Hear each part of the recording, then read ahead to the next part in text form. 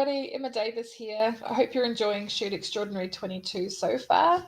For those of you who don't know me, I am a Lensbaby ambassador.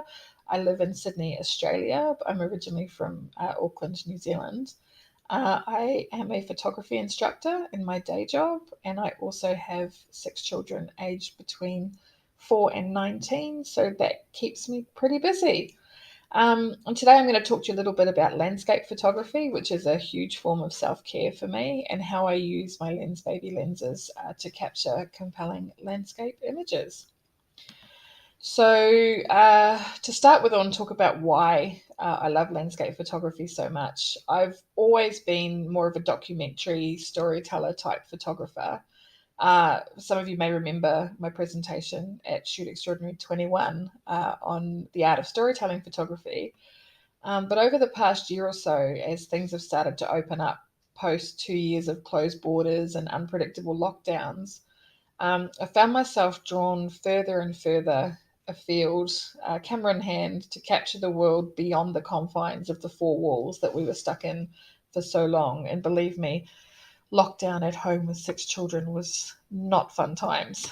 Um, One of the things I love about landscape photography is that we all capture images through the lens of our own personal experiences. So no two landscape photos are the same, just as Ansel Adams says in this quote. You don't make a photograph just with a camera. You bring to the act of photography all the pictures you have seen, the books you have read, the music you have heard, and the people you have loved. As an example, this particular shot was taken when I was on a trip to the Northern Territory here in Australia.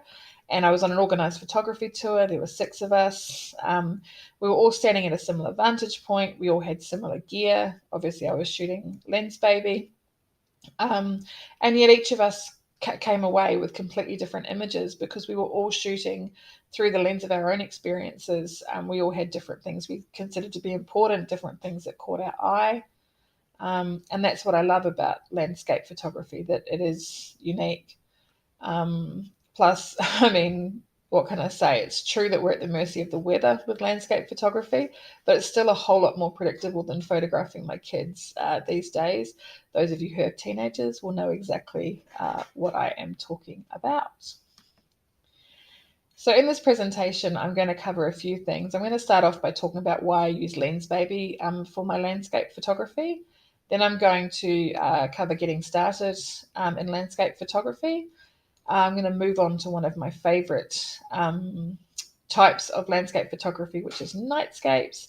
And then I'm going to talk a little bit about getting creative and introducing some creative techniques so that we can bring magic, or even more magic, into our landscapes. So, why choose Lensbaby? Well, I choose Lensbaby for all of my photography, not just landscapes, but I love that it allows me to experiment and play with ordinary scenes and inject magic into the mundane. For example, you can see here, I've got the river cat on the Parramatta River. They come past every 30 minutes or so. So it's a fairly, mundane, everyday scene. But by using the Swiss cheese and reflecting the light off the sun, I've got this gorgeous bokeh in the foreground.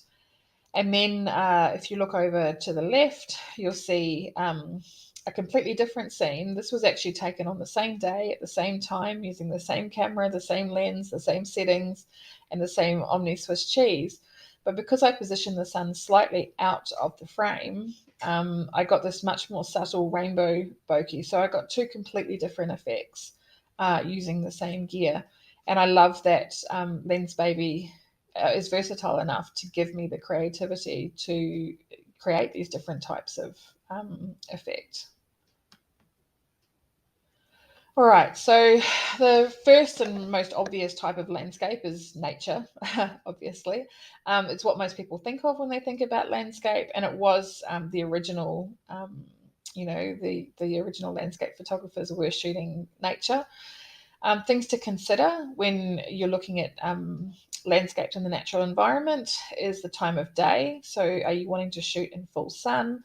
Are you wanting to shoot at golden hour, which is the hour before or around sunrise, the hour around sunset, blue hour, which is just after sunset or just before sunrise? You also need to think about the time of year and how that affects your landscape. So, for example, my favorite sunsets are always autumn sunsets. Then you've got all the gorgeous autumn coloured leaves. Summer gives you bright blue skies. Spring, you've got all the colours in the flowers. So there's lots of different considerations there. And you also need to find a location that works with the light, the way you envision it. So this image, for example, is taken at Soldiers Point. It's one of my favourite places in the entire world. It's about 2 hours drive from my house. Where I live in Sydney, we're on the east coast, so all of our beaches get the sun rising in the morning, but the sun sets over the land in the evening. So I love going up to Soldiers Point so that I can see the sun set over the water, because I don't like getting up early enough to go to the beach to watch the sun rise. I'm not a morning person. So that's something else that you need to consider, is where is the sun in relation to where you're going to be shooting. I want to talk a little bit about cityscapes. My daughter, who's studying photography at school, is working on an assessment at the moment. And while I was working on this presentation, she asked me, does it count as a landscape if there are man-made structures in the frame? So I thought about that for a minute and I had to go and Google it. And I think it's true in its purest form. The form in which it began, landscape photography, is predominantly nature-based. But these days, the definition is somewhat broader. And since I believe we're all here because we are creatives and we like thinking outside the box, why limit ourselves to such a restricted view? I mean, by the same token, we could ask, do people belong in the frame if it's a landscape? And to that, again, I say, why not? Rules were made to be broken after all.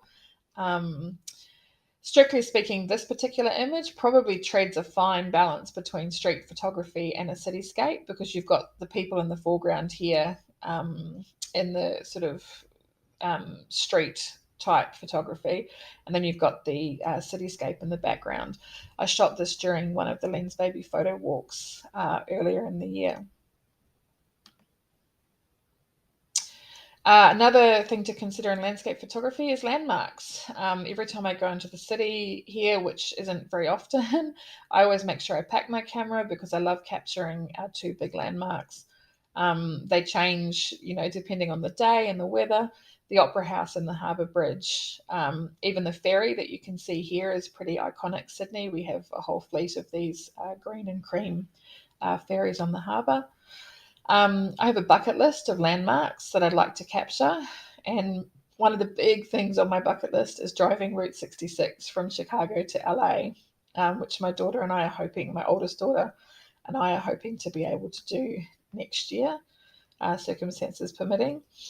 But I'd love to know what landmarks are in your city or state that you like shooting, and what landmarks you'd like to travel to see. If you let me know in the comments, I love hearing about what other people like to shoot so that I can add more things to my bucket list. And my favorite type of landscape to shoot, which possibly fits under the cityscape heading, but I'm giving it a category all of its own, is nightscapes. I love heading out after dark with my trusty tripod to capture long exposures and city lights. It's one of my favorite forms of self-care. We will talk about that in a little bit more detail in a bit. So I want to talk a little bit about now about the gear that I use when I'm shooting landscapes. So I have a Canon EOS R mirrorless camera, and also have a Canon 6D Mark II, which is my backup camera. I always have my tripod handy when I'm shooting landscapes. They're great for avoiding camera shake with long exposures. So anything below about 1/100, I find myself reaching for my tripod. But they're also really good for helping you get consistent compositions and straight horizons and that kind of thing. I definitely rate a tripod. And I've got a number of different Lensbaby lenses that I use for landscapes, and I use all of them for varying different types of landscapes. But my favorite landscape lens is my Edge 35 because it's a nice and wide focal length. It's also super versatile, so I can shoot wide open with it tilted and get lovely blur with that characteristic edge slice of focus, or I can stop it right down and shoot straight on. and then it's tack sharp. And I also love my Omni filters. I've got the Omni plus the Crystal expansion pack plus the Universal expansion pack because they're super portable. They're easy to use handheld. I can tuck them in my pocket and just pull them out as I'm shooting. And they just allow me to add that little bit of extra magic to my images. So let's talk a little bit now about light, because light makes photography, obviously, and it's just as important in landscape photography as it is in any other genre of photography. Landscapes are probably more forgiving than portraits when you're shooting in full sun, but it's really important still to think about the position of the sun and where the shadows are falling in your frame. I personally like to shoot into the sun when I'm shooting full sun. I'm also obsessed with capturing sun flares, so I like to stop down. You can see here I've stopped all the way down to f16 so that I could capture the sun flare over the Opera House here. The other thing to consider when you're shooting in full sun, if the sun's behind you, is to keep it on your own shadow because you don't want it popping up in the foreground of your lovely landscape image. Golden hour, of course, is most photographers' favourite time to shoot, and landscape photography is no different. The light's soft, the shadows are soft, it's very flattering. If you choose to shoot at sunrise or sunset, you can watch the colours in the sky change basically minute by minute, particularly if it happens to be one of those fabulous autumn sunsets that I really love. You need to be really quick with your settings when you're shooting at golden hour because the light does change really quickly. So again, this is where I find it handy to have a tripod because 1 minute your shutter speed will be fine and the next minute you'll find it getting slower and slower, and it helps you avoid having to bump your ISO up too much. A lot of people think overcast days are no good for landscape photography, but I do love a moody, dramatic sky. I always try to underexpose by a stop or two to make sure I capture all of the texture and the detail in the clouds. This one I shot with my Lensbaby Trio 28. And by underexposing, I was also able to retain the detail in the rainbow, which might have been lost if I had exposed correctly or overexposed slightly. And the last thing I want to talk about when it comes to getting started is composition. I hate being bound by rules, but there's no denying that having a little bit of composition theory under your belt can help you create more dynamic, engaging images. For example, in this particular image, for me, when I looked at the scene before I shot, the sky was the hero because I loved the way that the soft focus rendered the clouds and the sky really glowy and cyan and white. So I went with the good old rule of thirds. I popped the salt flats and foreground in that bottom third, and then filled the whole top 2/3 with those puffy, glowy, gorgeous white clouds and bright blue sky. Another compositional technique we can use are leading lines. I chose this image to illustrate that because the ones you can see here are very strong and obvious. You can see the lines of the path and the row of lights lead the eye from the foreground all the way down through to the background. This is another one that I took on one of the Lensbaby photo walks. But leading lines don't have to be this obvious. They can also be really subtle. So when you're composing your images, look for paths, tree lines, foliage, buildings, anything in your frame, even people sometimes, anything in your frame that leads your viewer's eye through the frame can be used as leading lines. And last of all, incorporating layers and framing into your landscape images helps create depth and gives the viewer a reason to linger a little bit longer on the image in order to digest all of the detail you've captured. So you can see here I've got a number of layers. I've got the barren shrubs and red dirt in the foreground. I've got the highway running through the center. And then I've got the trees and desert towards the back. And then at the very, very back on the horizon line, I've got the mountain itself. And that gives the eye something to linger on. It's not an image that you can just glance at and then glance away because there's so much detail there. So now we're going to move on to nightscapes. I think the reason I love nightscapes is because I've always been a night owl, and there's just something fascinating about the city at night that draws me in every time. It helps that parking's cheaper and easier to find at night. Um, and also I can leave the kids at home, but I really do love nightscapes. So let's get into some of my top nightscape tips. This particular night was overcast, so I used in-camera white balance back bracketing to tint the sky that deep moody red, which combined with the effect of the sweet 35 created a really moody, compelling image of the Sydney Harbour Bridge. Now, when I'm choosing my settings for nightscapes, I always start by choosing a narrow aperture, partly because it helps me to get sharp focus all the way through my frame, and also because it captures street lights as these glorious little starbursts that you can see here. I love a good sun flare, also love a good starburst. The only downside of stopping down with your Lensbaby lenses is that it does lessen the lens effect. So, for example, I shot this with my Edge 50, but there's no evidence of the edge slicer focus here because I was stopped down so much that the whole bridge from the pylon at the front all the way through to the back, and even the flag on the top, are all tack sharp. So that's something to be mindful of. The next thing that I do when I'm choosing my settings is I set my ISO to 100. This is just to ensure that I've got minimal noise in my images. The higher we raise our ISO, the more noise becomes apparent, and it first becomes apparent in the shadows. Because such a large component of our nightscape images are shadow, if we do have noise in those shadows, it can be really distracting. So I like to keep my ISO as low as possible. So the third element of the exposure triangle, shutter speed, is the one I use to balance my exposure when I'm shooting nightscapes, mostly because I love the slow shutter effect and the way that it gives me smooth, silky movement and water, like you can see here, but also because it enables me to keep my ISO nice and low. And the slower, if I have my shutter speed nice and slow, it also enables me to set my aperture nice and narrow. So letting lots of light in via the shutter is a way to compensate for the narrow aperture and the low ISO. And I just wanted to share, this is one of my favourite nightscape images, and there is a funny story behind this one. It's from Sydney's Vivid Festival this year. It was a bit tricky. There were lots of people jostling for position.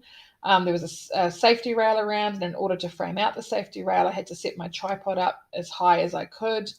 I used my Edge 35 because I wanted to be able to capture the whole fountain and light display in one frame, and I used the touch screen as a shutter, which is another one of my top tips. To avoid motion blur from depressing the shutter button, because when you have a slow shutter, like this one is 4 seconds, even just the motion of pressing the shutter button can be enough to create motion blur. But the funny story about this one is that I shared a little behind the scenes clip and the final images of this on TikTok a little while back, and I got nearly 1,000 views, and I was super excited because I reckon that's pretty much viral for somebody like me who's completely new to TikTok, and my children thought that that was hilarious. Apparently I'm not as viral as I think I am. So one of the reasons I'm drawn to Lensbaby lenses is because they allow me to capture images that are a little bit outside the ordinary, a little bit magical. And so that's exactly what these last few slides are about, making magic out of the mundane. Whether it's a little or a lot, intentional blur is a great way to get creative when shooting landscapes. In this image, I used my Lensbaby Obscura to render the city lights as circular blobs of colour, and the lights and colours reflecting on the water added extra depth. What I love about this one is that it's so abstract, it's almost completely unrecognisable. It's a place that I go often. My kids actually work just across from here, so I see it all the time. I take photos of it all the time. And this just allowed me to create something unique out of a scene that I've captured so many times before.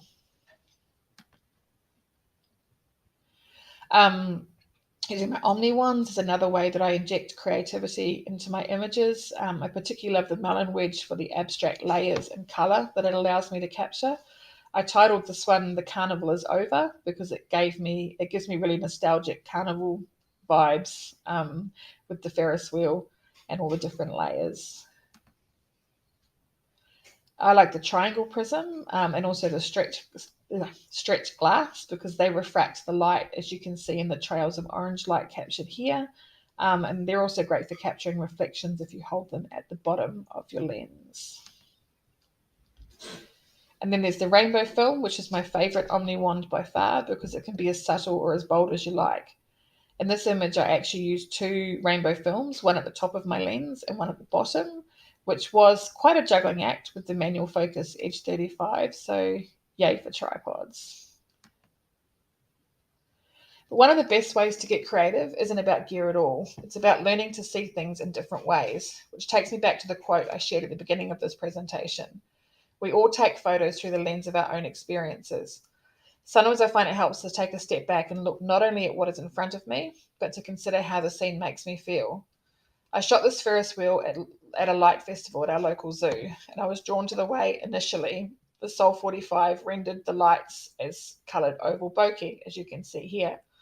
But I also wanted to capture how the wider scene was unfolding. It was packed, there were people everywhere, there was a cacophony of lights and noise, my kids were whinging, it was late, they were tired. So I switched up my settings, adjusted my focus to deliberately blur the Ferris wheel, and then created an in-camera double exposure, which to me is far closer to how the moment felt than the original shot that I had captured. So I'll go back and show you. That was how it looked. That was how it felt. And that's what I'd like to leave you with. Landscape photography, like all photography, is a form of storytelling, and everyone's story is unique. Whether you find yourself drawn to golden light or stormy beaches, or if you're a night light chaser like me, follow your muse where it leads and tell your story, your way. Thank you very much and enjoy the rest of the conference.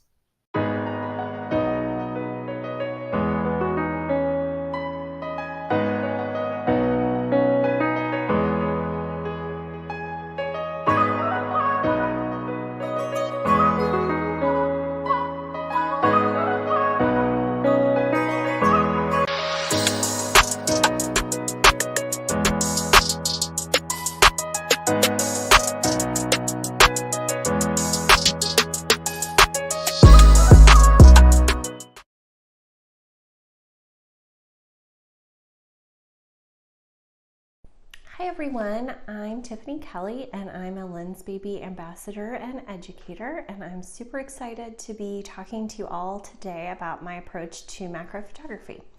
So just to give you a little bit of background on me, I've been a professional photographer since 2013 and I photograph families and babies and newborns.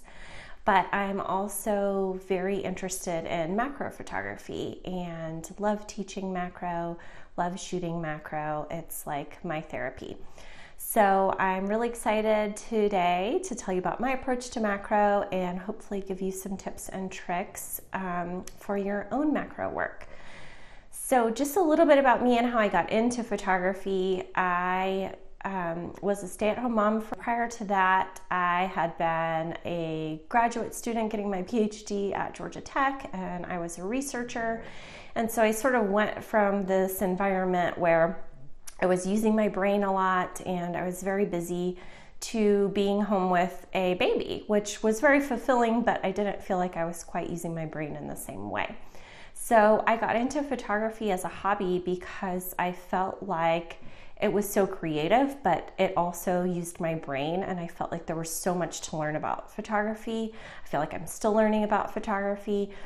So I really loved that I could teach myself how to shoot in manual mode, and I could learn about white balance, and I could pick all these different topics and really spend some time learning them.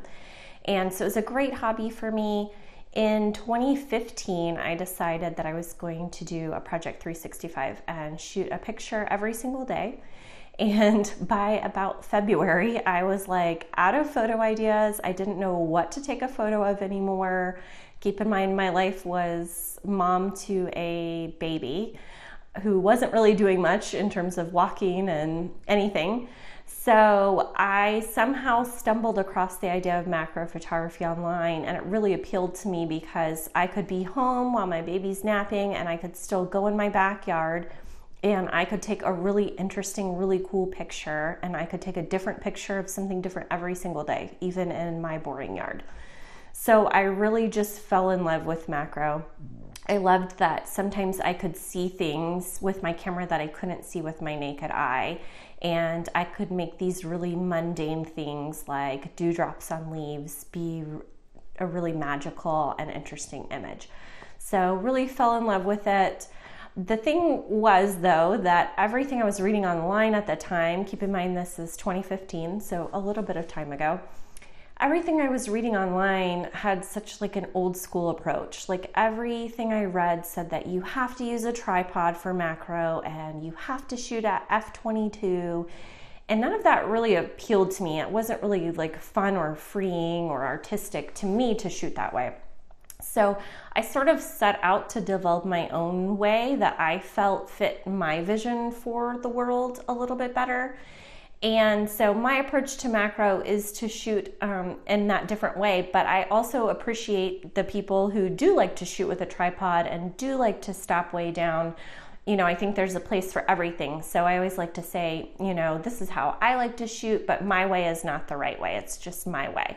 So again, if this is not your style, that's totally fine. But hopefully throughout the presentation, you'll at least pick up some tips and tricks that you can incorporate into your own macro work. And thank you for joining me today.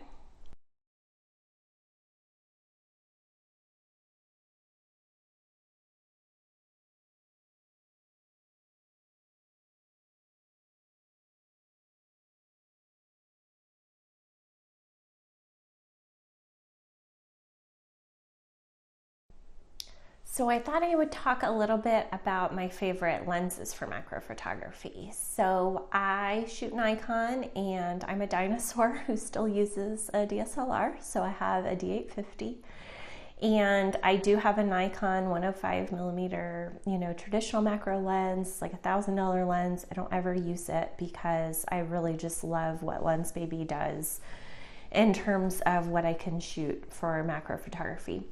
And they did not pay me to say that. It's just the honest truth. So people usually ask me, what's my favorite lens for macro?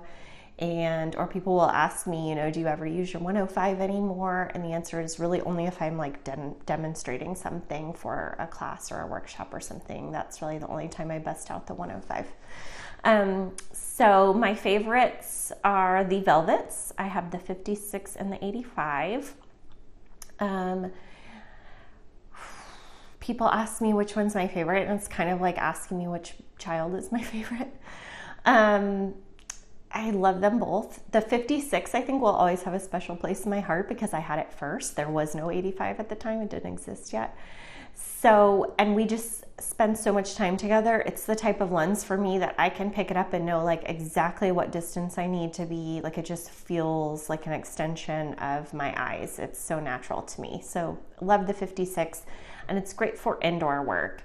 The 85 is also beautiful, amazing, wonderful lens. And I do like it a little bit better for outdoor work because I have a little bit more space. I don't have to get quite as close to my subject. Usually I'm that person at the gardens, on my knees on the ground, like all up on a plant, and people are walking by thinking I'm crazy. I've had people stop me and say, how can you even have anything in your frame right now? And I'm like, it's okay, I got this. So all the velvets are amazing. And my other favorite is probably the Soul. 45 is what I have. I just love the bokeh blades. They're really interesting, and they give this texture to the background, or sometimes your subject for macro. That's just so interesting. It feels very like painterly to me. So I absolutely love the Soul for that reason. And it doesn't shoot macro natively like the velvets do. The velvets do 1 to 2 macro natively.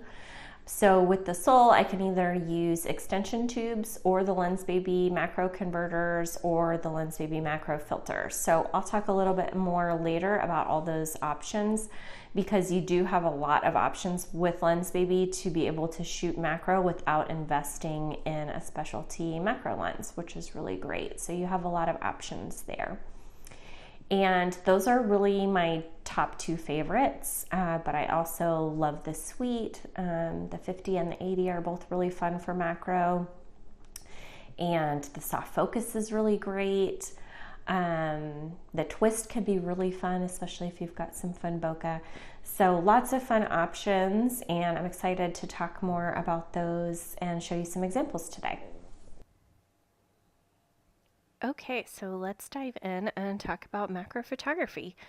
I'm obsessed with macro because I feel like it's something I can shoot just for myself, and it can be very therapeutic. It kind of allows you to really slow down and look at the world around you.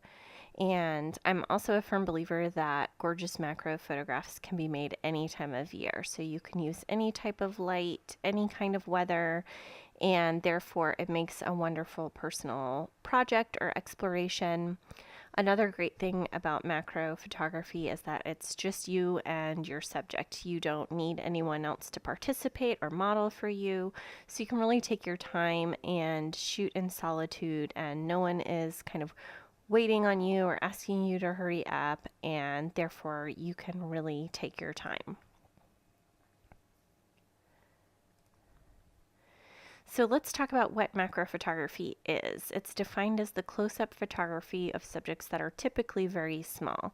So sometimes people think that macro photography and nature photography are synonymous, which is not true. You know, you could shoot beautiful flowers with a 200 millimeter telephoto lens and you could get some wonderful pictures, but you're not up close, and therefore it's not macro. Also, I think a common misconception is that any picture taken with a macro lens is a macro image, which again is not true. You really have to be focusing up close with that lens. So if you're using something like the Nikon 105 or the Velvet 56, which both shoot macro, but you're focused at infinity, then even though it's a macro lens, you're not shooting macro photography. So let's talk about some of the things we can photograph with macro photography. So babies and children are an adorable way to capture all those sweet little details. So you could do this, you know, either for your own kiddos or grandkiddos, or for your clients if you photograph babies and newborns. It's great for wedding details if you're a wedding photographer. I love abstract, and I think macro is a really fun way to get some fun abstract photos. But nature is definitely my personal favorite. I think that being in nature and enjoying the beauty of nature is very therapeutic, and I love being able to explore nature with my macro lens. So let's dive in and talk about some gear options. I'm going to switch to a video that kind of goes through the Lensbaby lenses, extension tubes, and filters that I like to use. But I want to just briefly talk about these last two kind of silly accessories. The first one is a third hand tool. So this is something I got off of Amazon. One day years ago, my husband saw me and I was like holding a flower with my left hand and trying to hold my camera and shoot with my right hand.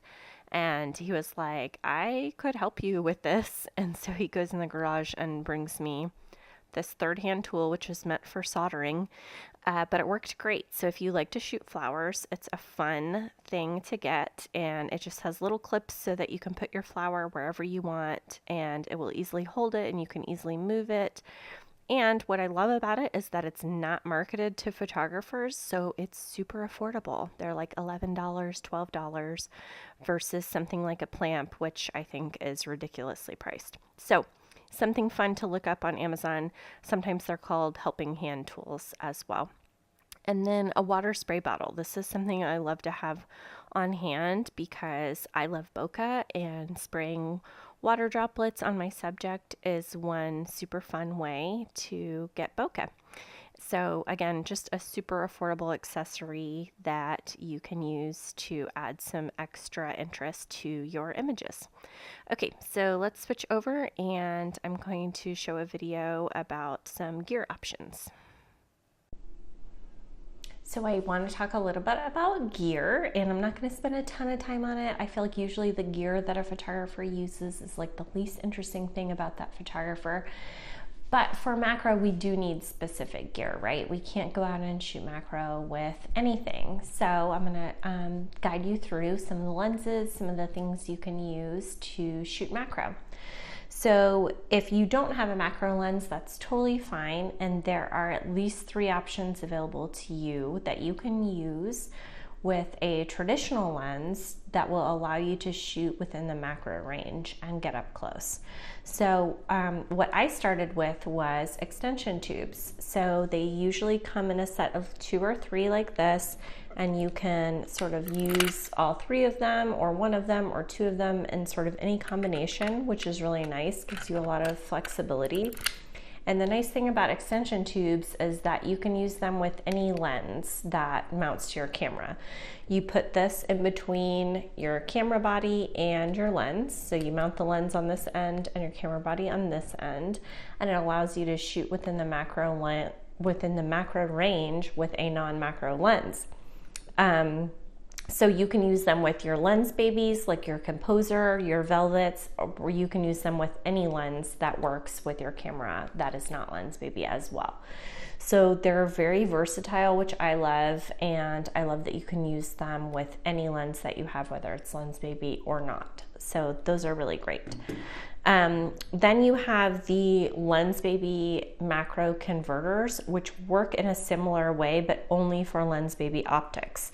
So the way these work is that you mount them within your Composer or your Spark or whatever you have, and then you put your optic on the other end.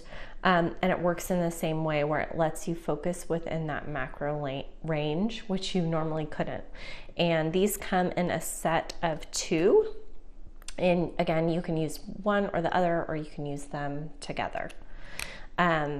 You can also get macro filters, which I was never a big fan of macro filters when I started off with macro, because the thing about filters is that it's based on the filter size of your lens, right? So you would have to have macro filters for each lens that you wanted to shoot macro with.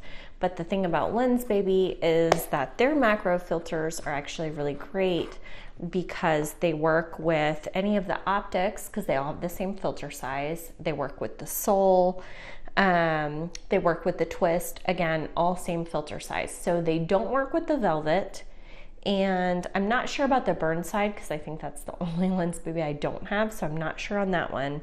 But it's nice that they do work across the board with everything pretty much.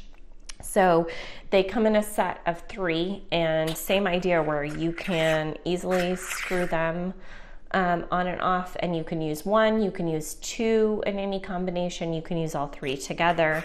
And these are really easy to use when you're like out in the field because they just screw on the end of your lens, versus the converters and the extension tubes all require you to take your lens off of your camera, put something in between your lens and your camera, and then put your lens on again, which if you're out at a gardens or it's windy or it's raining or whatever, you might not want to do all that. So I've become a lover of filters since switching mostly to Lensbaby because they're just so easy to swap on the end of your lens and you're not exposing your sensor, and it's just quick and easy. And I should also say for all of 3 of these options, it's sort of like the longer your setup is, the closer you're going to be able to get to your subject. So if I use all 3 tubes together, I'm going to be super duper close. If I'm using all 3 filters together, it's like a +1 filter, a +2 filter, +4 filter. So they are all different. and they'll give you a different look. And again, you can mix and match them and combine them, which is really fun. But if I use all three versus just using one, I'm gonna be much closer. And same thing for the converters as well. So those are some of the options for accessories that are super affordable that you can use so that you can shoot macro without having to invest in a macro lens.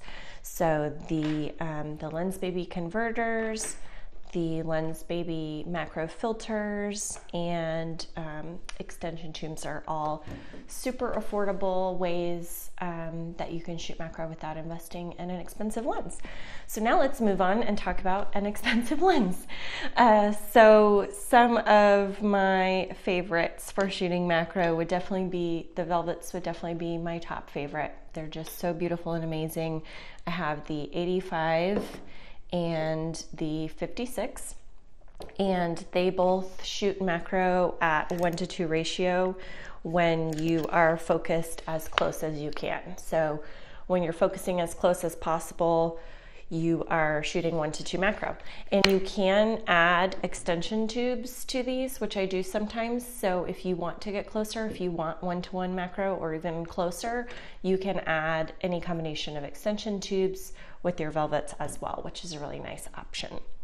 My next favorite would be the Sol 45.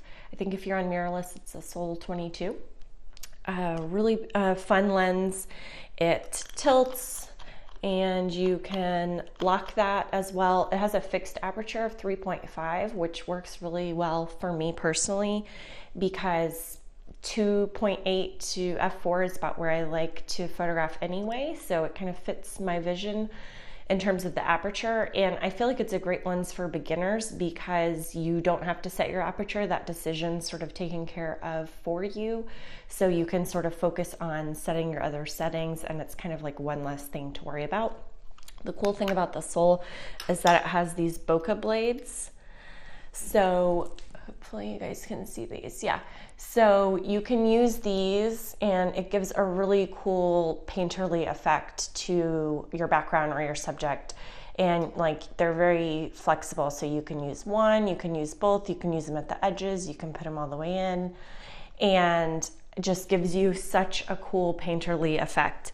I feel like it's really, one really cool thing about Lensbaby in general and the Sol specifically is that you can get an effect that normally you would have to spend a lot of time in post-processing trying to achieve. So it gives a really neat painterly brushstroke effect and texture to your background if that's something that you like. So let's see what else. I have the Twist 60, which is also really fun if you have a lot of bokeh in your frame. And I just recently learned, I should have known this a long time ago but didn't, that this is actually just an optic in a fixed body. So you can remove it and put the optic, if you wanted, into a Spark or into a Composer Pro. I think that there's a reason it's in a fixed body, I think for like vignetting purposes, but that also means if you have another optic that you want to put in a fixed body, you could swap them out and sort of do it that way. So you have a lot of flexibility with the optic swap system, which is really fun. So what else? Oh, the Soft Focus 2. So this is a newer one to me, so I kind of forget about it sometimes, but I absolutely love it. To me, it gives a similar effect to the Velvet. So if you're not quite ready to invest in a Velvet, or if you already have a Composer Pro and you're more interested in getting an optic versus a lens, then I would say the Soft Focus 2 is a really great option. Really fun lens, and it has magnetic aperture discs that you can put in there that will give a really cool shape to your bokeh, which is really fun to play with. And this one's in a fixed body. I think I have another one. Yeah, so this is another Soft Focus 2 because you can never have too many. This one I think I have, yeah, so I don't know if you guys can see, that's what the aperture disc looks like, and they're magnetic, super easy to swap in and out, and again gives you a cool effect that you would normally have to try to achieve in Photoshop. Let's see, I have the Spark, which is a little bit tricky to use because it's hard to use with one hand, I feel like. But it's great for beginners because it's like a cheap and easy way to sort of get into Lensbaby and see if you like it. And it's fun to play with. You have a lot of flexibility in how you can shoot because you can really change it up. So that's fun. And I have a Sweet 50 in there. Also love the Sweet for macro. Let's see, I think I have another. This is the Sweet 80, also great, and inside another Composer Pro. And I tend to use those with filters, but you could also use the converters or extension tubes. Have the Edge 35 as well. So the Edge is really fun, but for me, it's not quite as intuitive. I think because I learned on the velvets, that sort of makes sense to me that we have this area of focus in the center and then blur sort of radiates out from there, whereas the Edge is totally different. It's a line of focus and blur, above and below that line. So it gives a really cool effect, especially if that's what you're looking for. I think for me, I just need to play around with it more because, the velvets and the sweets and the soft focus all just work different, where you have sort of a center circular area of focus and then your softness as you move toward the outer edges of the frame. Hopefully that makes sense. And then I have the Obscura 50, which honestly I've never tried for macro because the aperture is so small. I'm just not sure how that would work, but I should try it and see. And then I have another Sweet 50 because again, you can never have too many. So yeah, that kind of covers it. And, the nice thing is that you can use the tubes, extension tubes with absolutely any of those if you want to get closer. You can use the filters with everything except the velvets, and you can use the converters for anything except the velvet and the sole. So any optic, you can use these. So yeah, hopefully that's helpful. Just kind of a quick rundown of the lenses that I have and how I like to use them for macro. So let's talk about some technical details for macro photography, because I do feel like it's a very creative genre, but there's also a lot of technical details that will make a big difference in your images. So a biggie for me is that I think manual focus is really key for strong macro photographs. I feel like cameras are amazing these days, but autofocus is just not quite reliable enough when you're using super shallow depth of field, and sometimes autofocus will focus on just a slightly different point than we intended. And for things like portraits or landscape, this won't be a deal breaker. But when we're talking about really close-up imagery, I might be shooting dewdrops and there's 100 in the frame and I'm at f2.8 and I know which specific dewdrop I want to focus on, but autofocus might pick one that's, a millimeter away. And that could really, ruin my vision for the image, and it won't be quite what I wanted it to be.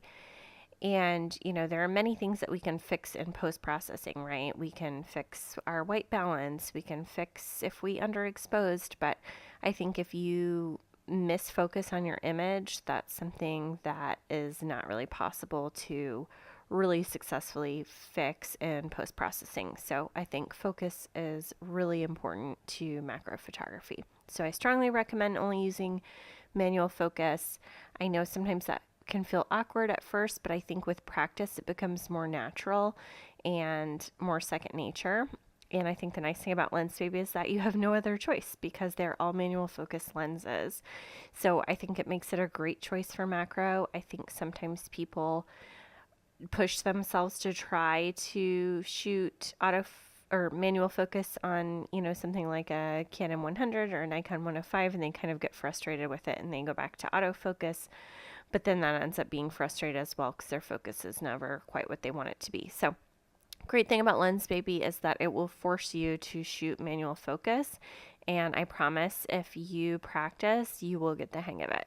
So one tip that totally changed the ease of manual focus for me is that I stopped trying to turn my focus ring while I'm shooting, and instead I just started moving myself and my camera just slightly either closer or further from my subject in order to really fine tune my focus. So what I do is I kind of set my focus ring, my focus distance close to where I want it, and then I move myself or my camera really slightly to get the focus just right, and then I'll shoot, and then I kind of evaluate the image and determine if I need to change the focus ring again to get a different composition or a different distance, and then I kind of repeat this process. So I think with practice, this will become really automatic and you won't have to think about it so much. I think that fine tuning your focus by moving yourself slightly is much easier than trying to fine tune by turning the ring with a camera up to your face or even with live view, because the reality is that you're kind of moving slightly all the time anyway without really meaning to, and you can get frustrated if your movement and the movement of the focus ring is kind of canceling each other out or not working together. So that can make it really difficult to nail your focus.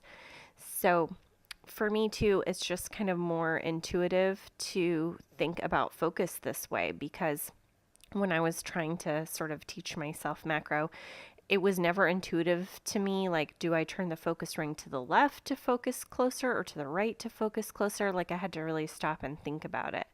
But if we think about our focal plane as like a plate of glass that is a set distance in front of our lens, we know that as we move slightly forward, our entire focal plane is going to move slightly forward. And as we move backward, that plane is going to move backward as well. And so I feel like this is just much more intuitive and easy to understand. So I have some videos of myself shooting some macro that I'll share later in the presentation. And I think the main takeaway from those videos is that it kind of shows how I just very slightly move myself and sway in and out to really perfect my focus. So next up, let's talk a little bit about depth of field. I feel like this is so important in any type of photography, but it's especially important for macro and kind of operates in a unique way for macro versus portraiture. So we know there's three things in any type of photography that affect our depth of field, and that is our aperture, our focus distance, and our focal length. So I feel like when we're shooting portraits, we really focus on aperture, right? Because our focus distance and our focal length are not going to be too extreme in one direction or the other. But in macro photography, we're working with a very small focus distance, which is going to make us have that more shallow depth of field. We also tend to use longer focal lengths, like an 85 or a 100 or a 105. So that longer focal length is also going to lend itself to a more shallow depth of field. So aperture really works for macro because we're working with such close focus distances. So I think a lot of portrait photographers try out macro and they get really tripped up on this because they might love shooting portraits at 2.2 or 2.8 or 1.8.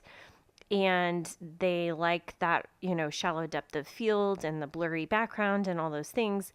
And then they try to shoot macro at, 2.0 or 2.8. And they're like, oh my gosh, I have nothing in focus, because we just have to think about our aperture a little bit differently. So, 1.4 or 1.8 might be wide open when we're shooting a portrait, but wide open for macro is more like a 3.5 or a 4. You might want to stop down, to f11 or even higher, just depending on how deep you want your depth of field to be.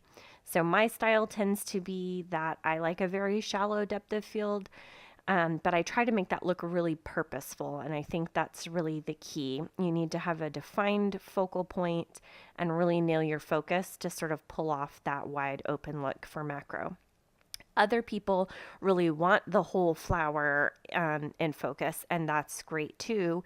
And you just have to increase your depth of field accordingly if you want all that detail and clarity throughout the subject that you're shooting. So just something to think about, and takes a little bit of trial and error, I think, to sort of understand how aperture works in a unique way for macro photography. So let's talk a little bit about settings. I feel like you can have a little bit more creative freedom than you typically do when shooting something like portraits. So with macro, I don't really get tied down with getting my white balance perfect. Instead, I allow myself a little more creative freedom to choose a white balance that will best fit my vision or my subject. So if I were shooting people, I would really want to get my white balance correct. I would really want their skin tones to be accurate. These things are all very important. But for macro, I tend to like to shoot cooler than reality just because I like the way that it looks. You might be the opposite. If you like shooting macro outside at golden hour, you might want it to be even warmer than reality. So again, it just kind of depends on your vision, and I shoot in RAW and suggest you do as well. So you can really easily adjust your white balance in post-processing. And exposure can be utilized the same way. So, for example, if I know I want a dark and moody photo, I can underexpose my image on purpose. And if I want a bright and airy photo, I could overexpose a little bit intentionally if I wanted to. One thing I do think really matters though is that when I'm working with bright light or direct light, I always expose for my highlights to ensure I don't blow them out. I find that it's much easier to recover dark shadows than it is to bring back blown highlights.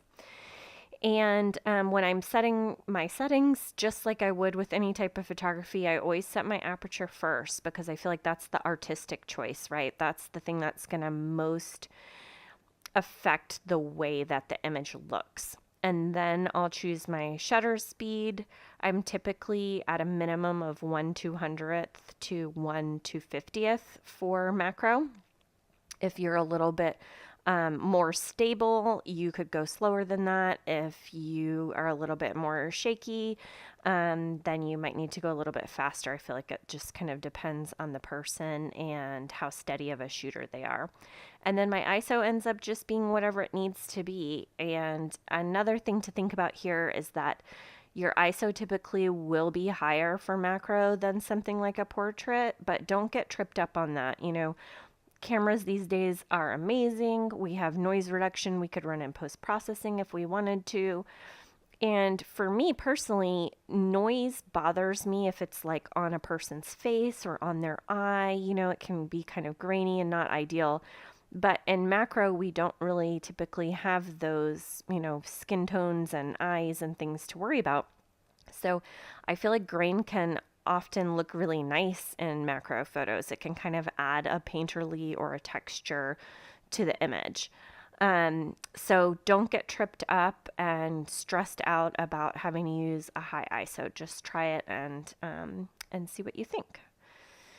And then let's talk a little bit about reproduction ratios and the lens markings. I don't want to spend a ton of time on this because I feel like it will put you to sleep. But we do need to distinguish between close-up photography and macro photography, right? Because the two are often confused. So true macro is considered 1:1. That means that your subject is represented life size on your sensor. I sort of extend that to 1:2.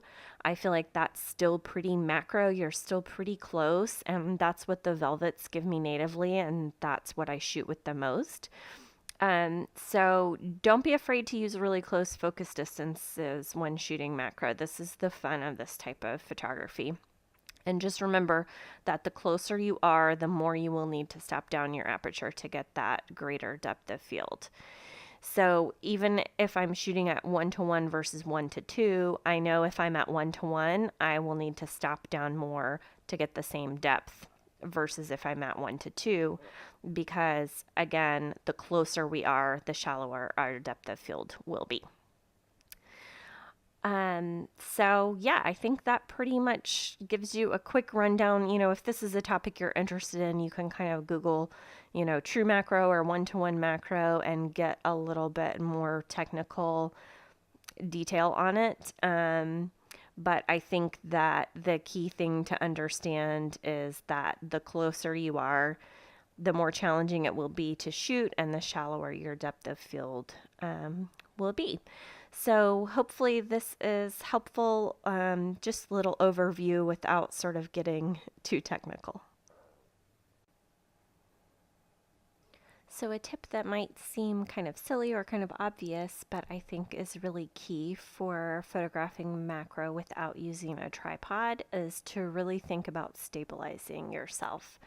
So, I have some clips later in the presentation showing myself shooting, and you can see I really anchor my arms to my body to try to really stabilize myself. I also, if I'm out in a garden, I really try to like sit or kneel so that I'm stable. Sometimes I'll anchor myself or my arm or my body against like a wall or a structure. Sometimes I can rest my arms on a table or a surface.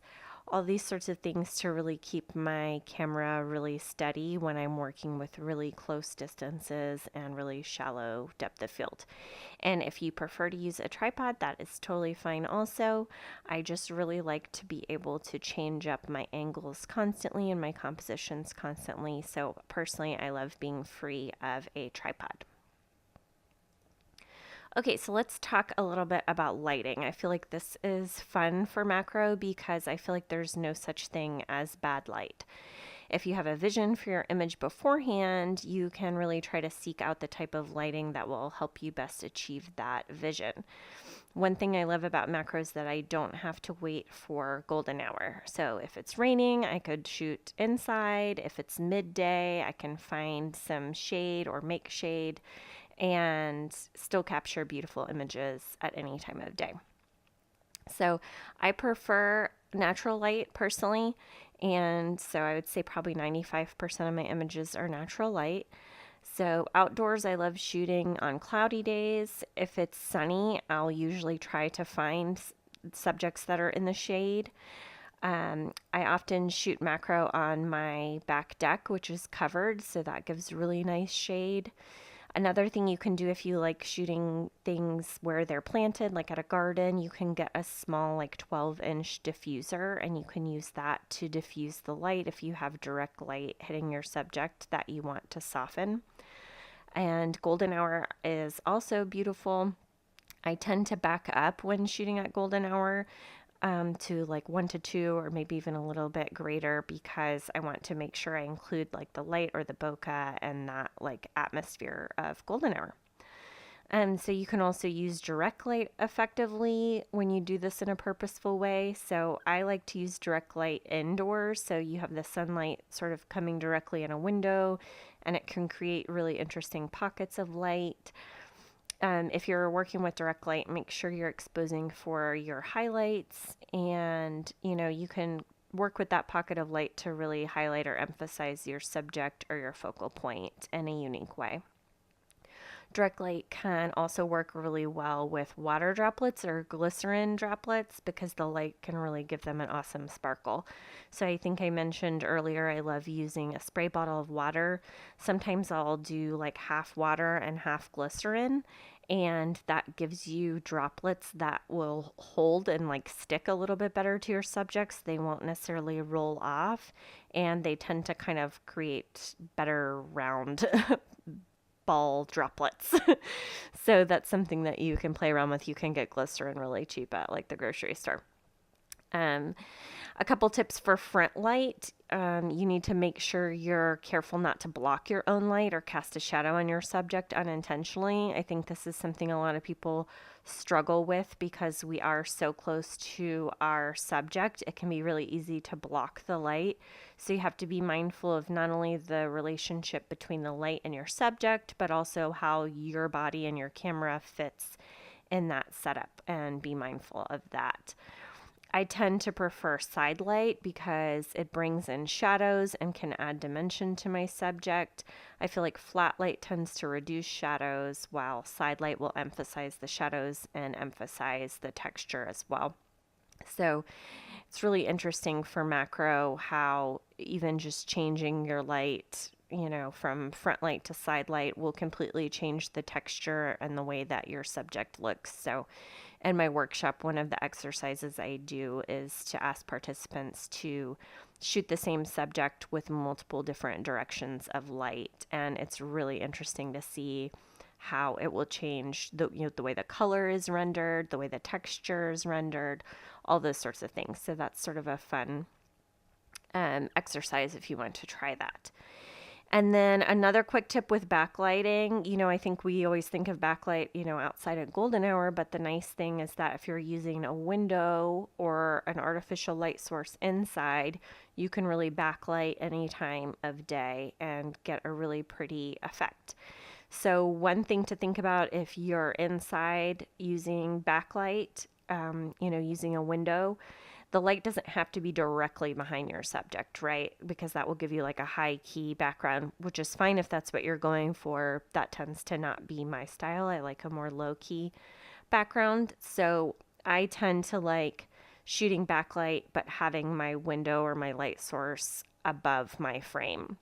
So you still have the light kind of peeking in the top of the frame, but I'll shoot, towards my floor, for example, so I get a dark background, even though I'm still backlighting. So something to play around with there if you are interested. Okay, let's talk a little bit about artificial light. I don't use it often, but these are a few examples. The nice thing about macro is that you have lots of options for artificial light, and it doesn't need to be big because you're working with such a small subject, and you can get your light really close to your subject without it being in your frame. So you really don't need a big, expensive, fancy light. So I have some video lights that are just small rectangles that I absolutely love, that are very easy to use and very affordable. I have a wand light, an LED wand light that I used to use a lot before I got those little rectangle lights. A ring light can be useful. I tend to like that for jewelry, like at weddings, because it adds a really nice sparkle. You can use a speed light or a close-up speed light system. You can use a flashlight, a continuous light, lots of options. I've even used lamps and things that we usually think of, wanting to make sure we turn off when we're shooting portraits indoors, but it can give a really pretty effect for macro. So again, I feel like there's really no wrong type of light, and you can kind of experiment and see what works for you and what sort of fits your vision. Also, for artificial light, keep in mind you could use it as your only light source. So if you wanted to shoot macro at night and you don't have any sun, you can, use artificial light. But you could also use it just as a fill light to add more light if you're not getting enough from your natural light. So for example, when I second shoot weddings, I might have some natural light, but maybe not enough. So I might add an artificial light when I'm shooting, the bouquet and the rings and things like that. And again, for artificial light, think about the direction of your light, right? Because you can place your artificial light wherever you want. So you could do it, side light, backlight, front light, and your subject and your image will look very different depending on the direction of your artificial light. And then another thing to think about is to pay attention not only to how your light hits your subject in general, but also your specific focal point, right? Because in macro, we tend to have a very small part of the image that is our focal point, and we need to make sure that we are lighting our focal point well enough that our viewer's eye will be drawn to that. So just another little tip. And overall, just as with any type of photography, we want to think about what type of lighting will best fit our vision for our image, right? So think about what's your story, what's the mood you're going for. Are you going for a bright and airy image? Or are you going for a dark and moody image? And you will choose the lighting, not only type of lighting, but direction of lighting that will help you to best fit your vision for your image. So let's chat a little bit about composition, and I don't have time to go through all these, but I do want to give you a few tips for things that I think are unique to the macro genre when we talk about composition. So one thing to think about is that you have to decide where to focus. And if we're shooting portraits, this is usually something we don't really have to think about, right? We're going to focus on the person's face or the person's eye. That decision is sort of made for us. But with macro, I think what makes a really strong macro photo is having the focal point be really obvious, and so we have to be really mindful about exactly where in our frame we want to focus. Also think about distractions and do your best to avoid them. Sometimes your background can be just as important as your subject, so I always try to check all the edges of my frame, and I'm trying to make sure that, nothing's included in the edges of my frame that would pull my viewer's eye to the edges and away from my focal point of my image. I also think of petal chops as sort of like limb chops. I don't ever want to just barely chop, one petal. I want it to look intentional if I'm chopping petals. So that's something else. I'm always checking the edges of my frame for petal chops and things like that that look unintentional and again would pull my viewer's eye to the edge of the frame. So just like with any type of composition for any type of photography, it's all about leading your viewer's eye, right? So I try to really make sure that that my viewer is going to focus exactly where I intend them to, and that I'm leading my viewer's eye through my frame in a meaningful way. One thing I really love about macro photography is that you have a lot of control. So I'm a self-admitted control freak, and I love that you can control pretty much everything in your frame. So lots of considerations listed out here that will change the way that your image looks, and you can really change up all of these factors and develop your own vision and your own voice, and really slow down and be thoughtful about all these types of decisions. So let's talk about the broader scope for a minute, the why for macro. I think macro makes a wonderful personal project. It's a way to slow down and shoot just for yourself. It can be very therapeutic. Again, you're able to slow down and kind of get lost in the creative process. Being out in nature, it also, I think, is very therapeutic. So when you combine it with shooting, it can be a really wonderful way to spend your time. I've had many people tell me that learning macro photography has strengthened their other work as well. So, for example, they'll say that it's taught them to really slow down and think about their composition more, and that translates to their other types of photography as well. So, I think it can be a great step in your own artistic development. You can also create gorgeous artwork for yourself or to gift or to sell. I love having my pictures up on my wall, and I think you should definitely print your pictures, and they bring a little extra joy into your home, and people love these types of things for gifts as well. And if you shoot weddings or newborns, then it's a great way to add detail images for your clients. It makes great additions to albums and things like that. So just to conclude, I think that macro definitely has a learning curve to it. It's not an easy genre, and it really takes continued practice. I think practicing a lot is the best thing that you can do to strengthen your work. It's great to shoot a variety. I love to get different angles, different compositions, because that's the benefit of shooting digital, right? We can get a variety as we're learning. And really work on developing your own style. That will be different from my style likely, and that's a good thing. Work on finding your own voice and your own style. So I hope this information's been helpful. Find me anytime on Instagram at tkelly912. My Lensbaby code is WKelly. Here's my email address. And I'm going to end with a little shooting demonstration and then showing some comparisons of the same subject photographed with various Lensbaby gear to hopefully give you an idea of the differences between the lenses and optics.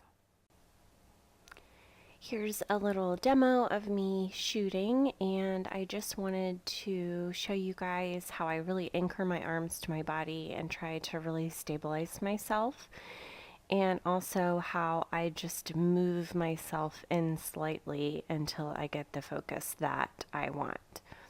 So here I decided to tilt the Composer Pro to get a different effect, but hopefully you can see here how I'm just slowly moving myself in until I get the focus that I want, and then taking my pictures. So I tried to take the same picture with all the different lenses that I have to show the different effects that you can get with the different lenses and different optics. It was kind of funny because I brought these mums inside because it was unseasonably cold here in Georgia, and they sort of started wilting as I was shooting throughout the day. So here's the examples that I got, and hopefully by especially looking at the background, you can see the difference in the blur and the bokeh achieved with the different lenses. I should say also these are all straight out of the camera except for some slight exposure adjustments to try to make them sort of consistent. And they're all at f3.5 to f4. And then I decided to do one more set of comparisons. I wanted something where the subject really went to the edges of the frame, because I feel like that's where you can really assess the effect of the blur that is achieved with the different lenses and optics. So just some more examples to hopefully show you the difference in terms of the effects that you can get. So I took one set that was kind of straight on with side light, and then the second set is more at an angle and has some backlight. So I hope this is helpful. I know your time's really valuable, so I hope that you picked up some tips and tricks and maybe some inspiration today. And thank you so much for joining me. And here's my contact info one more time.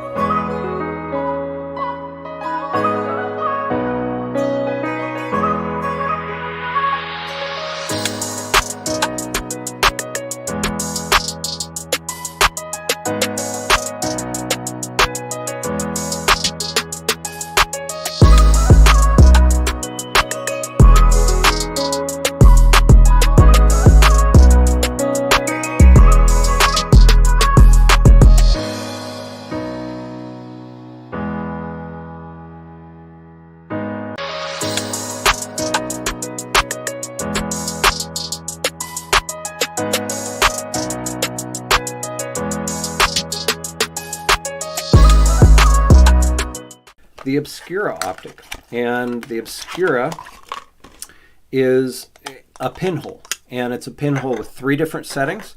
It's 50 millimeter focal length, has 46 millimeter threads, and you can change those settings by reaching down inside, and there's a little turret that you can move it from, let's see, we've got F32, we've got F64, and we have F161. So when you look through your lens, especially on an SLR, it's going to be completely black, completely black. I don't see anything. And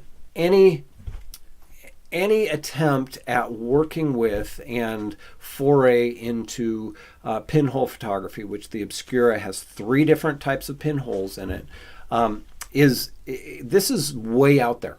And I would encourage you to explore what you can do with a pinhole, because it's basically like tying both hands behind your back and saying, you know, paint this masterpiece, because you've taken out sharpness, you've taken out brightness, you've taken out a lens. Like you're bending light around a hole instead of bending light through refraction. You're doing it through diffraction, and that allows for a different type of expression. So 3 different spots with this lens.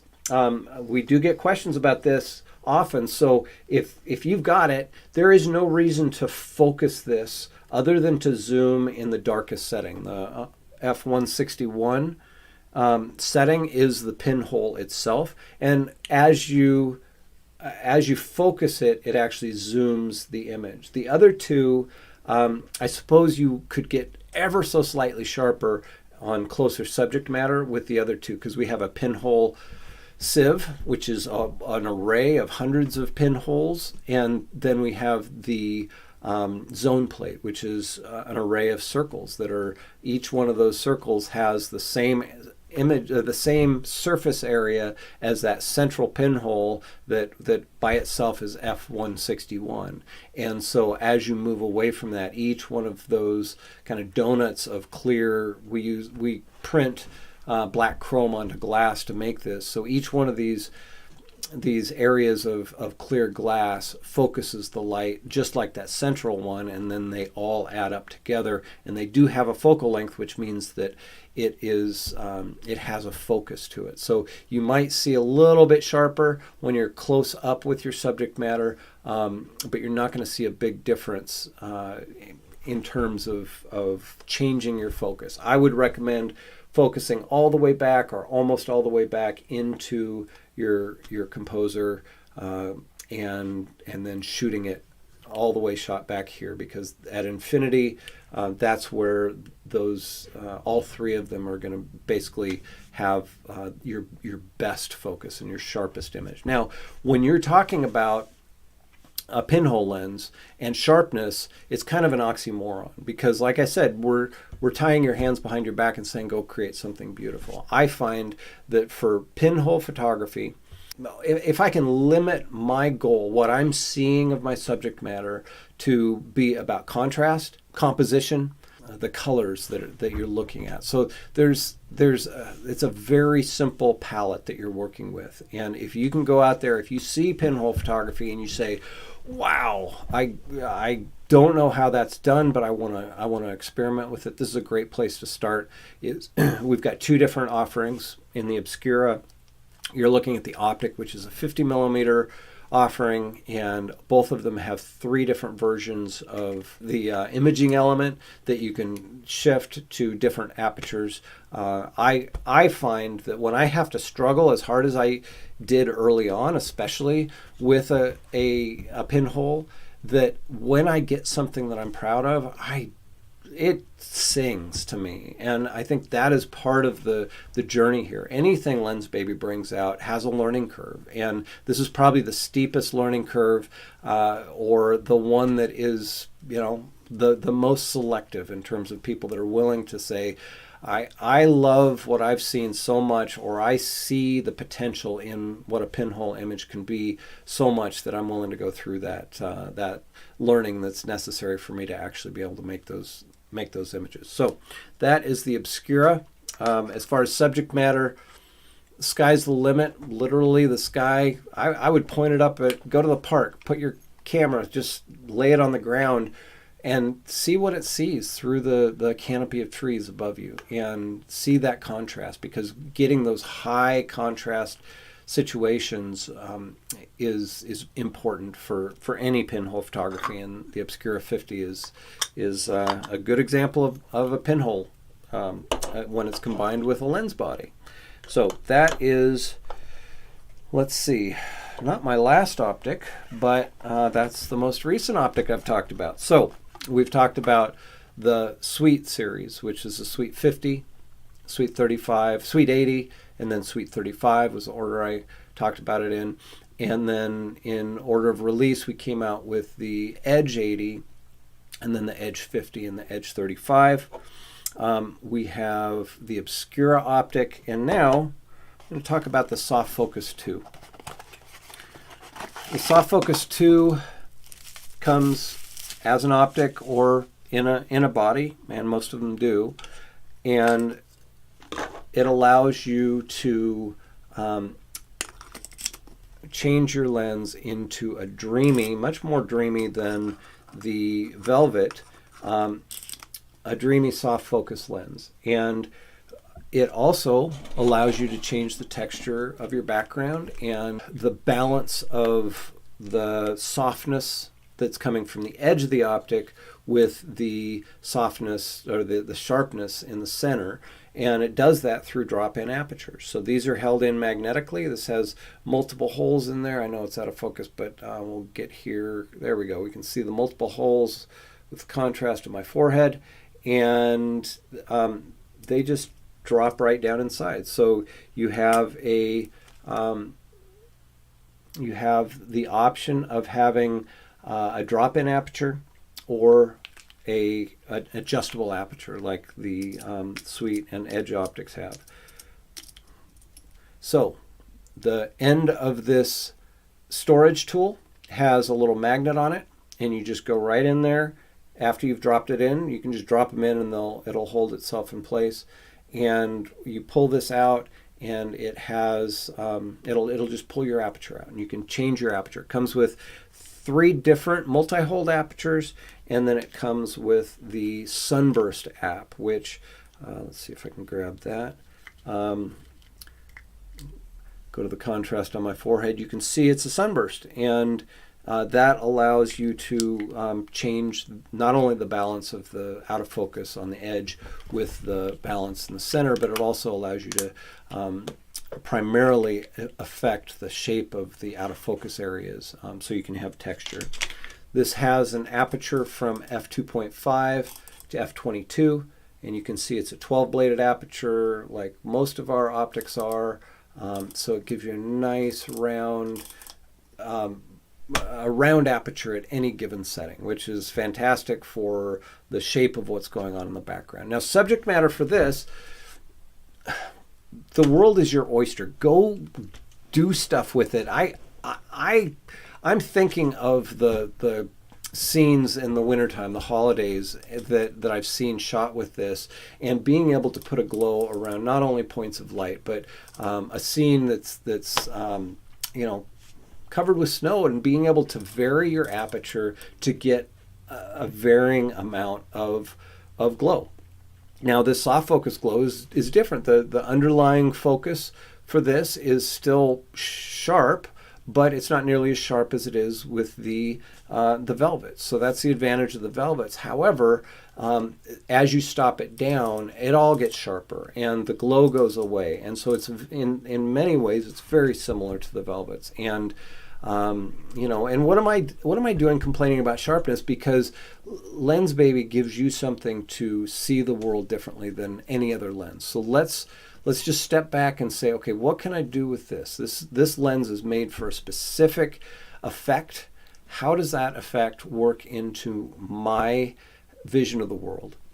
If I'm shooting a winter scene, if I'm shooting a cabin, if I'm shooting something that has a ton of contrast, and I want that contrast to kind of bleed into itself. So the blacks bleed into the lighter colors, and the lighter colors bleed into the shadows, and And all of that creates nostalgia, and yet at the same time, you also get detail at that of the fine detail in the image is underlying all of that glow. So that is it's a 50 millimeter optic, the soft focus 2. We came out with the soft focus, I believe, in 2009, and it didn't do great. I think partly because it didn't have the internal aperture, but people have picked that up and run with it. And in recent years, it was our number one request was to get another soft focus, and they just wanted the old soft focus, but we were able to make improvements to it, and this is the most recent optic that we've come out with. And so the soft focus 2 is mwah, it's beautiful. It has tons of glow, and it allows you to vary that glow with your internal aperture. You have drop-in apertures for both changing the highlights and also for varying the balance of the glow from the outside of the optical configuration with the sharpness from the center.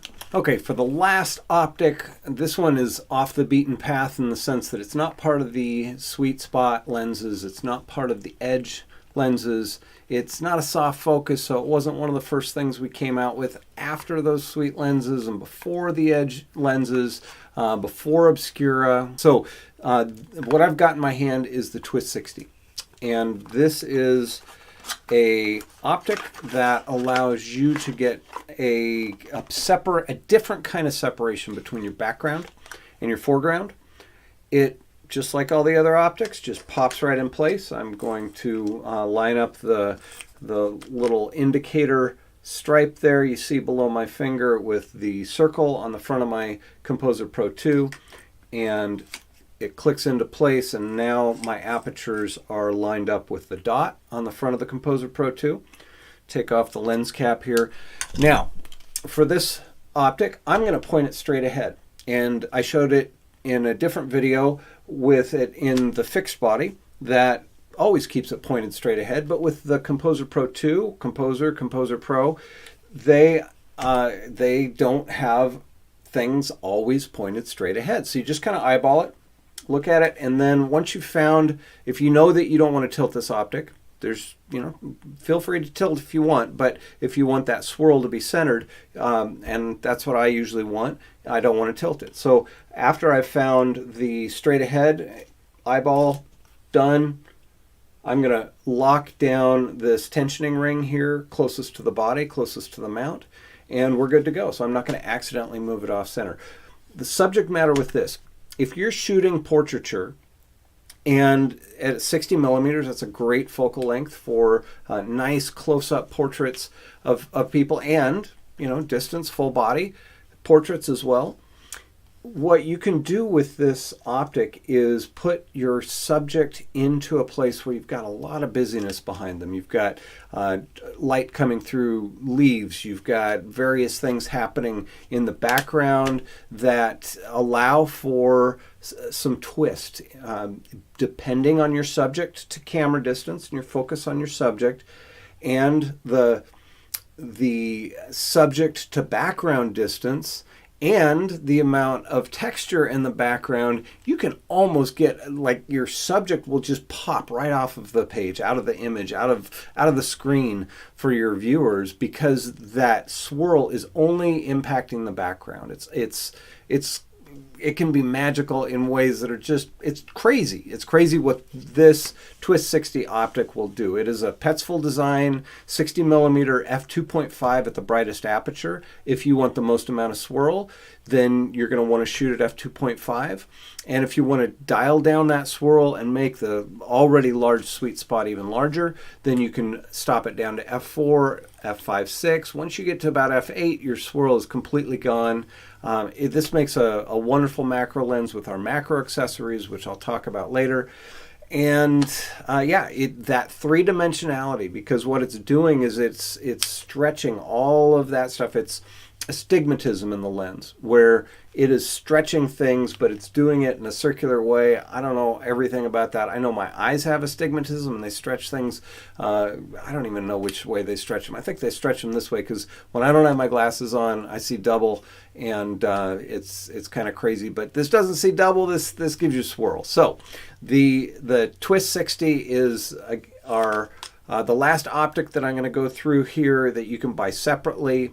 And yeah, goes right in there. We've got more unboxing to do, so stick around. And yeah, it's some fun stuff. There's a lot of things to go through.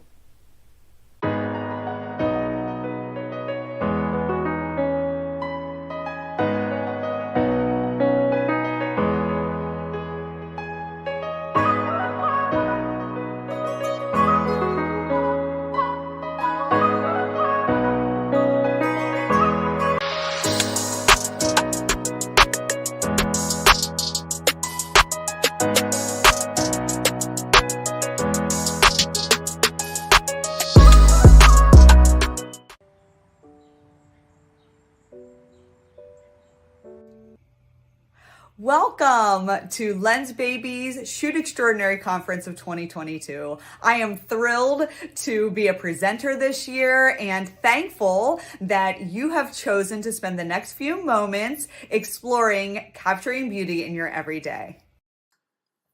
Hi, I'm Liz Wilson, photographer behind It's Still Life Photography by Elizabeth Wilson.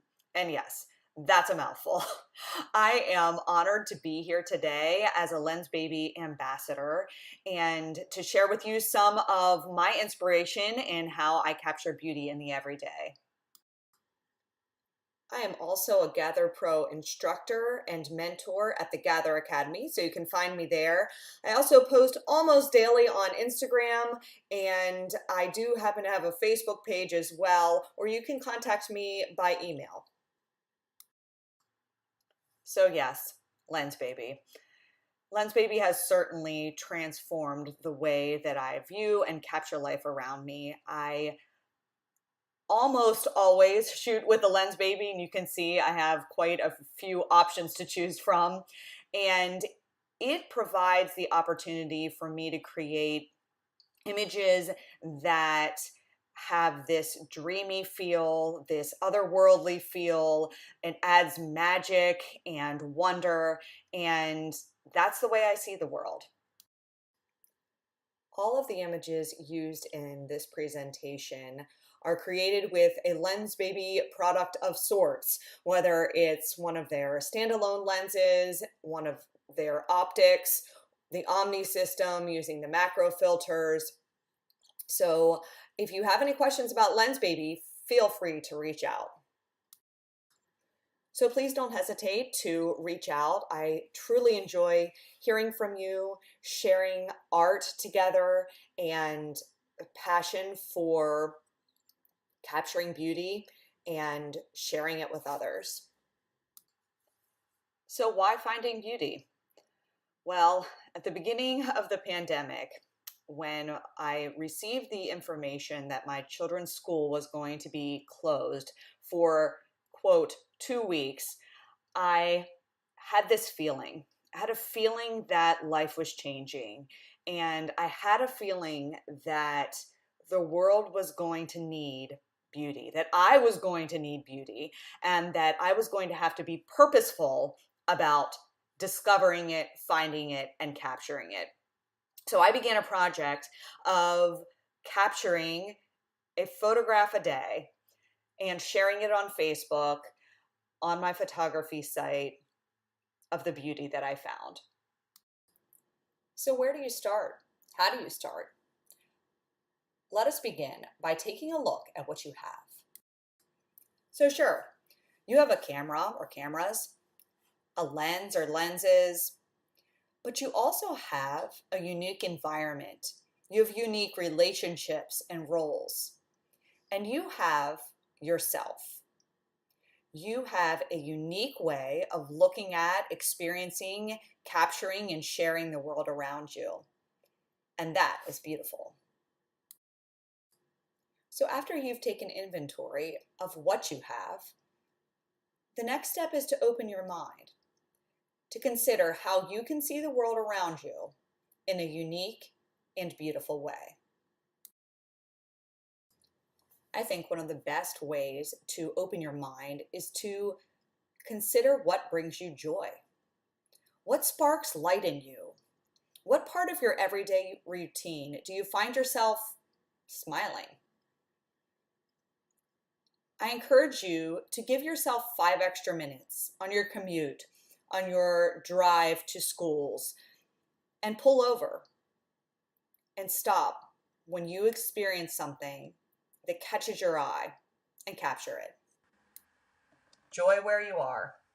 I was at a cross-country meet waiting for the runners to come by, and the light through the trees and the waving grasses really captivated me. So I took what I had, my Omni Swiss cheese with the lens that was on my camera, the 70 to 200, and captured what brought me joy. And then I was ready for my girl when she ran by. Opportunities to shoot extraordinarily truly are everywhere. So how do I find beauty? And how can you? It starts with purposeful and intentional observation. So let's take a look at where we are. Let's face it, we probably spend a decent amount of time at home, but maybe at work, maybe at our kids' activities. And I encourage you to take an everyday routine. Maybe it's washing dishes or making dinner. Maybe it's running errands or going to your kids' events, and capture it. Look at it differently. Find the beauty in it. So let's take a look at an everyday type of experience. Over the summer, my kids all decided they wanted to tie-dye their own t-shirts. So I took a lens and tried to capture the activity from all different angles. The actions, the details, the colors. They had put on some music, and so they were kind of grooving and all working diligently, but chatting and creating. I used macro filters on some of these to get up close. And of course, I changed my angles and where I was standing to also get some different views. Here you can see I'm not afraid to stand on my stovetop to make sure I can get the shot. I love the pulled back view of all 4 of them working together.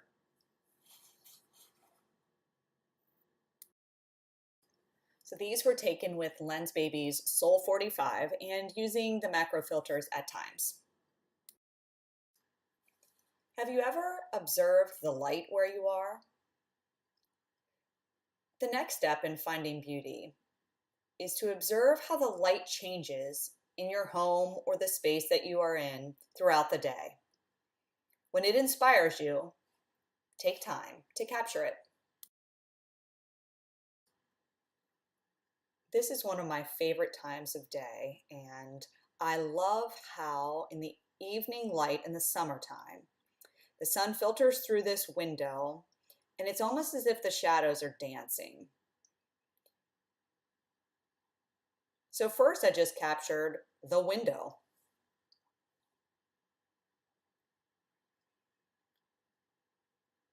But then the shadow patterns on the wall. They truly captivated me.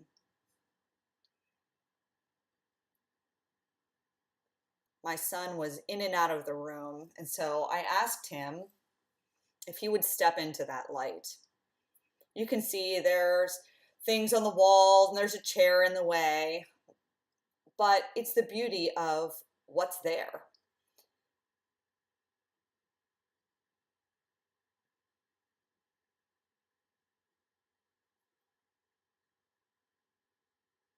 Yes, he'd rather be playing video games, but he did indulge me for a couple minutes to walk into the scene, and I just love profiles.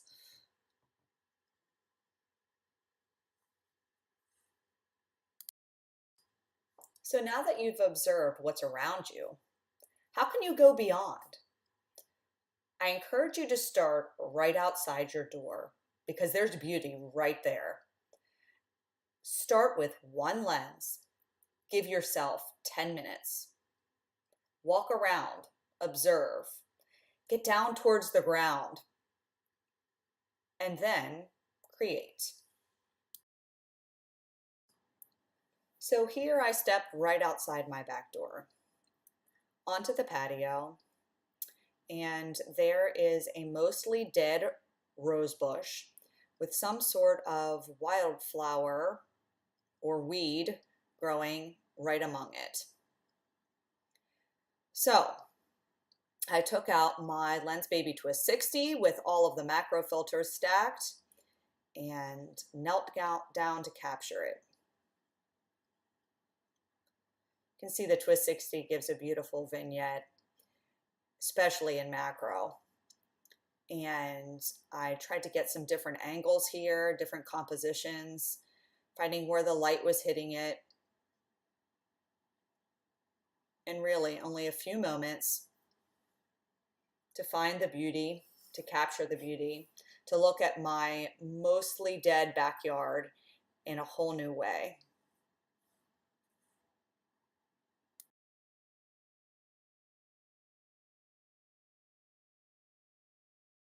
So another way that you can capture beauty is to try something different. It may seem simple, but we all tend to get in these little ruts where we always use the same type of light, like backlight, or we always use the same lens or shoot during the same time of day. So I'm going to go through a few different techniques and options that you can start to look at your world differently, capture it differently, and experience the beauty in that. So we'll start with freelensing.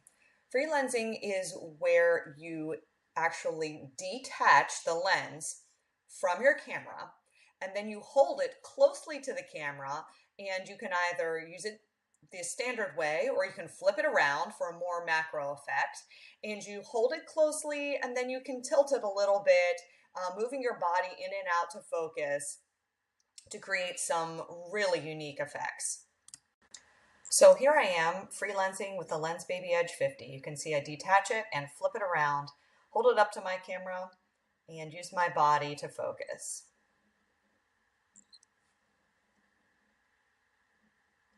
You detach it and you hold it tightly.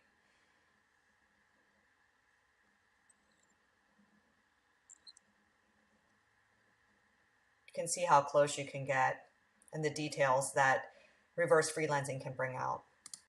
Another technique you can use to capture beauty is what I call shooting through. Basically, you place anything in front of your lens and shoot. Some ideas are flowers, which I used for this image, which I'll show you in a minute, plastic baggies, slinkies, glass, prisms, copper pipes. Truly, the options are endless. So here's my setup for the previous image. You can see I clipped some spring blooms off my tree in my front yard, and I used rubber bands to attach them to my lens and then just shot through them. They created this sort of frame for my portrait, but also added a unique texture. So truly you can shoot through anything. Sometimes I like to use the natural elements. So I picked a piece of the seeds and held it in front of my lens, added a little framing, a little extra texture, a little depth to the moment. So these simple little weeds in a field, and you can see the beauty in them.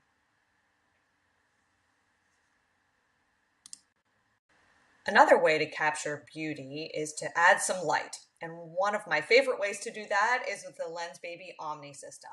If you're not familiar with it, it is a system of filters and reflectors and colors and crystals that you place in front of your lens, and you can use the magnetic ring to attach it, or you can just hand hold it And you can add some absolutely magical bokeh. You can add rainbow feel, film, color.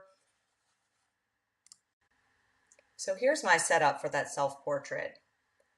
I used the magnetic ring and the Omni Swiss cheese and used them almost as a frame of bokeh.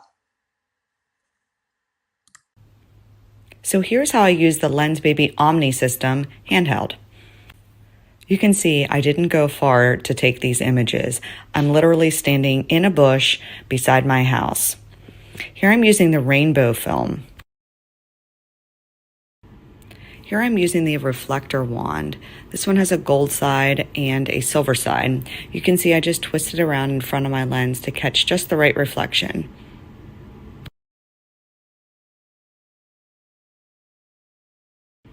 And this is the melon wedge crystal. You can see how the crystals add a bit of color to the image. So this is what I'm seeing through my camera. I'm putting the crystal in front of the lens and twisting it around. I like to use the negative space for the Omni.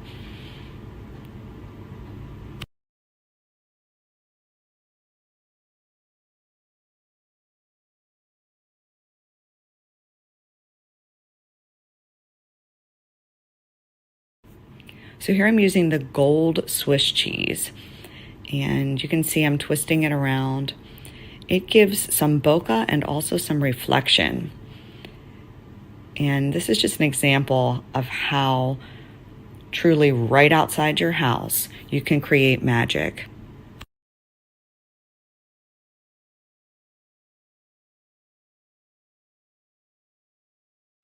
So the last way to see things differently that I'm going to discuss today is in-camera double exposures. Now, I'm going to be completely honest with you. I am terrible at Photoshop. So I like to do my double exposures right in my camera. I am going to give you a couple tips here. The first idea is to look at your scene as a series of layers. You can imagine having your scene and then duplicating it on top of each other. That's basically what you're doing with an in-camera double exposure. I use the back of my camera screen to layer them and to line them up. And the way that I do that, you have to check your camera manual for that one. That's exactly what I had to do. And once you figure it out, it is relatively simple, but you do want to underexpose images because you are also stacking the light on top of one another, and they end up getting pretty bright pretty quickly, especially if you're doing more than two. I personally like to use the selective focus of the Lensbaby lenses. So you can see at that top image, I have it tilted to the right, and I'm focused on those blooms. And then I added the macro filters and tilted it to the left, and I was able to capture the left top corner in focus. So I also like to use a zoom in versus a pullback. So a lot of times my layers will include using the macro filters on one of the images. So here's an example of the scene. My mom's garden, the out of camera images, you can see they're a little dark, and then how I edit it. I love using textures and focusing in different parts of the frame and then layering them together. I am so grateful that you have joined me on this journey today in seeking and capturing beauty. To summarize, would like to look at this process as what was, what is, and what can be. So I encourage you to take time to reflect on what you have, not only physically what you have as in your camera and your gear, but also what you have to offer the world, what your unique gifts are, and to explore What brings you joy? What sparks light in you? Then take time to appreciate where you are and the environment in which you've been placed today. You don't have to go someplace exotic to experience or see beauty. It truly is right where you are. And then I encourage you to go beyond, to try something new or different, whether it's one of these techniques or whether it's something completely out of your comfort zone in other areas of your life.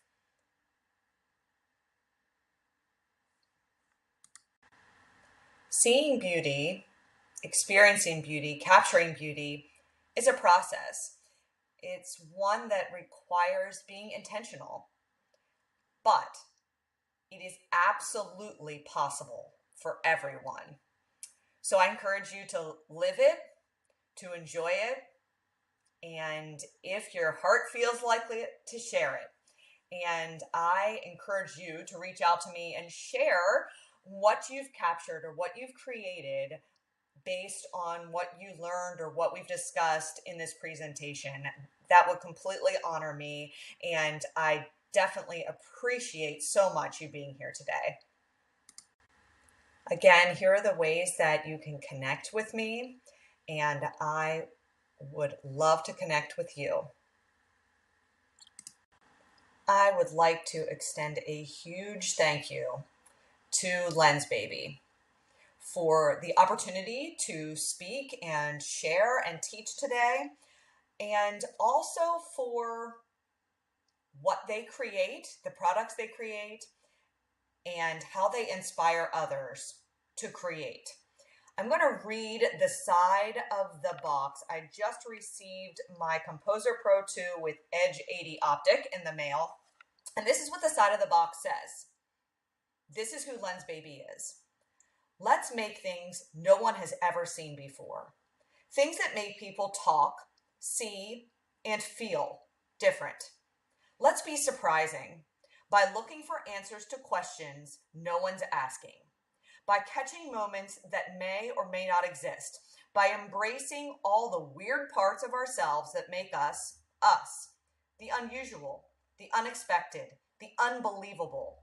Let's reveal the beauty that only those differences can create. Let's capture the uncaptured. Let's shoot extraordinary.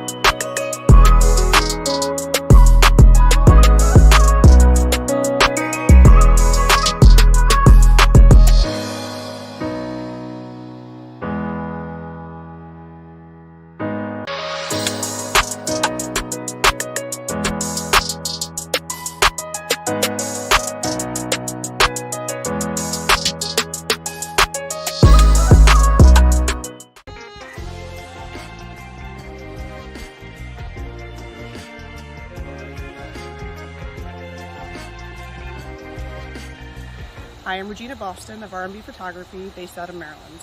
Today I'm going to share with you some of my tips and my tricks and techniques of using Lensbaby lenses to get creative with teenagers. So follow along. Let's get creative with teenagers. Right now I have the Lensbaby Edge 35, which I think will be a perfect lens for this scene right here with my model. And what we're going to do is use the Edge 35 for a nice slice of focus and kind of create a bokeh and blur around them.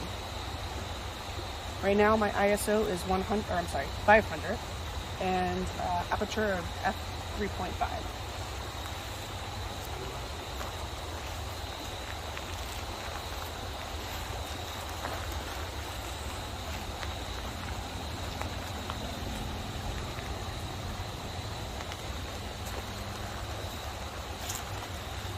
Just move it, straighten out in the back just a little bit. There you go. And then your right arm, bring it in towards you a little bit.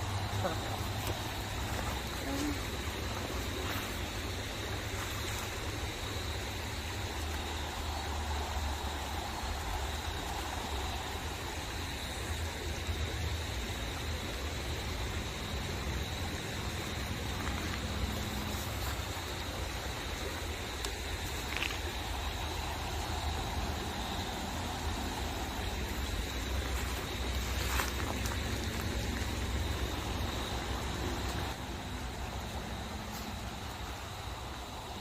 Can you stand up and squat on that for me? Yeah.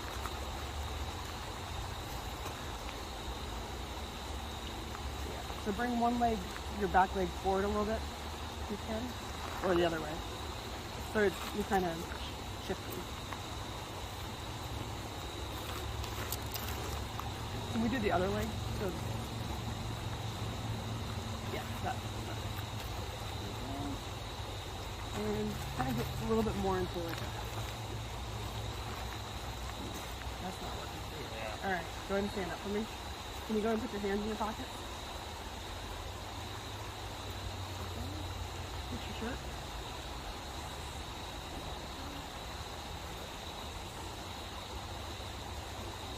And then look off that way. Even a little bit more. Turn your head. There you go.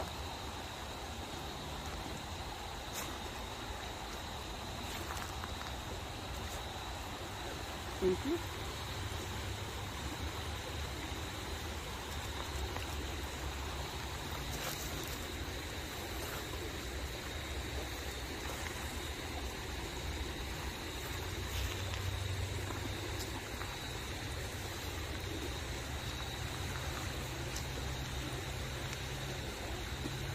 And then look kind of up a little bit to the belly. Raise your chin.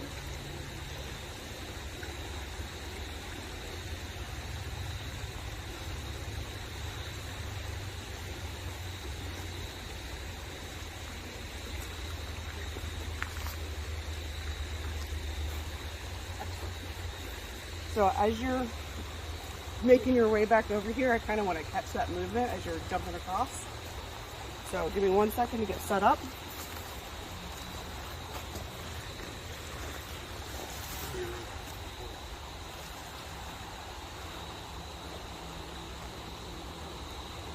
And 1, 2, 3.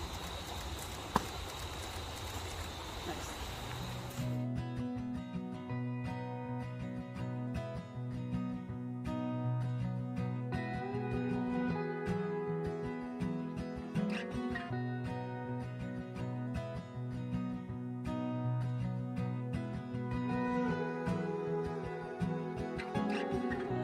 Still have the Edge 35 on, and I have aperture of f4 for this nice little rural section over here. So darling, can you go ahead and squat down in there for me? There you go. And so point your legs that way, both your knees. Yeah, there you go. And then kind of look over your shoulder.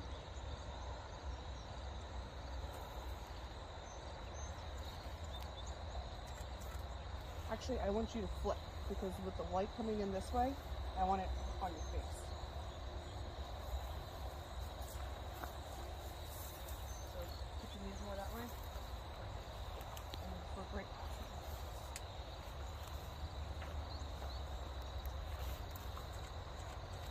And then give a little smile. Come a little bit closer, stand up for me. Come a little bit closer. And it's flat right there. I want to get right in between and use this to frame it. Perfect.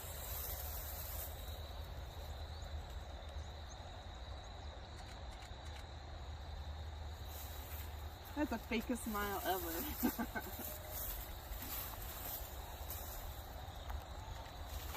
Relax your face.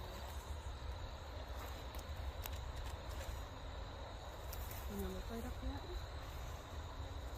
Give me a little smile. I mean, you're graduating soon. And then look right past me. And put your shoulders back a little bit. And I want you to think about something that happened really silly at school this week. Beautiful, darling. So I'd like you to turn your head that way, and then on count of 3, I want you to whip it back towards me. I want to get some movement in your head, okay? Give me a little smirk, whatever. Whatever. One, two, three. Yeah, one more time. That was perfect. And 1, 2, 3. Love it. Do that one more time. 1, 2, 3. Beautiful. All right.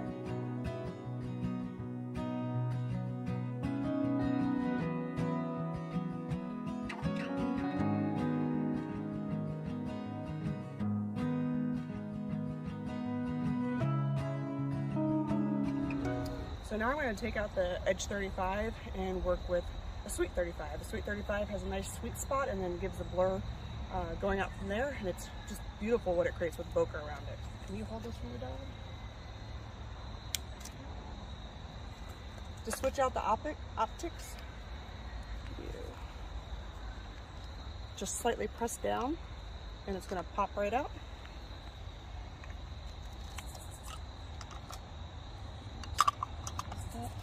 Away. And then with this one going right in.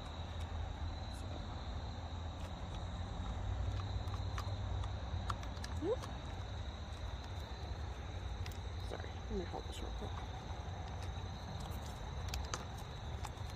There we go. I was going the wrong way. So turn it to the right and you hear it click, and now it's in there. Alright, put this with it. So you, darling, come sit on this right here for me.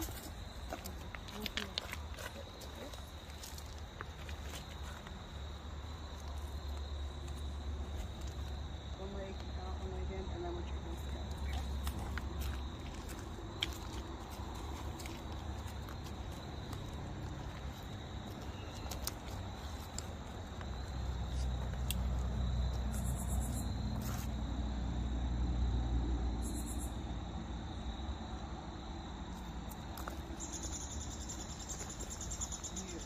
Give me a nice little smile there.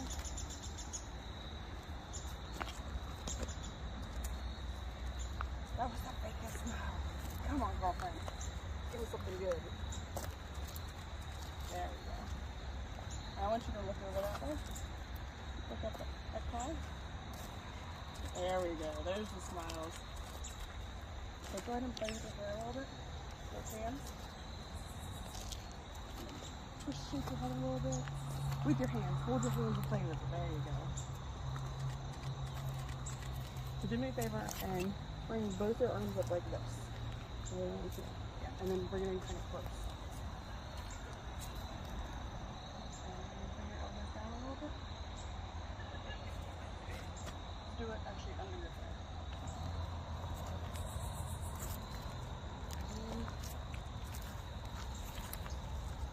And then give me a little bit of a smile there. Bigger smile, bigger smile. Beautiful. So,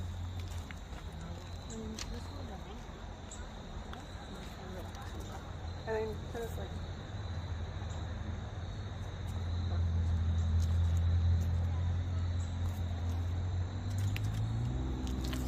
and then I want you to kind of looking out that way, thinking about, you know, graduation coming up soon and what you're going to do with graduation, after graduation. There we go.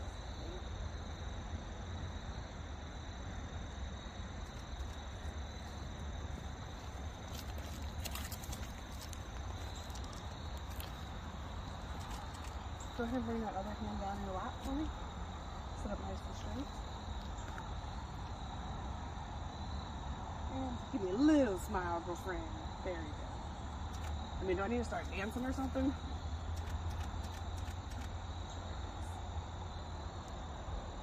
So look up that way. A little bit more towards me.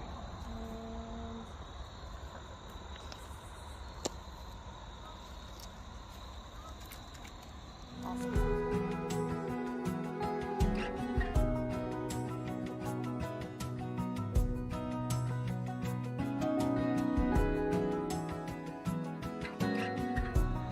So I'm still working with the suite right now, and I'm going to just make use of this beautiful backdrop over here and just kind of walk around and get some pictures of him.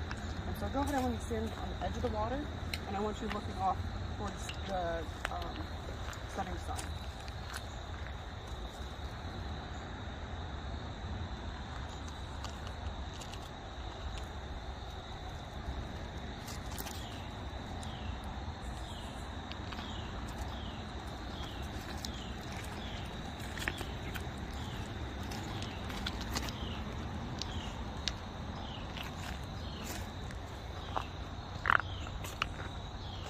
And then look off this way, like, right? Yeah, perfect.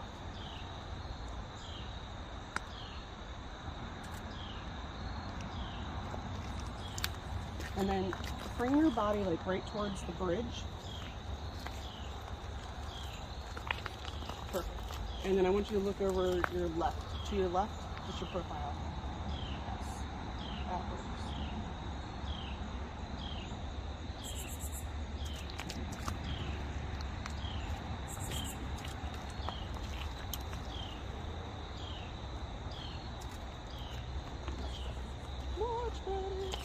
And then I want you to kind of look right over your shoulder, right at me.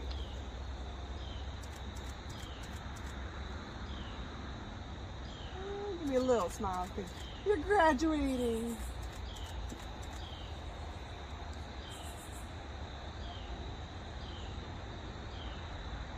That's good. So face me, please. And I want you to kind of do like a scratching the neck.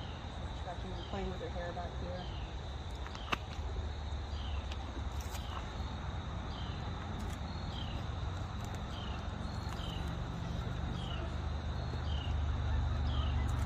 And then kind of look off that way. Let's switch arms. We'll see how that feels.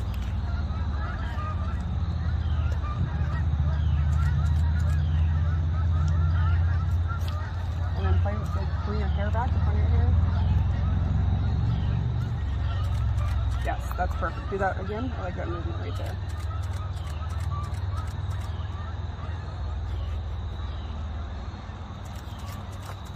Beautiful. So come over here for me. So that was all backlit, and now we have this beautiful blue hour that we can take advantage of the light directly on you. So for this, start over straight ahead, and I want you to walk towards me with your hands in your pockets. Go back just a little bit more, if you can. Alright, and when you walk towards me, I want you to look to your left, to your right, straight. Try not to make eye contact.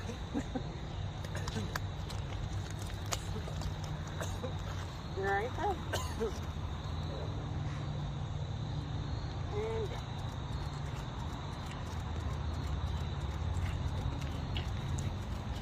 Do it one more time. But actually, let's try it over here. I want to shift because I want to get this yellow behind you. Malachi. Malachi. Over this way. Over there. Sorry.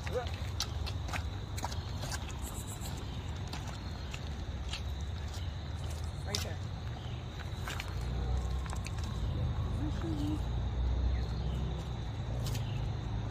Scooch this way just a little bit. Perfect, right there. Yep.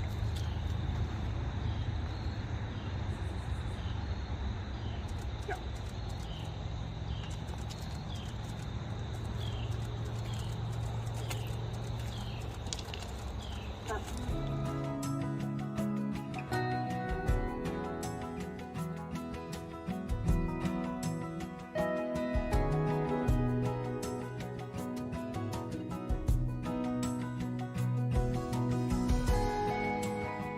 switched out for my last lens, which is the Sol 45. It's a fixed aperture of 3.5. Has these amazing little blades in here called bokeh blades. You can move them around. You can have no blades in your shots, or you can have just a little bit. It's completely up to you and how much texture you want in your bokeh. In addition, this lens has a little swivel, so you can move your focus spot around a little bit. So just shift it, and if you don't want to shift at all, then you can just lock it in place and it's got a center focus. So I'm going to go ahead and shift it and tilt it because I want to have her on the right side of my frame. And I do want to have my bokeh blades in place. And let's see. And go.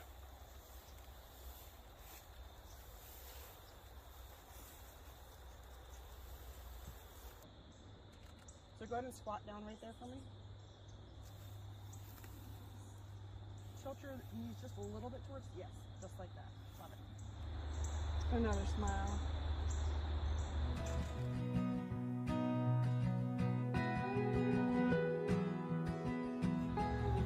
So, go ahead and put this leg under the knee. Yes, and bring this up a little bit more. And lean out like this. I like that.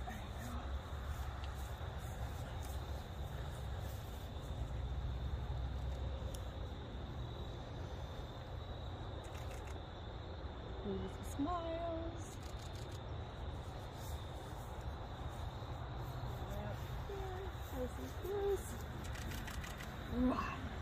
Put the shoulders back a little bit, straighten up. There we go. Nice and tall. Relax them. There we go. Think about something good, something happy. Like getting ice cream afterwards. Maybe, we'll see.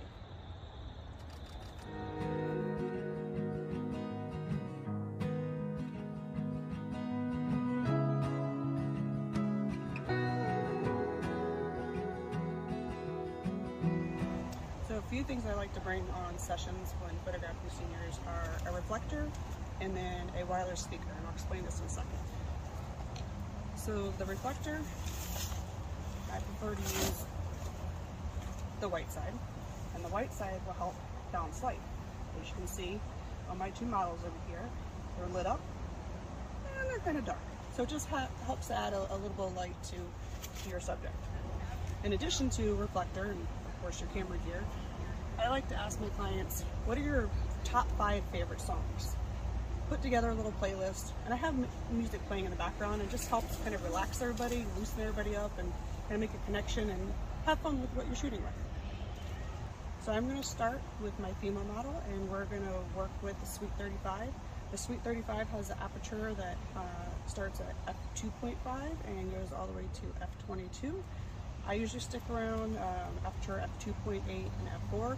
That's kind of my sweet spot. And the funny thing is with the Sweet, there is a sweet spot of focus, and then it just kind of blurs out from there, and it just creates a dreamy, ethereal kind of feel to your images. I want to give this to you. I will play with this. Walking out for me. And freeze.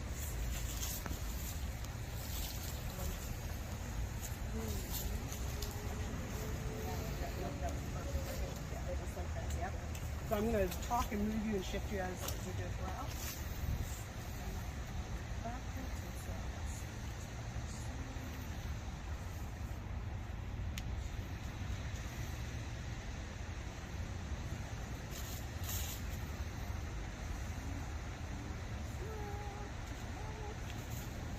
So I'm going to bring you up just a little bit more.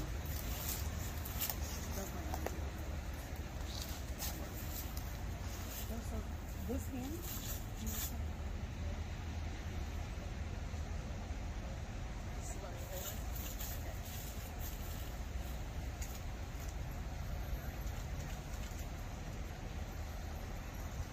and then look out that way for me.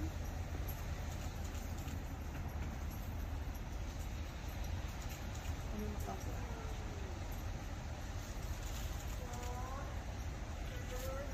What is going on over there? And then look right past me, not directly right at me. Actually, no, I want to direct at me. And then bring your hand back.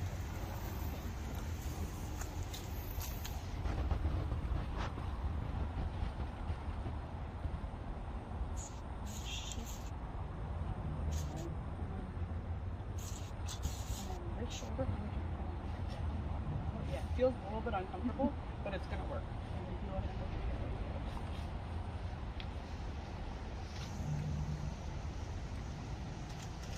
raise your chin a little bit.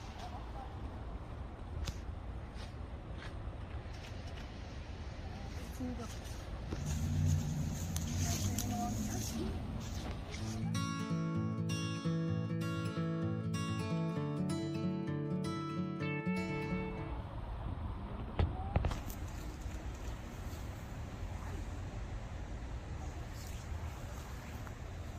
And then kind of short here.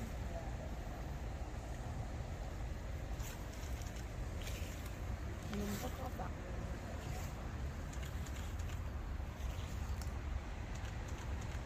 Alright, do me a favor and turn around carefully.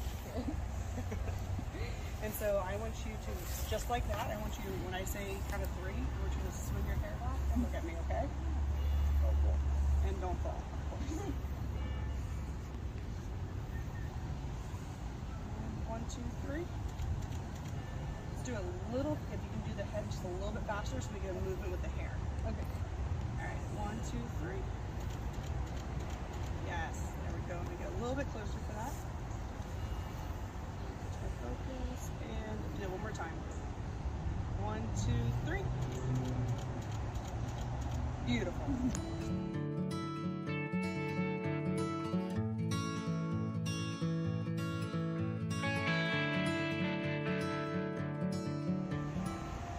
For this scene right here, I've switched over to the Twist 60. One thing I love about the Twist 60 is that it kind of zeroes in on your subject and creates this just swirly bokeh behind it. And so with the trees and the light behind them, I think it'd be a perfect setting for using this optic.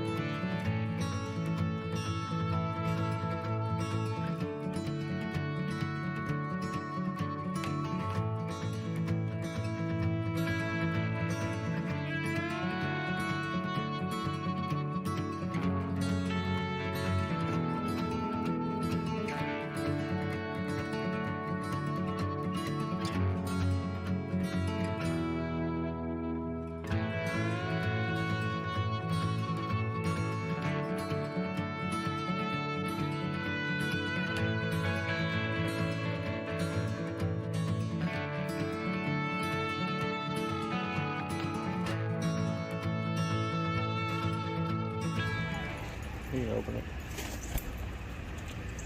Sorry, I don't do that right now. Go ahead and just keep your hand up there and like that. Shift and play with the fence there.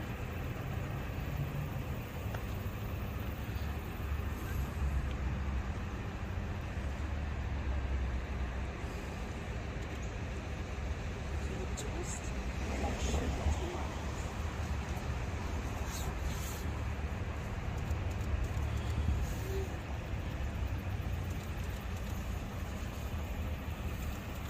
Off that way for me. And then look right past my other shoulder. Like that. That way? Yeah. Beautiful. All right, let's move.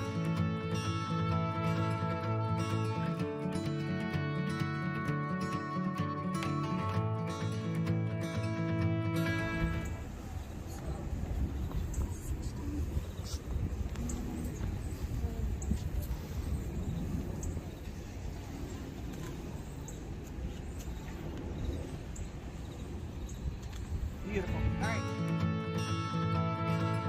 I'm going to change out the twist 60.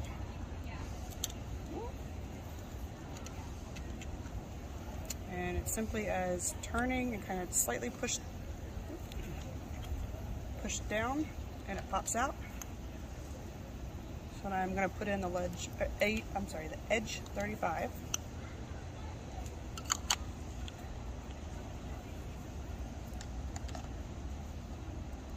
And it's just a little pop in, and you can feel that it's in place. Thank you very much. Down there, and you turn around and I say go. When you start coming towards me, I want you to hold your dress, and I want you to kind of sashay your dress as you're coming, and I want you to look to your left, to me, to your right, and just kind of not holding a gaze, but just shifting your head and letting that movement flow as you're coming towards me, okay? So go back down that way.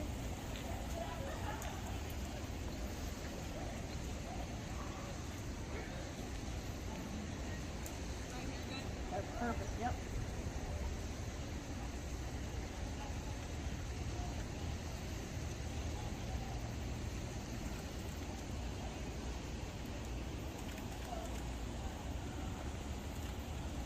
Freeze right there for me. And I'll look off that way. Actually, I'm going to have you take a few more steps. The sun is white, bright, and breathe. And look off that way.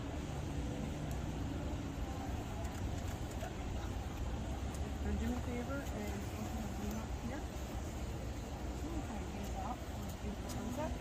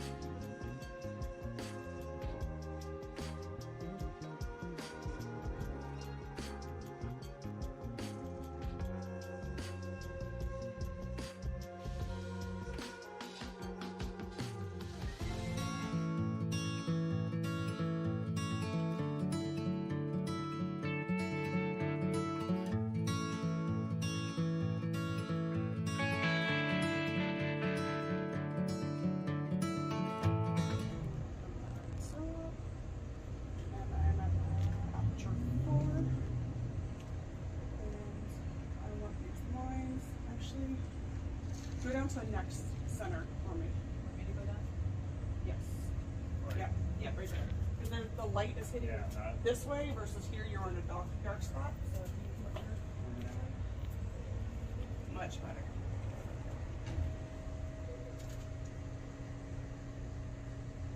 And look straight ahead for me.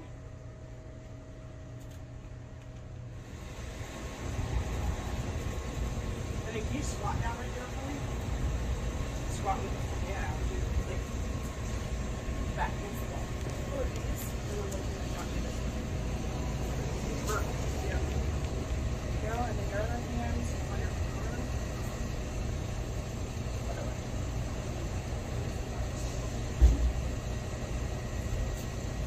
Yes. And then look straight ahead.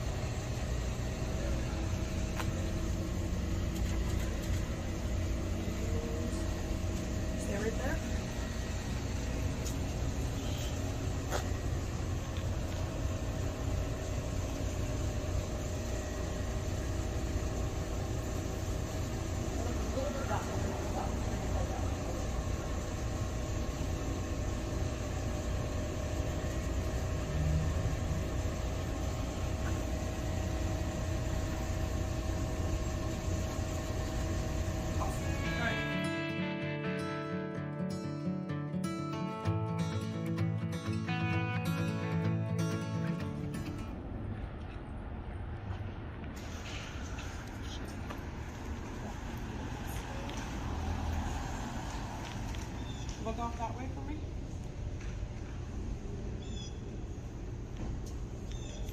Actually, look that way. Right with the one-way side.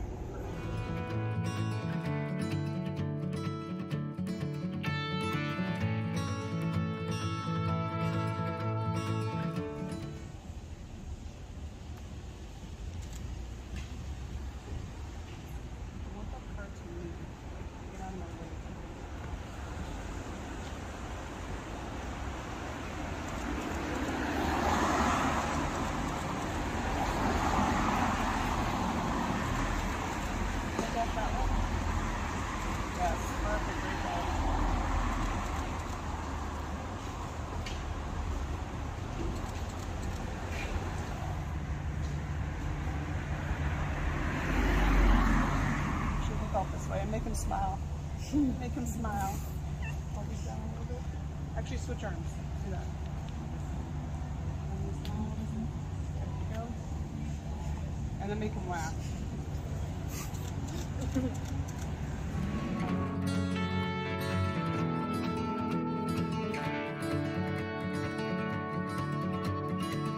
So, one thing I forgot to mention. Now, when I do my senior sessions, there's times where I have multiple poses in my head and I forget. I can be forgetful sometimes.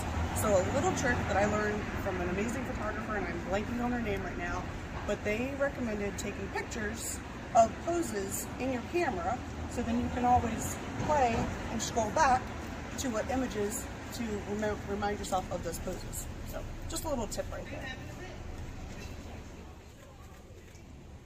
Nice little smile there. I'm going to come in a little bit closer so bring your chin up for me. And actually, can you pull that out real quick? I know we don't have too much light to play with, but any bit of extra light and tilt it like this.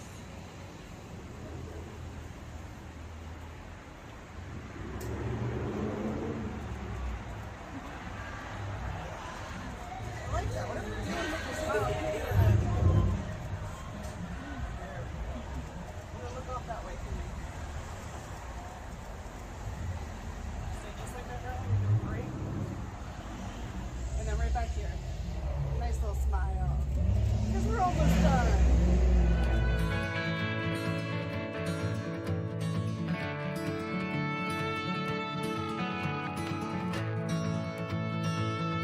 So now I'm going to use a 85mm and I'm going to use the Omni system, which just screws right onto the front. And I'm going to play with color, I think, and flare. I have many options, so we will see. All right, come over here.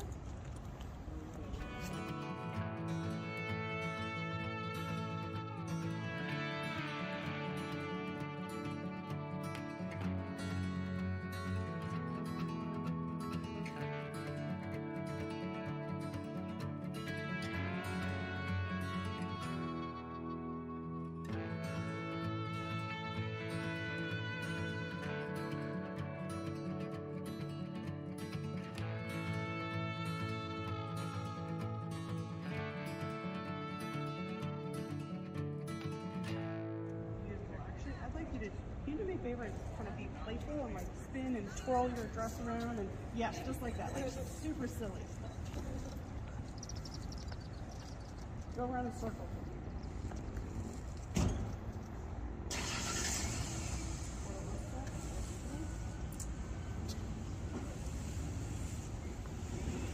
Keep going. Hold on one sec. I'm shifting my.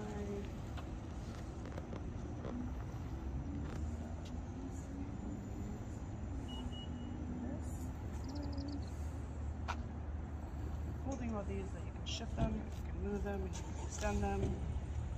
It's all about finding your vibe and what look you're going for. There we go.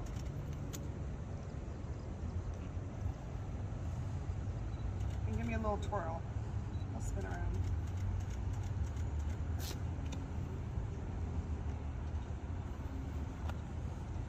Hold on one second. Can you open this one more time?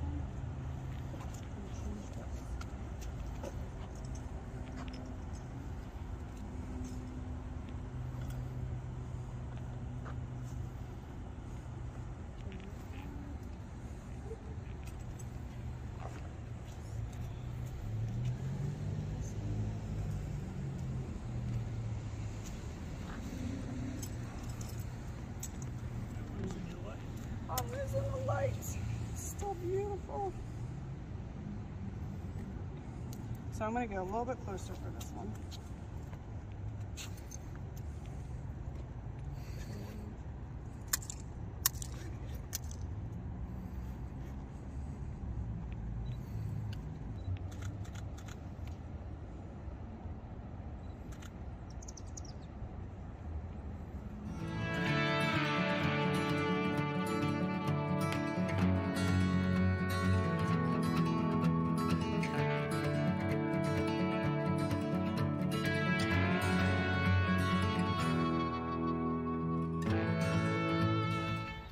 Thank you so much for following along as I shared some of my tips and tricks of creatively shooting with teenagers to create emotive and compelling images.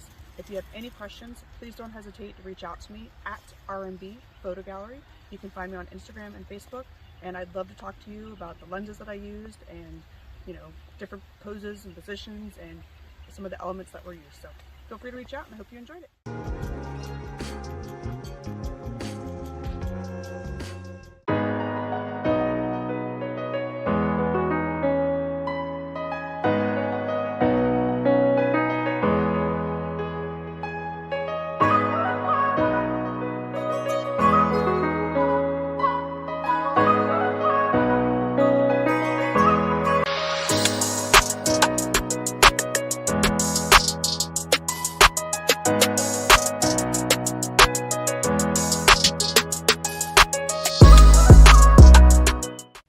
Macro and mood with Lensbaby.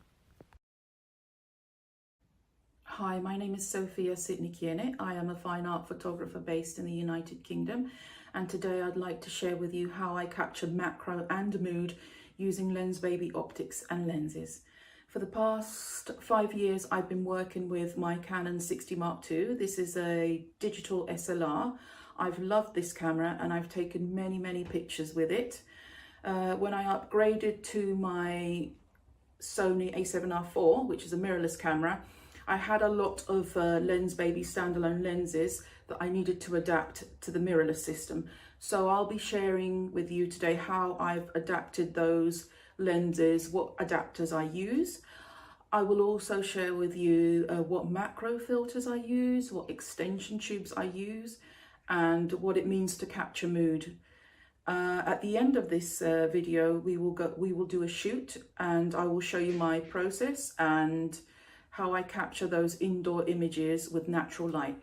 I hope you enjoy this video. What is macro photography? Macro photography is close-up photography of small subjects. You can do macro photography indoors or outdoors. You can use natural light or artificial light. To do macro photography, you need a macro lens, extension tubes, macro filters, or a lens that has a macro function. These allow you to get extremely close to your subject. What is mood? In my work, mood is all about capturing emotions and feelings. Lighting always plays a huge role in my images. When I'm working indoors, I love to use window light, and when I'm outdoors, I'm always searching for the right type of light. I sometimes like my images to look slightly underexposed. Most of the times I'll do this with my camera. Sometimes I'll take my images into Lightroom and I'll adjust the exposure so that they'll look slightly underexposed. Inspiration.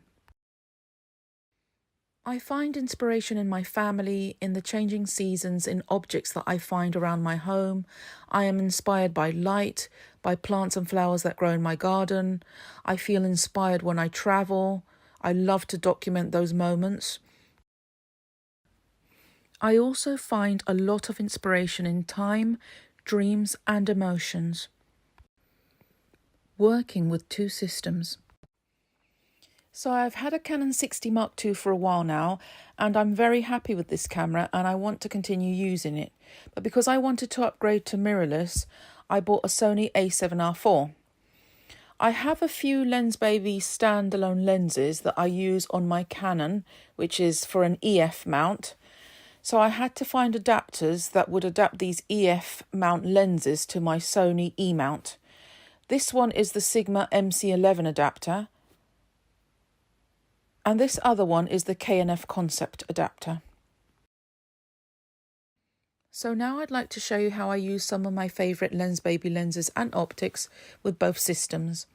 On this table I have the Lensbaby Velvet 56 and the Lensbaby Composer Pro 2 with the Edge 35 optic. Both of these are for the Canon EF mount system. As you can see, the Velvet 56 goes straight on the camera body, and the Composer Pro 2 also goes straight on this camera body.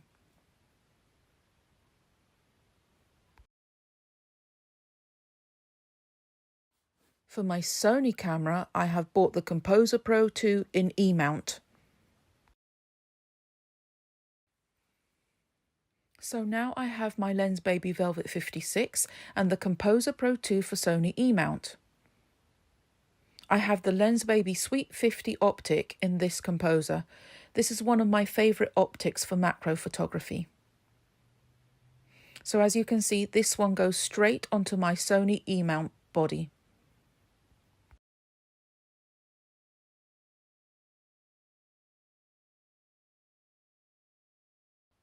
For the Velvet 56, which was bought for my Canon digital SLR, I'll be using my Sigma MC11 adapter. I could also use my K&F concept adapter. Both work very well. I've been using my Sigma MC11 with my Velvet 56 and my K&F concept adapter with my Velvet 28. Macro filters. I have the Lensbaby 46mm macro filter kit. They come in +1, +2 and +4. The macro filters allow you to get really close to your subject. You can screw them on top of most of your Lensbaby optics. You could use them individually. You could have a +1 filter on, just a +2 or a +4, or combine them all. I love the macro filters because they're very lightweight and easy to carry. I can also use the macro filter kit with the Lensbaby Sol 45. I love this combination. It's perfect for macro and for portraits. As you can see here, all of the macro filters are screwed onto my Lensbaby Sol 45. Extension tubes. Extension tubes work similar to the macro filters. They allow you to get really close to your subject. The extension tubes go between your lens and the camera body. Here I have the Maker extension tubes for Sony E-mount, and I also have the Kenko extension tubes for Canon EF mount. With the Kenko you get 3 extension tubes, one in 12mm, another in 20mm, and the last one in 36mm. As you can see, these go between your camera body and your lens.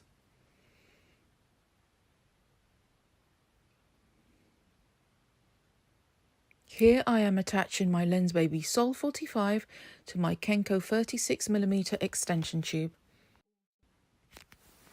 As with the macro filters, these extension tubes can be used individually or combined.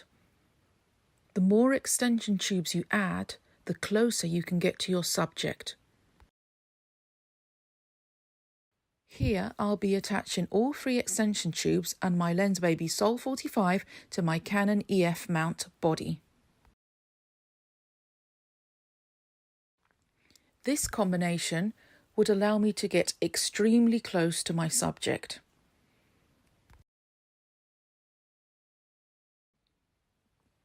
Favourite Lensbaby optics. Here are some of my favourite Lensbaby optics. I have the Composer Pro 2 for Canon EF mount and the Composer Pro 2 for Sony E-mount. In this one I have my Lensbaby Sweet 50 optic. I love to use this one for macro photography. It's also a great portrait lens. I use my macro filters or extension tubes when I want to get really close to my subject.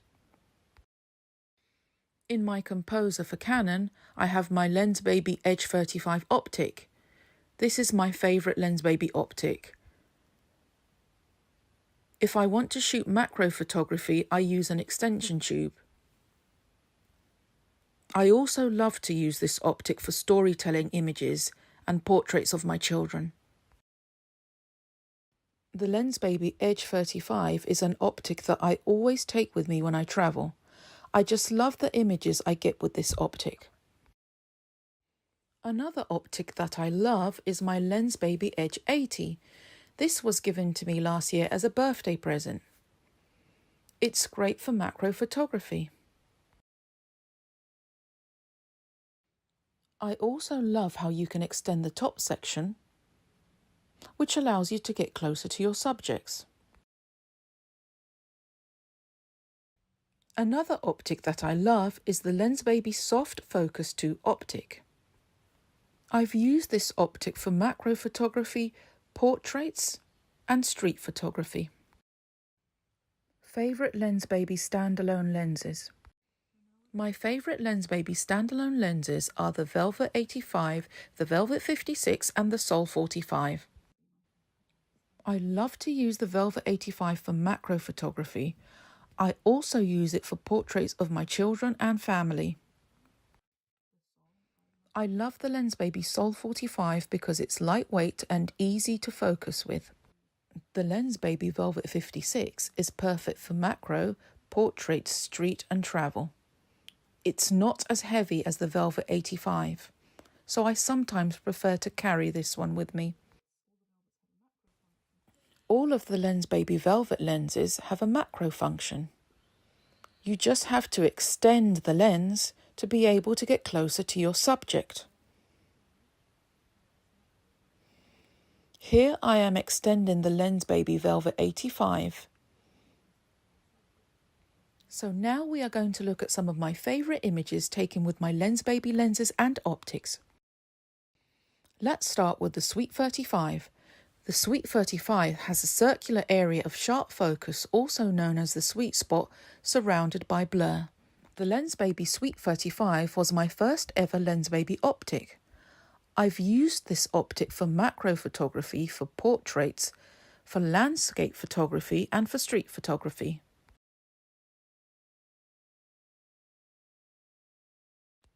Now let's look at the Lensbaby Edge 35. The Edge 35 gives you a slice of focus surrounded by blur. The Edge 35 is my favourite Lensbaby optic. I love to take this one with me when I travel. I love to use it to capture storytelling images of my children. I also use it for portraits and landscape photography. The Velvet 85 and 56. The Velvets give you a radiant velvety glow at wider apertures. This portrait of my daughter was taken with the Velvet 85. This one was also taken with the Velvet 85. This is another portrait taken with the Velvet 85. And this is from the same series. Also from the same series. This last one was taken with the Velvet 56. Now let's look at the Sol 45. The Sol 45 gives you a spot of focus surrounded by blur. This is a portrait of my daughter taken with the Sol 45. This is a faceless capture of my daughter also taken with the Sol 45. Another portrait of my daughter with the Sol 45. From the same session, this is my son taken with the Sol 45. A faceless capture taken with the Sol 45. And this last one also taken with the Sol 45. So now let's look at the last optic, the Lensbaby Soft Focus 2. This one gives you lots of glow at wider apertures. It gives you more glow than the Velvet line. So these are some portraits taken of my daughter. You can see the amount of glow you get with the optic. It's also great for street travel and macro photography when you use it with extension tubes or macro filters. Macro work and Lensbaby. These images were taken outdoors with the Lensbaby Sol 45 and my macro filters.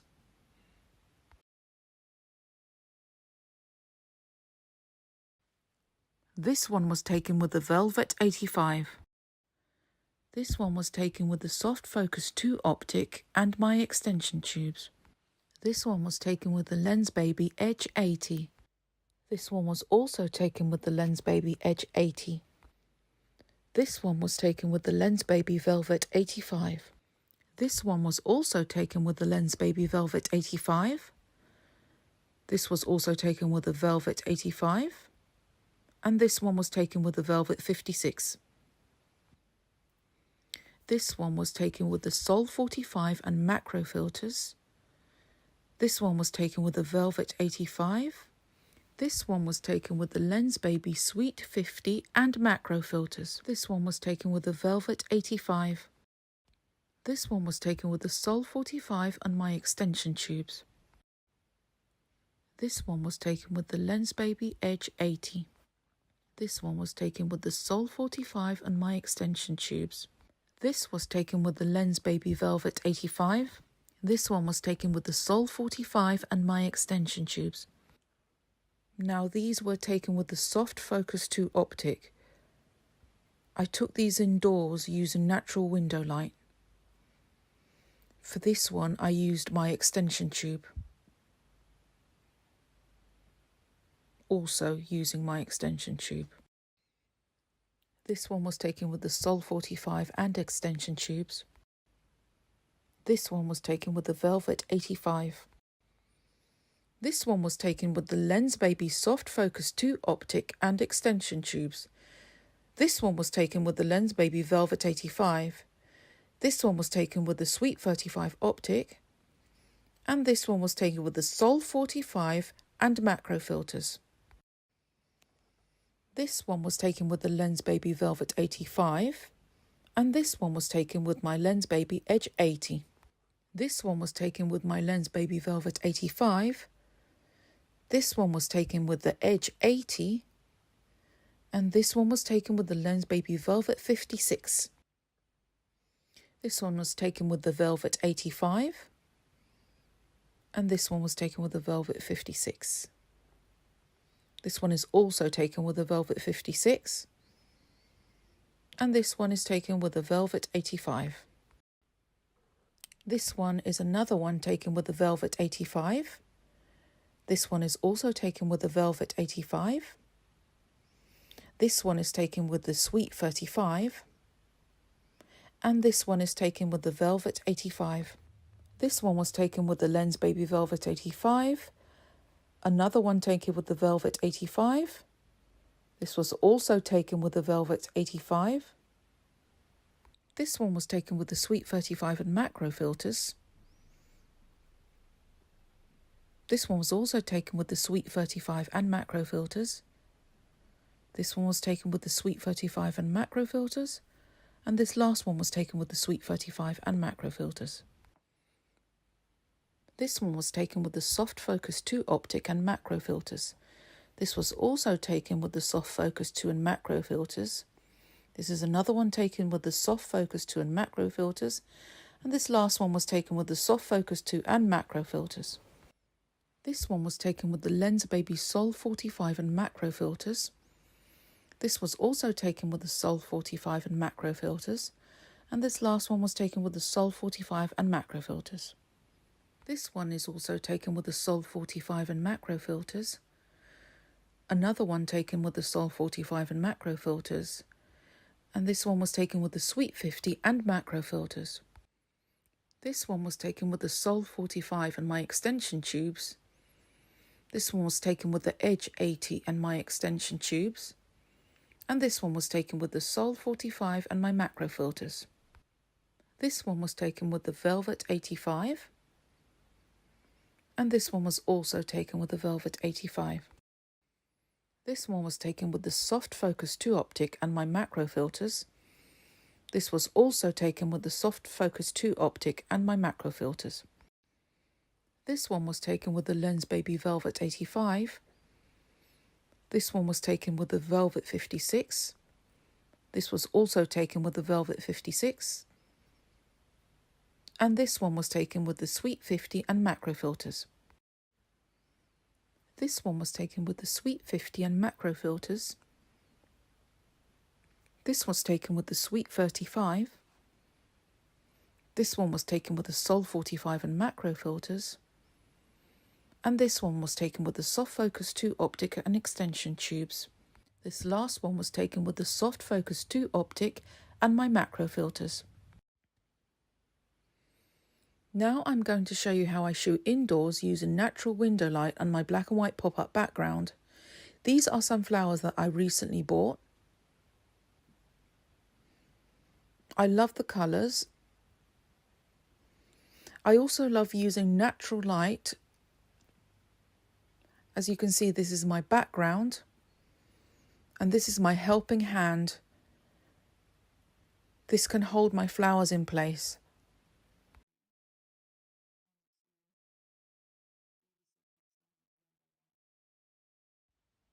Now here I'm using my Sony with my extension tube, adapter and the Lensbaby Sol 45.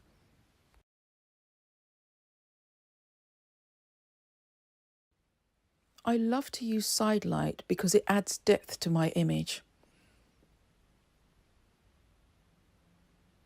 Here I'm trying to focus on the small details. The extension tube helps me to get close to my subject.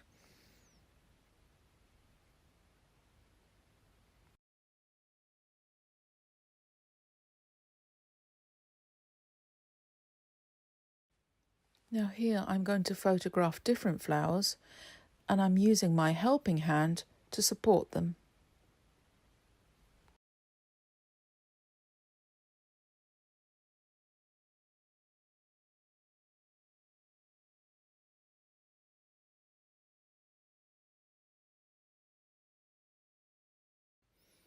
For this image, I'm going to use my Canon 6D Mark II with my Lensbaby Velvet 56.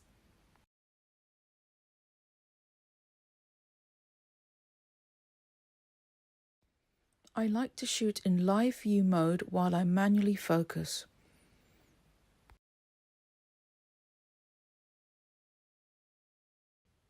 So now I'm back with my Sony and the Lensbaby Sol 45.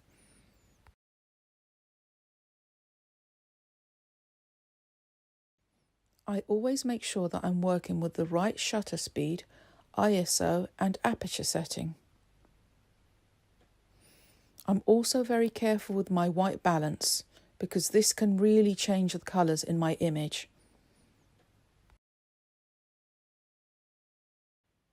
I have to admit that I do find it easier to focus with a mirrorless camera. Lensbaby lenses and optics are all manual focus. And here are some of my final images. This one was captured with my Canon and the Lensbaby Velvet 56.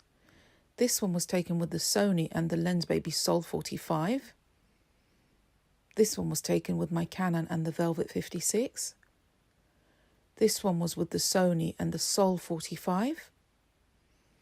This one was also with the Sony and the Sol 45. And this last one was taken with my Sony and the Sol 45. So that was the end of this video.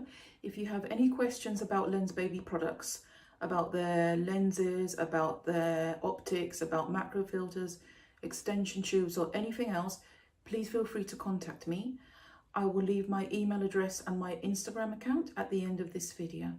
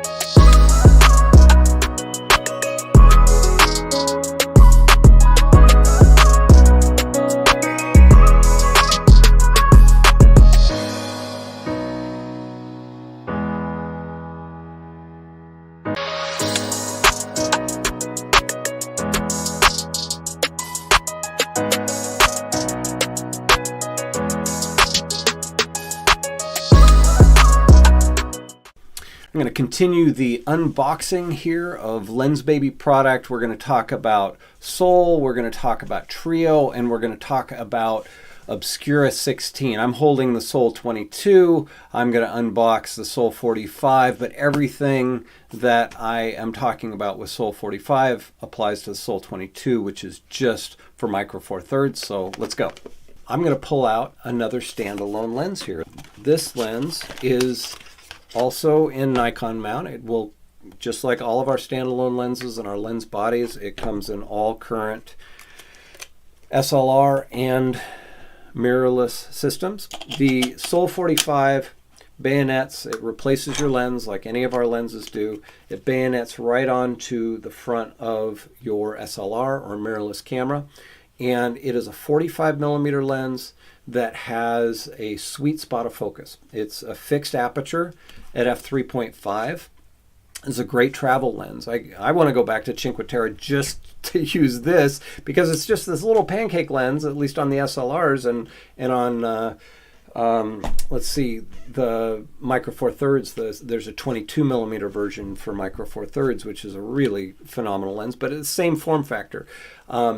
The 45 millimeter focal length is a great overall focal length. 35 is traditionally my favorite, and 50 is, I've talked about how much I love 50 for portraits and general use and a great place to get started. 45 is right there in between. And what this lens does is, in addition to simplifying your options by having a fixed aperture, so you always have the same effect. There are some bokeh blades, which could be considered an aperture, which I'll go over in a second, and that'll change your effect. But you're not necessarily changing your depth of field, not in the same way that a round aperture will. But I have locked this lens straight ahead, so I know, because it's locked, I know that my sweet spot's going to be in the center. That simplifies things so much.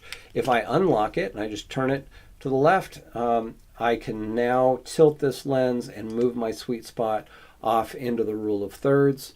The Sol 45. Let's talk about walking the trail in Cinque Terre and what I would do with this. I think there's a couple things that this excels in. One is creating that it creates kind of a miniature look. Now that miniature look is not quite the same as you would see from an edge optic, where you're looking down on a scene from a hill and it makes things look tiny. So if you just tilt up or down on that, but with this, it's a little more obscure exactly what's going on, because yes, it's a sweet spot of focus, but you have that apparent really shallow depth of field even on subject matter that's far away. So if you're looking down on a cityscape or the boats or whatnot, you can just have one single boat in focus and then gradual blur as you move away from that boat or ship. And then it has bokeh blades that slide in. Let's see if I can get a reflection here. Slide into the center, and you can change the orientation on those by rotating those around. So you can get vertical or horizontal patterns in your background, and that can be super obvious if you've got points of light, or if you've just got grass or a forest or a canopy of trees. It can be more subtle.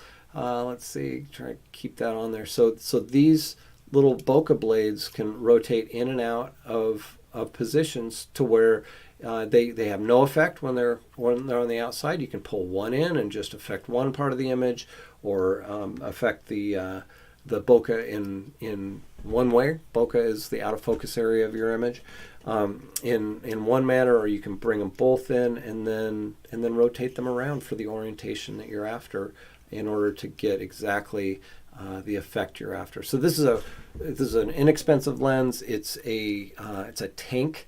Everything you touch is made out of metal except for the bokeh blades, which are plastic so they don't scratch anything.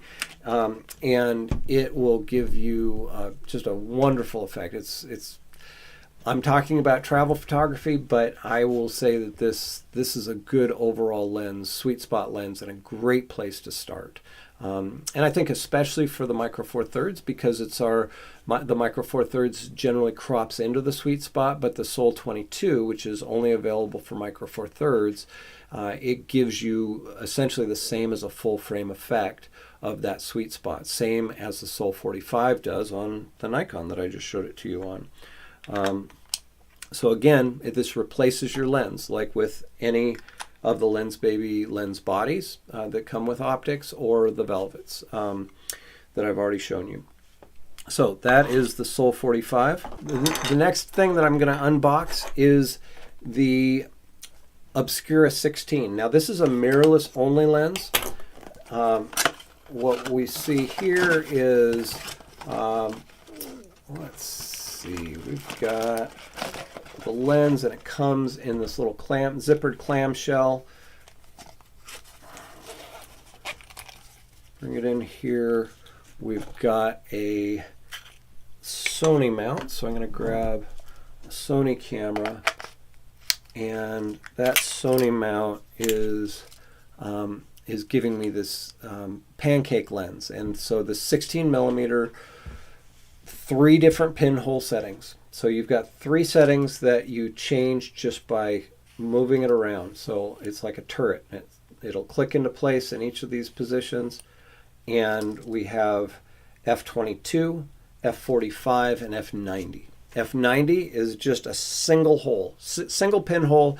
It's black chrome, black nickel on glass with anti-reflective coating on both sides. So it's a very unique, very durable pinhole arrangement where you can clean that glass all you want. You're not going to get dust. You're not going to, ruin the pinhole like you can with some pinholes. It also gave us the opportunity to make a zone plate that is also durable and very, very, very precise, to where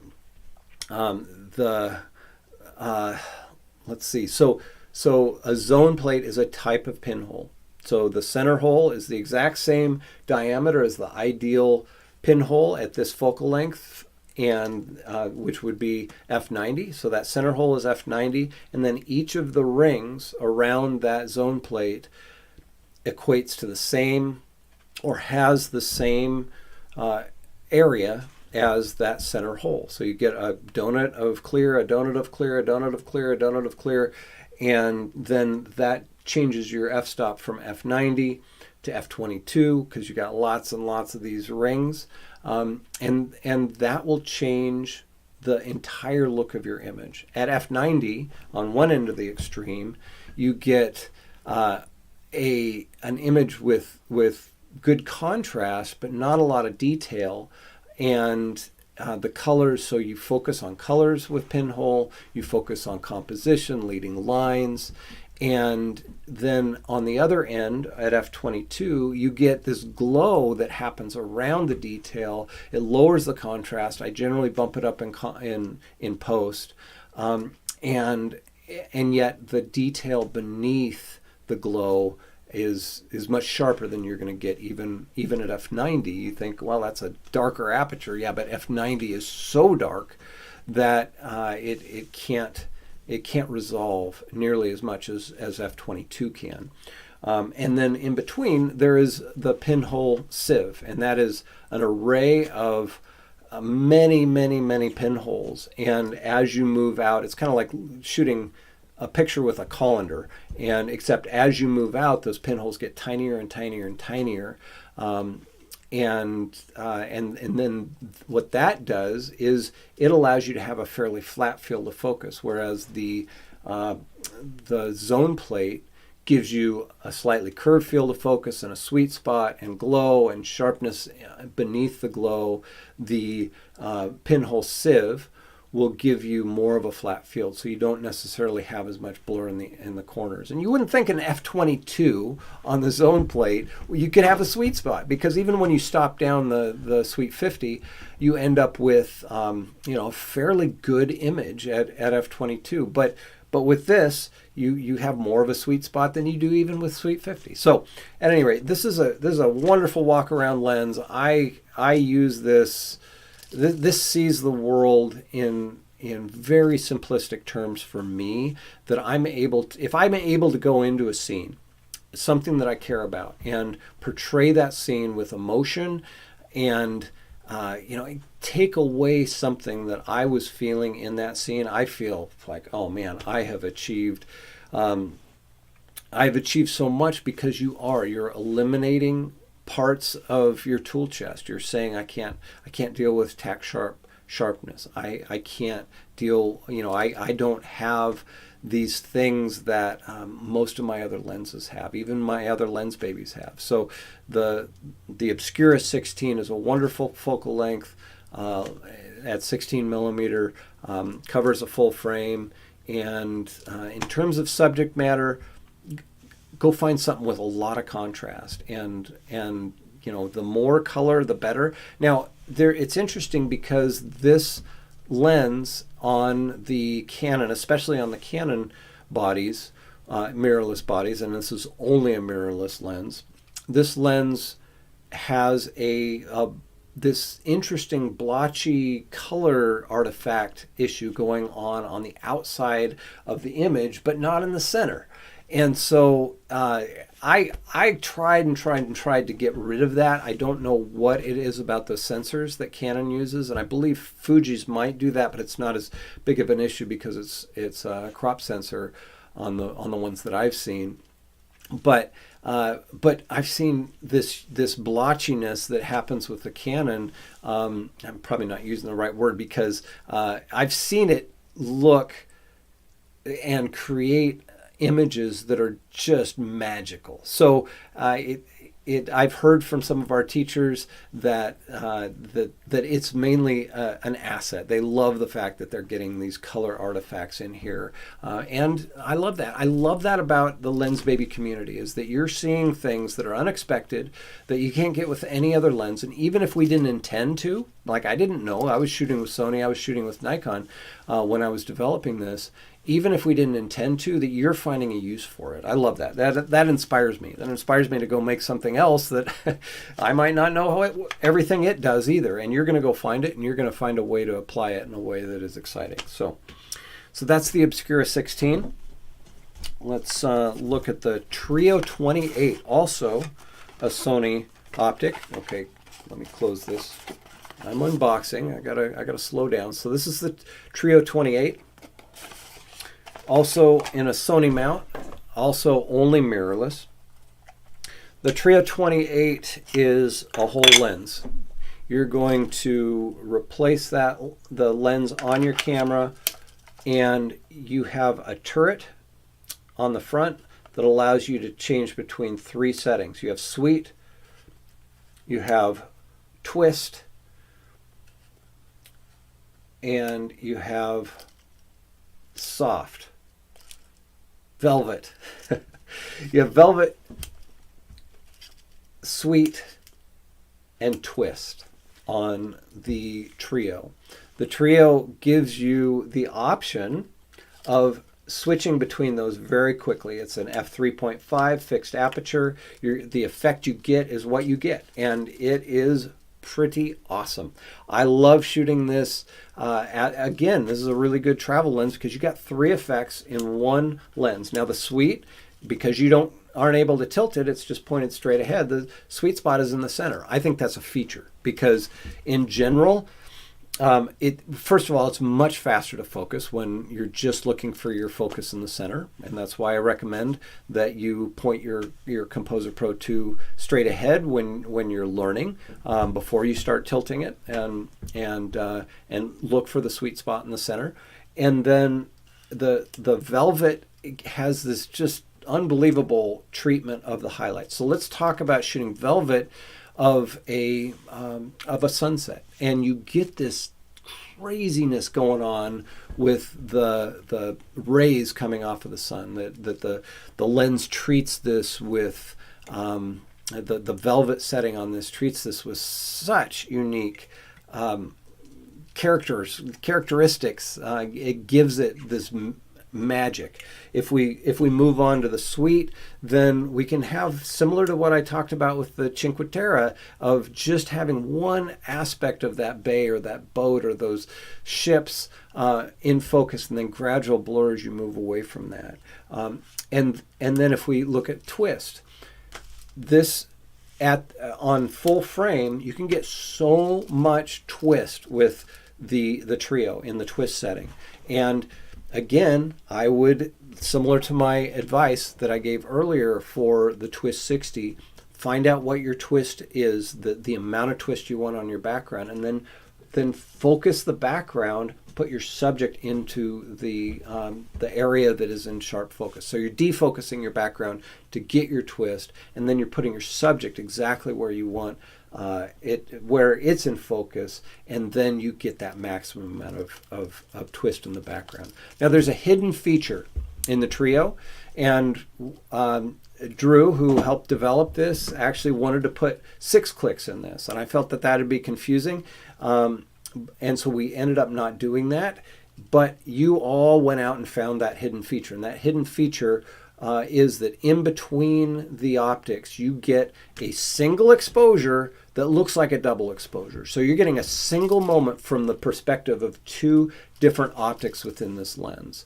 On the crop sensor, on Micro Four Thirds, this can look like you're looking into 2 completely different worlds. On full frame, it's less so that way because you're kind of seeing the overlap more, but you can crop in as well, and you can see this layering that's happening between your subject that you're seeing with this lens and your subject that you're seeing with this lens, all being projected at the same time onto the same sensor, overlapping. It's amazing. So I love the trio.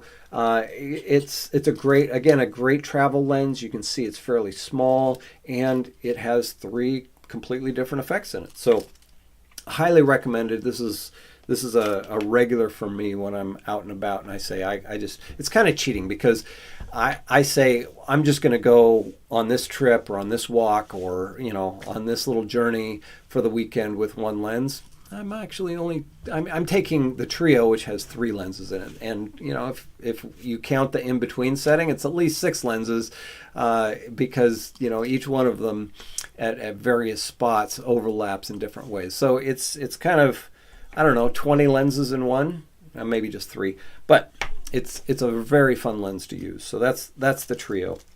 So I get asked all the time what my favorite Lensbaby is, and how do you choose? Well, for me, the closest I can come to choosing is just to say whatever Lensbaby is on my camera, because we've got the Obscura, we've got the trio, and we've got the Soul. The Soul is super simple and gives me just delightful images. I don't really have to think about all the many options that some of the other Lensbabies have. I've got the trio, just like a lot of lenses in one, and so it's kind of cheating. We've got 3 different options on the Obscura, and for me, the idea of being able to shoot with an nearly indestructible pinhole, and to be able to have 3 different types of pinhole, love that. You can also go in between. I don't think I talked about that. You can do in between each one of these settings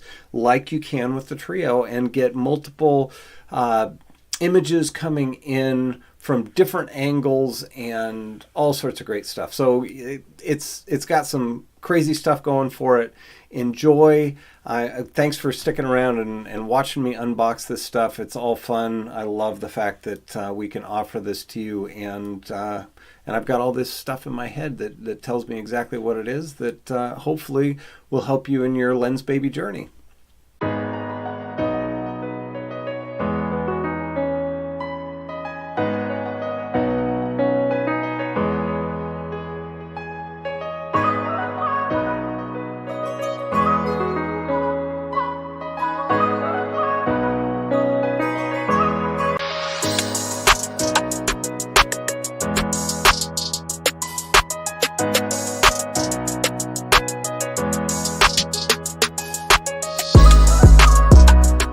Hello, I am Juan Pablo. I'm a graphic designer, photographer, and artist based in Guatemala.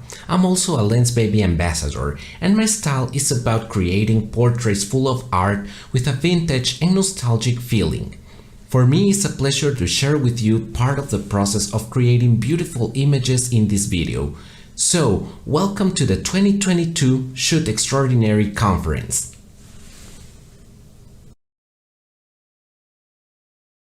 I started as a photographer probably since I was a child, and since then my journey has been full of visual experiences, learning about masterpieces of classical art even before reading. When I was a child, I learned how to draw, and I got my first camera at the age of 7. During my school years, I started playing music, and then I started writing fantasy. At the same time, I evolved my drawing and painting skills. However, it was until college when I discovered I wanted to become a graphic designer, because I thought this could be the perfect opportunity to improve my drawing and to learn photography. I had amazing teachers, and through the years I kept practicing and improving the way I took pictures. I had many visual influences, such as classic art, the Baroque and the pre-Raphaelite painters, and many other illustrators and artists.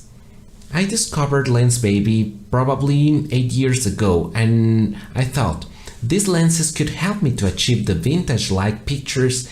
I love the effects, the bokeh, and the style that can be achieved with them. So I got my first Lensbaby, the Velvet 56, and I started using it in my personal projects. But it was until last year when I became a Lensbaby ambassador. In this conference, I want to talk about the process I use to create my pictures and the steps I follow from the first idea to the final results. They are pre-production, production, post-production, publication, and feedback. These steps are crucial to achieve the best results. We cannot skip any of them. But the last 2 steps are up to you, so let's talk about each one. Pre-production. In this step, we start developing the idea.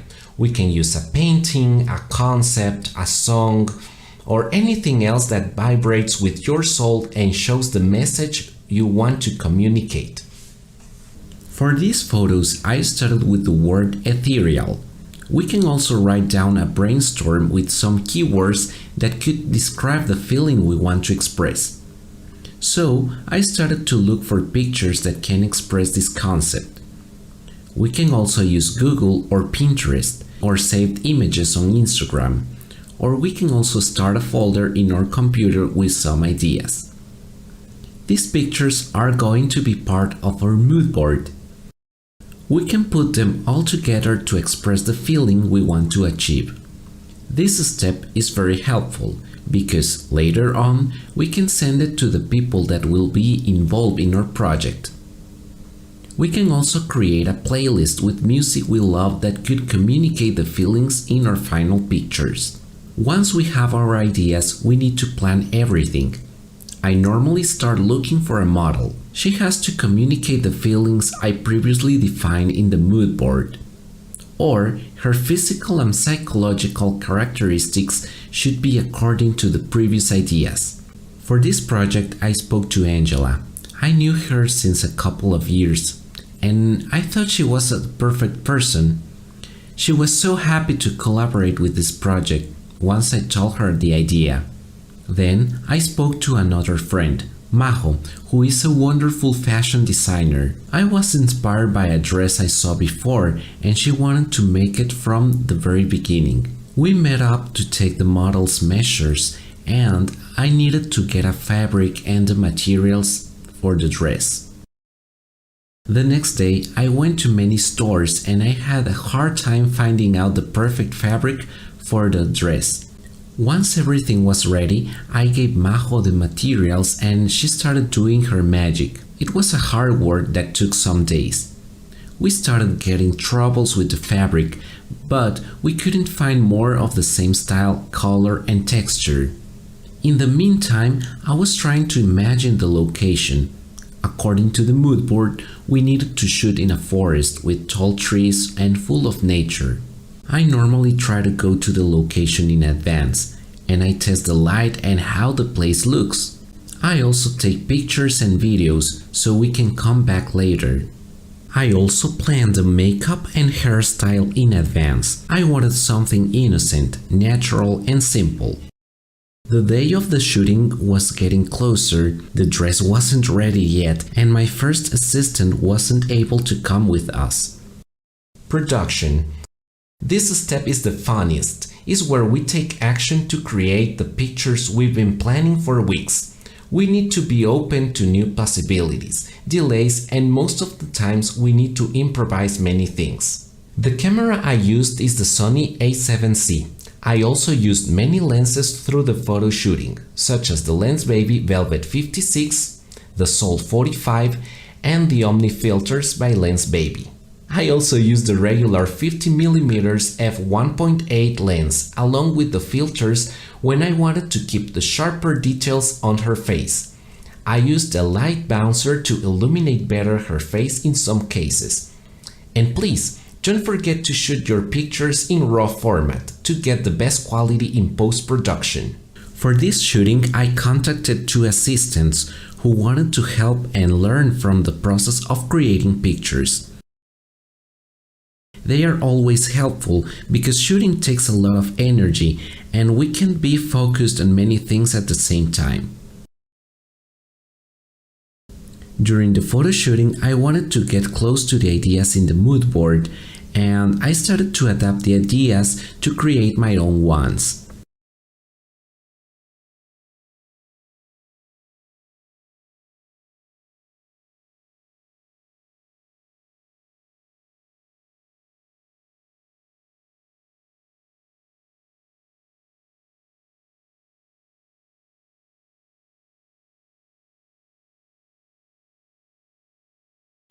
It's always an inspiring process. I use the Lensbaby lenses to create ethereal feelings in each one of the pictures. The model was perfect. She did an amazing job all the time we were shooting. Posing the model can be challenging at the beginning, but it helps a lot to make her feel like an actress inside a script.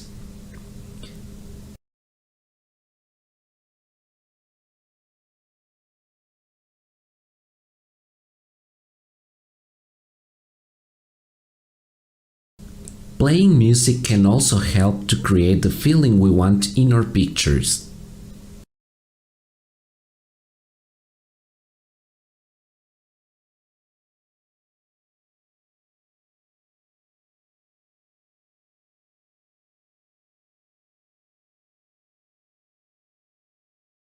It helps a lot to tell her how great she was doing it to increase her confidence in front of the camera.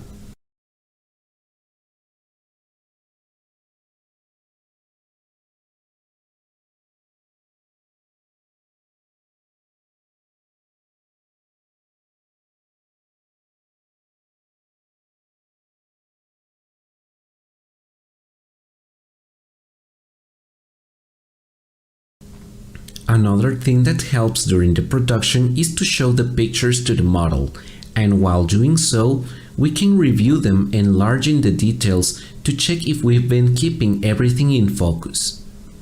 This also helps to give some feedback to the model about how she has been performing during the shooting. During the shooting, I decided to try the Omni filters with the cell phone. In many cases, using a filter in front of the cell phone makes the picture very different and with an atmosphere. However, cell phones don't have the beautiful bokeh that lenses give us. But the results aren't that bad.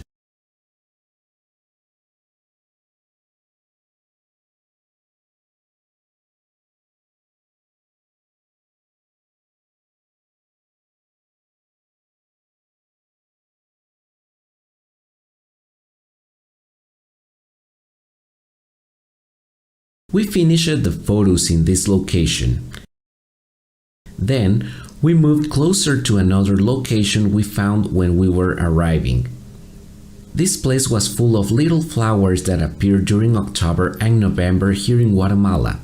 The place wasn't that big, There were houses nearby and some distracting elements in the background, but at the end we could take some inspiring pictures here.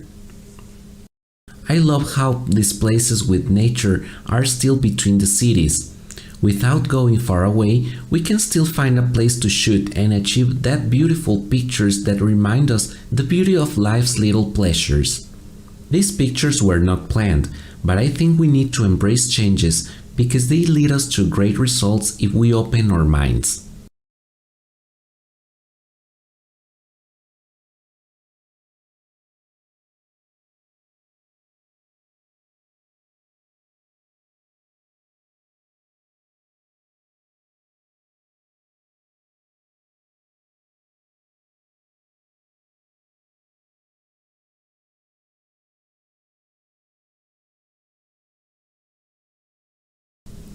We were getting out of light, and I thought we already had enough pictures, so we ended up the shooting very satisfied with the results.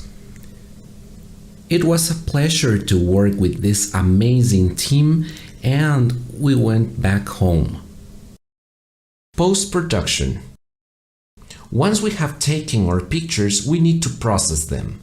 In this step, we need to take a closer look to the pictures and then develop the best ones to give them their final look. Then we need to export them for printing or social media. Once I copied every photo to my computer, I started by taking a first look at them. I deleted the ones that aren't in focus with mistakes or the ones that aren't going to be eligible for a portfolio. This process takes a lot of time while reviewing picture by picture, taking care of the small details. When I was done with the first review, I clicked done and I started with a second one. I normally use this second review to write down the number of pictures I like. If I find another picture that won't be used in any circumstance, I delete it as well. Once I'm done with this process, I save them in low-resolution JPEGs to send them to the model. Her point of view helps me to see the things in a new way. She was so happy to get her pictures and she selected the ones she liked the most. I also made my own selection of the best pictures.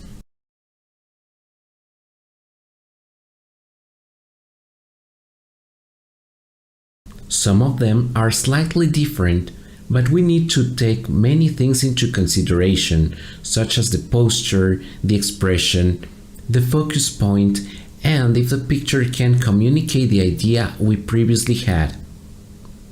I sometimes mark my favorite ones with stars to recognize them. Once I got my favorite pictures, I start the digital development using Adobe Camera Raw. I normally don't use Lightroom, but either option is okay. My developing process is about fixing the light and exposure first. I also work with the colors to give my pictures a different look from the original.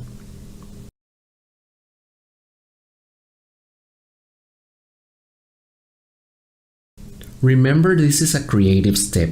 There aren't good or bad results. It will all depend on the message we want to communicate with the pictures.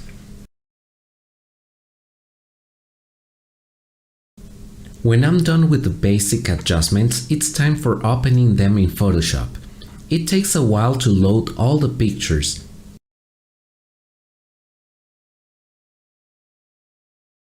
But once I have them, I copy my color adjustments. These are placed in another document inside a group. I've been using these colors for almost 3 years and they have become part of my personal style.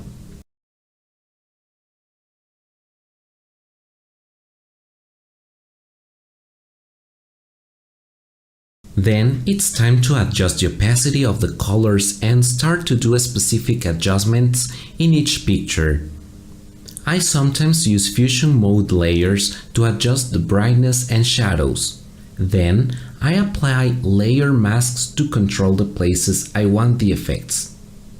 Sometimes I use plugins such as Luminar Neo, which works with artificial intelligence to improve the editing workflow and make it easier. This process can take a while, and there are many adjustments I use in Photoshop to give my pictures the desired look, to correct all of those mistakes I probably wasn't aware at the time of shooting. As we can see, this process is detailed and it takes some time.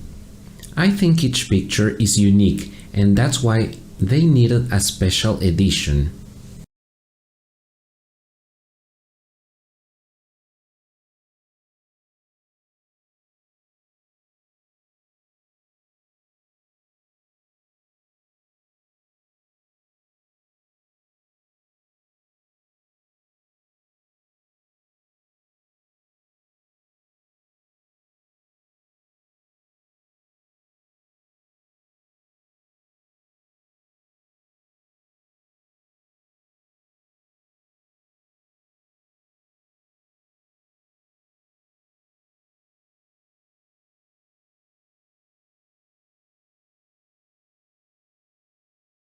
The final results are beautiful, but we still need to prepare them for social media.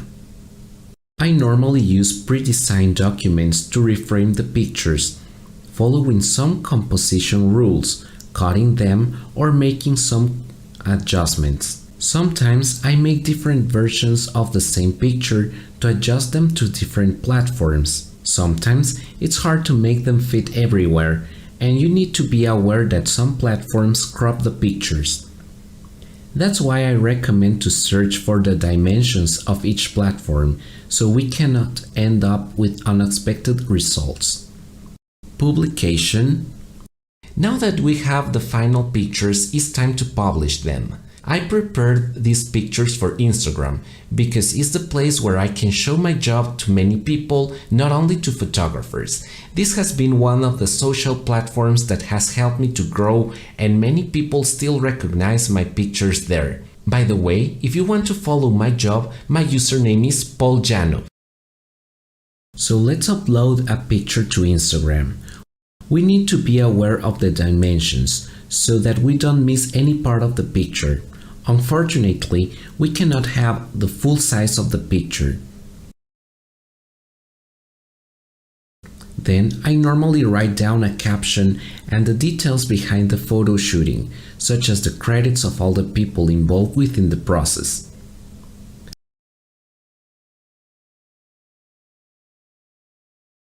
I also write down the technical details of the camera, the lens, and some hashtags to optimize the visualization of the pictures.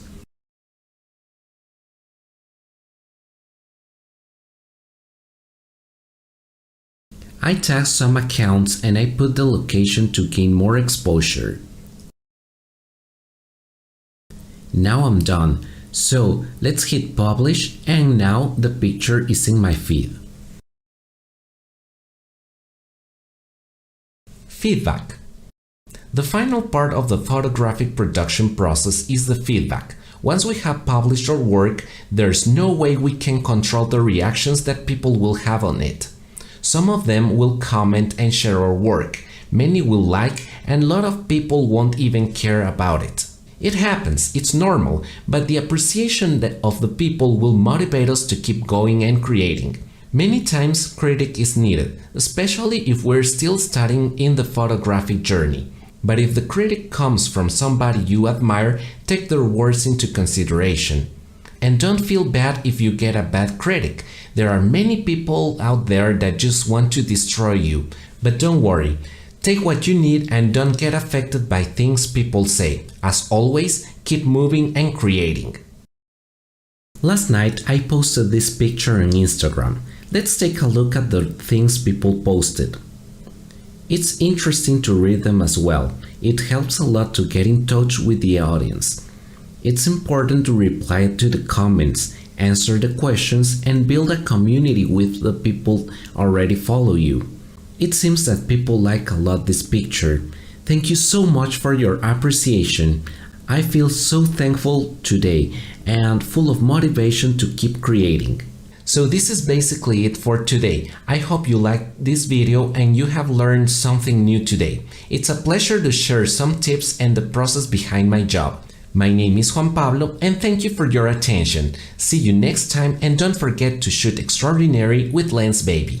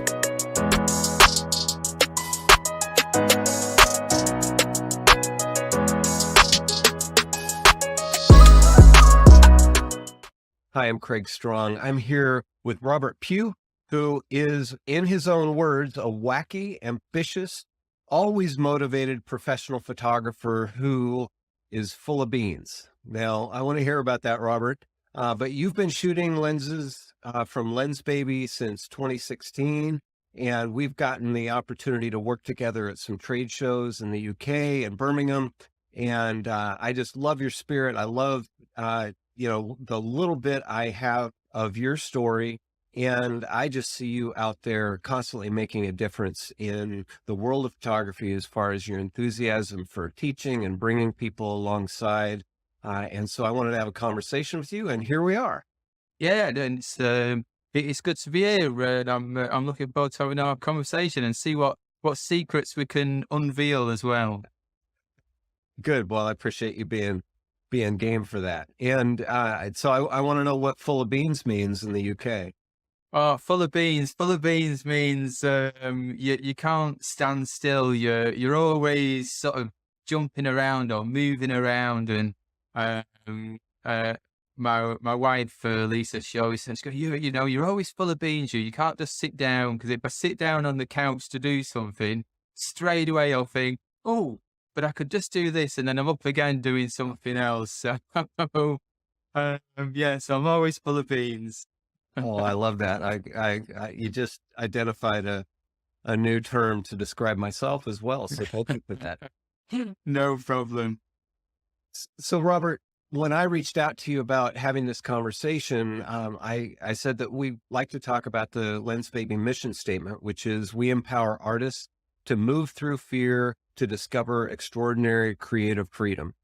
And that resonated with you. And I guess my first question would be around that. Like, can you remember one of the first times for you that you felt anxiety going into something and yet you pushed through? Oh, so this is probably where I'm going to shock a lot of people who listen to this, because I don't really talk about this side of myself a lot, but I actually have bipolar. So I've got bipolar, and I've got a personality disorder as well, and that came through the army. So I've always had bipolar, but it's laid quite dormant. And then everything I went through in the army, and especially when I came out of the army, I found like pretty difficult. It took me kind of 2 years to rehabilitate back into civilian life. And one of the big things that I struggled with was communication and actually talking to people. To be in front of someone, I would clam up. I didn't know what to say. If things wasn't in the place, it kind of really stressed me out and sent me all over the place. So kind of had to find some sort of release to balance myself out. And I never wanted to be that person that was stuck on medication, or anything like that. So I always refused that. I didn't want to take any medication. And one kind of advice I got was to take up a hobby, something that I could get, deeply stuck into, and it kind of took me away from the world and I can concentrate on. And that was where photography kind of came in. So for me, photography is my medication.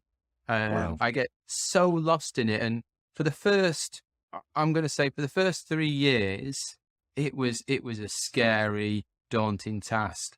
I knew I wanted to turn it into a career, but I knew I also struggled with this face-to-face communication.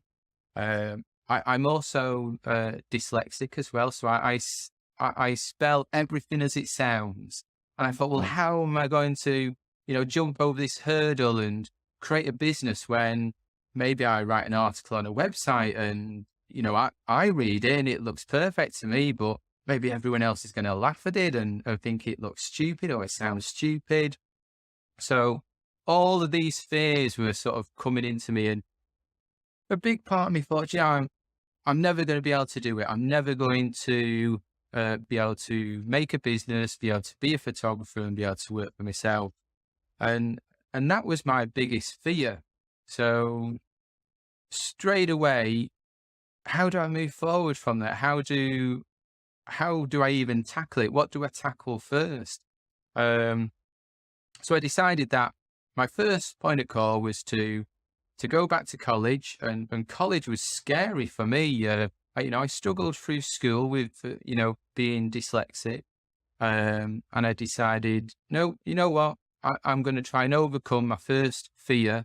And that was college and, doing all the assignments. So I went back to college, and I knew photography in the film era before I went into the army. So, you put a film camera in front of me and it was, no problem. I could do all of that.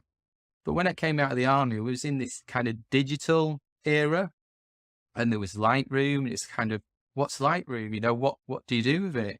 And that was back in, I would say, 1999. So 2000 was the first time I actually logged on and seen the internet. And you looked at this one page and thought, well, is that it? Is that the internet? You just didn't know what to do with it. And when, people was telling you that you had to edit your pictures in this software, it's like, that's crazy. Surely I just need a dark room, and I could just, lose myself in that room with my red bulb and do my films. So that was the hurdle I had to start overcoming. I pushed myself through it. I really stuck through college, and I ended up completing it all. I got my master's in photography, which I was super proud. And I think that going through that fear of learning photography again and learning the digital side of it, actually getting that achievement and getting my master's in photography, I was ready for anything. And I was starting to talk to people more as I was behind the camera. And I think that's the key part, because I was behind the camera. It gave me this confidence because I wasn't actually speaking to that person. I was behind something. And from that, my confidence started to build up. And then, so I got my master's and moved forward from there. One of the things that everyone, probably people don't see it now, but once I tell you, they'll see it all the time. So I do just talk for England now. You can't shut me up. A big part of my fear is gone, and now I've overcome it. I literally, I get so excited. With weddings, I'm the guy jumping around. I forget sometimes I'm actually there to take pictures because I'm talking to all the guests and I'm finding all their stories out. And when I do shows as well, and when I'm standing there and there's, sort of 200 people in front of you, and, I clam up as well. I think, oh my God, I'm going to speak to all these people. And a lot of advice I got was, well, just look at the first row and just talk to that, that first row of people. And I still couldn't do that. So I don't wear my glasses all the time. Every time I do a talk in front of a crowd, I put my glasses on, and straight away, it's as though I'm back behind the camera. I'm back behind something wearing my glasses. And that's it. I just open up and I just blabber on and I talk about everything. And it's as though there's no fear there anymore. So yeah, to kickstart this talk off with you, that is definitely one of my biggest fears, was going back into photography and having to communicate with people on a daily basis. It does blow my mind, because now when I think back and I sit here at my desk, and every morning, I open up the studio, I come in, I'm editing, I'm answering emails, and I don't even think about it, twice. I'll do an email, send it off, and maybe I do my accounts as well, and then I'll get a shoot and I'll go out and do a shoot. And it never dawns on me at the back of my head that, you know what, Robert, you are dyslexic, you do have bipolar, and I just don't let those things pull me down now. I really focus on the photography and push myself forward. And one of the biggest hurdles I had to overcome in the last, I've got to say 2 years, because of, this crazy sort of, I don't even like saying the word COVID time, which probably put us all into this kind of mental health state that we all had to suffer. We was all worrying about our businesses, and we all had so much time in our hands, and, what do we do with it? And for me, that was a really big hit, because I need my work to keep my mind off things, and when I don't have things to do, that's when I go down. I'll have bad days where I do go down. The depression starts kicking in, and you are struggling. And for me, it's as though your medications run out. You've got no photography to do. So, oh my God, Yeah. I can't get down to the doctors, or I can't refill that prescription. For me, it's like there's no shoots to do. What am I going to do? And we're all stuck in our gardens. There's only so much we could do. And my garden's immaculate. I've done so much gardening. It's unbelievable. But then it got to a point where there's nothing to do. So I decided that I would focus on other things. I would experiment, and I would see what I could do. I put myself out the comfort zone again with the cameras, and that sort of brought me to Lensbaby. And I'm not just going to say this, but Lensbaby actually really did help me over that 2 years mentally, because they're manual lenses. I set myself a target of each month I would only use one lens. I put it onto the camera, and that's kind of all I would use. And because of that, there's some lenses that even I feel uncomfortable with, because I'm like, do you know what? I don't use it that much. So, is it because when I put it on, I'm getting it wrong? And why am I getting it wrong? Sure. So then I decided, well, let's fix that. Let's put that one lens on the camera for a month, and anything I shoot is going to be with that one lens. And it did it. It focused my mind. And because my mind was focused, I was thinking about that shot and the settings and getting it right. And then I was looking on the computer, seeing where I went wrong. And I just kept building and building and building on that. And because of that, I can honestly say that pretty much got me through that lockdown over, the months that we were stuck in. And because it was just focusing my mind every day and giving me that task to do. So yeah, it was tough. That's really powerful, Robert. And I feel like you've asked all the questions for me, and where do I go from here? But the fact that you came out of the military and were really stuck, and it sounds like you had some huge hurdles to come over, to get over. And that was, you talk about bipolar, you talk about depression and dyslexia and a personality disorder, and you didn't want to take medication. What was it about photography, or a direction, something to focus on, that you felt would be better than going the traditional route of being medicated? What was it that turned you in that direction? So when I first come out of the army, so I was medically discharged out of the army. So I've got my shoulders false, so I've got my vertebrae fused together as well. And the army kind of have this one way of doing things.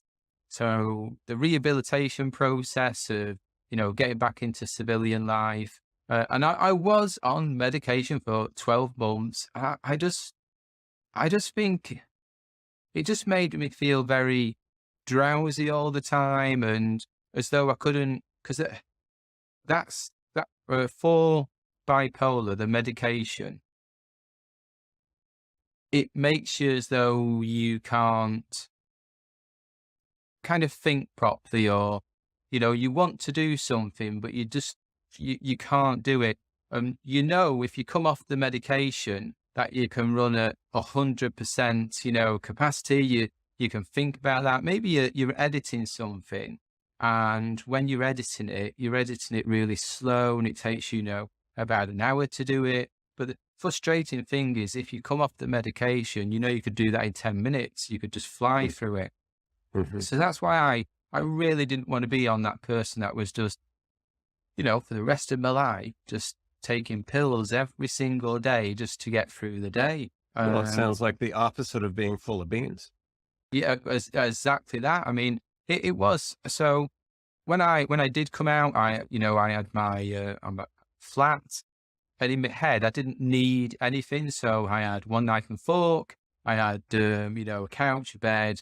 I had a plate, saucer, because I didn't need, 4 plates, or I didn't need a bunch of knives and forks. It just didn't make sense to me. And you would wake up in the morning, and because you've been told what to do for so long, you kind of just thought, well, what do I do today? And I think because you're stuck in that cycle of always getting up and thinking what to do, that just makes you more depressed, and it just really struggles to push you forward. So how did you find photography in that process of finding what didn't work?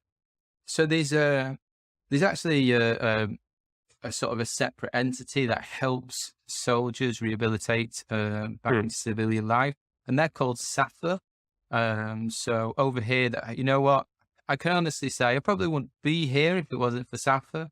So they came in, and they helped furnish my flat. They took me out, and we bought things that I didn't feel that I needed, but they were like, let's make your place a home. Let's make it something that you enjoy being in.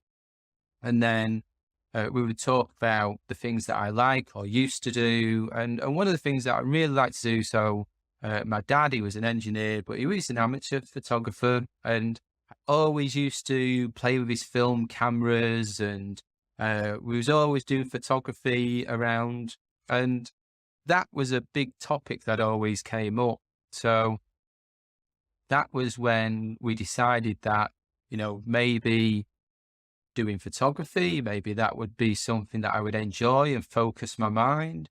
So I ended up buying a camera, and then that was my task to use the camera as mainly a hobby, just something to focus on.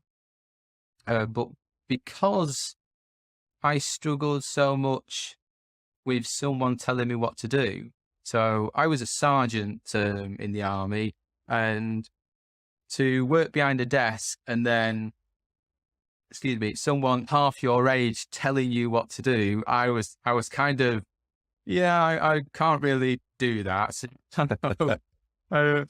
because of the photography, then we started to think, well, would you enjoy a job in photography?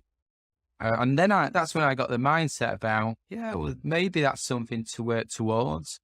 And Safa really kind of pointed out that when I'd been out shooting, when I'd been out taking pictures, my whole sort of mindset was totally different. I was happy. I was on a roll.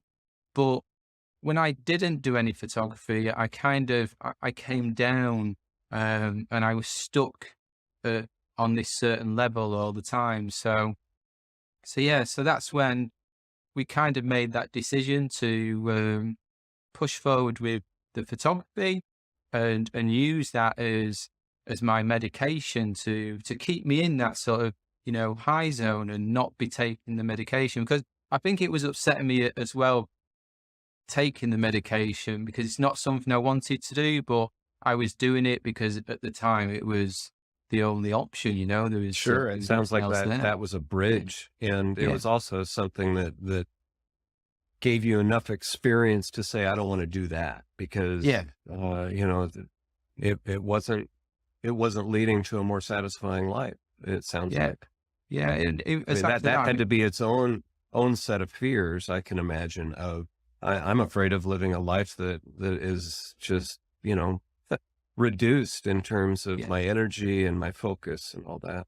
Yeah. And, in the army, I was kind of, if we go all the way back to 96, you know, when I was doing basic training, and I was the guy that if I walked into the NAFI, do you know what the NAFI is when I say the No. NAFI? No? Okay. So the NAFI is kind of the military bar, you know, where you all hang out in the base. So in the British Army, it's called the NAFI. So I'd walk into there and I'd sit at an empty table. And within like, you know, a couple of minutes, my table was full because I was always that very competitive person, and I was always the person to be around. When we had PT in the army, say there was a circuit and you come up and there was the pull-up bar there, and you only had to do 3 pull-ups and then you moved on to the next circuit. Well, I was the one that did 5 pull-ups, and if I seen the person next to me do more, then I did more, and all of a sudden there's this competition going on, you know. And that was kind of me in the army. I was full of beans, you know. That's the term going up. And it was I kind of only went into a shell when I became a sniper, and because I spent so much time on my own, then that's kind of when I started to struggle to speak to people in the civilian side of life. So if it was orders or anything to do with the task at hand, then no problem, you know, I was straight focused onto that. But anything to do with civilian life and talking to other people, I kind of distanced away from it, because when you're sitting or when you're in an infill and you're lying there, maybe you're there for, you know, 72 hours. And it sounds really crazy to say, but you talk to yourself a lot, because in your head, you can't talk out loud because, you know, you don't want anyone to know you're there. But you're talking to yourself in your head a lot about, oh, you know, maybe I'm going to do this next week, and oh, it'd be good to do this. And it's a very strange feeling that you become your best friend because you're spending so much time just with yourself and no one else. Well, and I've got a knot in my stomach just imagining that the extended time and the circumstances, the danger you were under, and having to entertain yourself amidst that and those conversations. I think that as you're sharing your story, and I'm so grateful that you're sharing things that I had no idea were part of your journey. I'm so grateful because so many of us that have chosen creative fields have had mental challenges along the way, and emotional challenges along the way, and personality issues, and all sorts of things. And that creative outlet for us has been necessary. It's not just about, hey, I want to do this. It's that, no, I have to do this. And it sounds like for you, not only did you have to do it like you were compelled to, but it was a survival thing. How do you think that photography right now, which has become such a huge part of your life, and now you're passing that on as a teacher, and you're teaching them things that have been life-giving to you. Talk to me about that tapestry and what has compelled you to pass on your knowledge and your love of photography to others. Yeah. So, you know, when I was getting into photography myself, I actually found it really hard to find information or people that was willing to give. I know we've all got to make a living, and I know people make businesses out of it, but you know what? It should be free just to give information, you know. It shouldn't cost anything. I mean, I say to everyone, no matter if I've taught them photography or whether they've asked for advice, you know, an email is free, a phone call is free. You're always welcome to drop me an email or pick up the phone, and I'm always happy to have a coffee and have a chat. Obviously, there's that line where it does become chargeable when you're coming around every single Monday for 2 hours with a list. But, you know, I really struggled to find where I could find information from to to sort of build my confidence in photography. And let's face it, at the time when I was doing it, I didn't have that much money. Yes, I had my army pension, and, I had savings, but that had to get me through until I started earning money and, money was coming in. So yeah, I just thought to myself, well, I'm not going to be that person. I'm going to give everything back. So I've got no problem with running free workshops or doing training for, basically at cost, if that's what it means.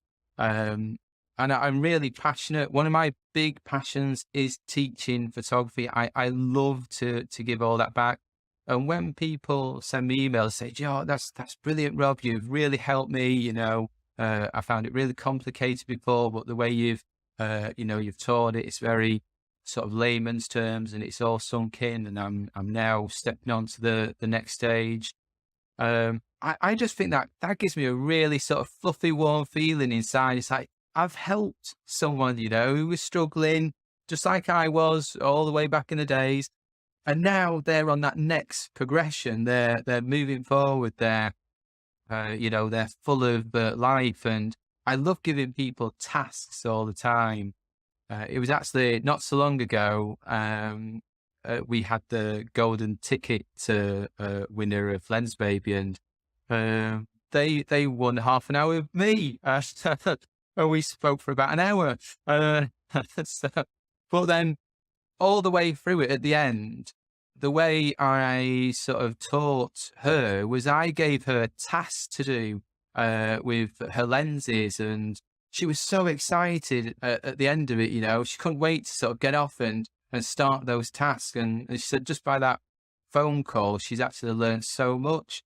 Oh, that's I great. come away with like a big smile on my face. I'm like, brilliant. Yeah, I love that feeling. I love the feeling of helping someone as well. So, Well, so yeah, and as you're talking, I'm hearing you say that you are you're teaching people that were in the same spot as you were, and it almost I'm getting the sense that it's almost a self-care that is you. That's your younger self, and you had NAFA and you had other or SAFA rather.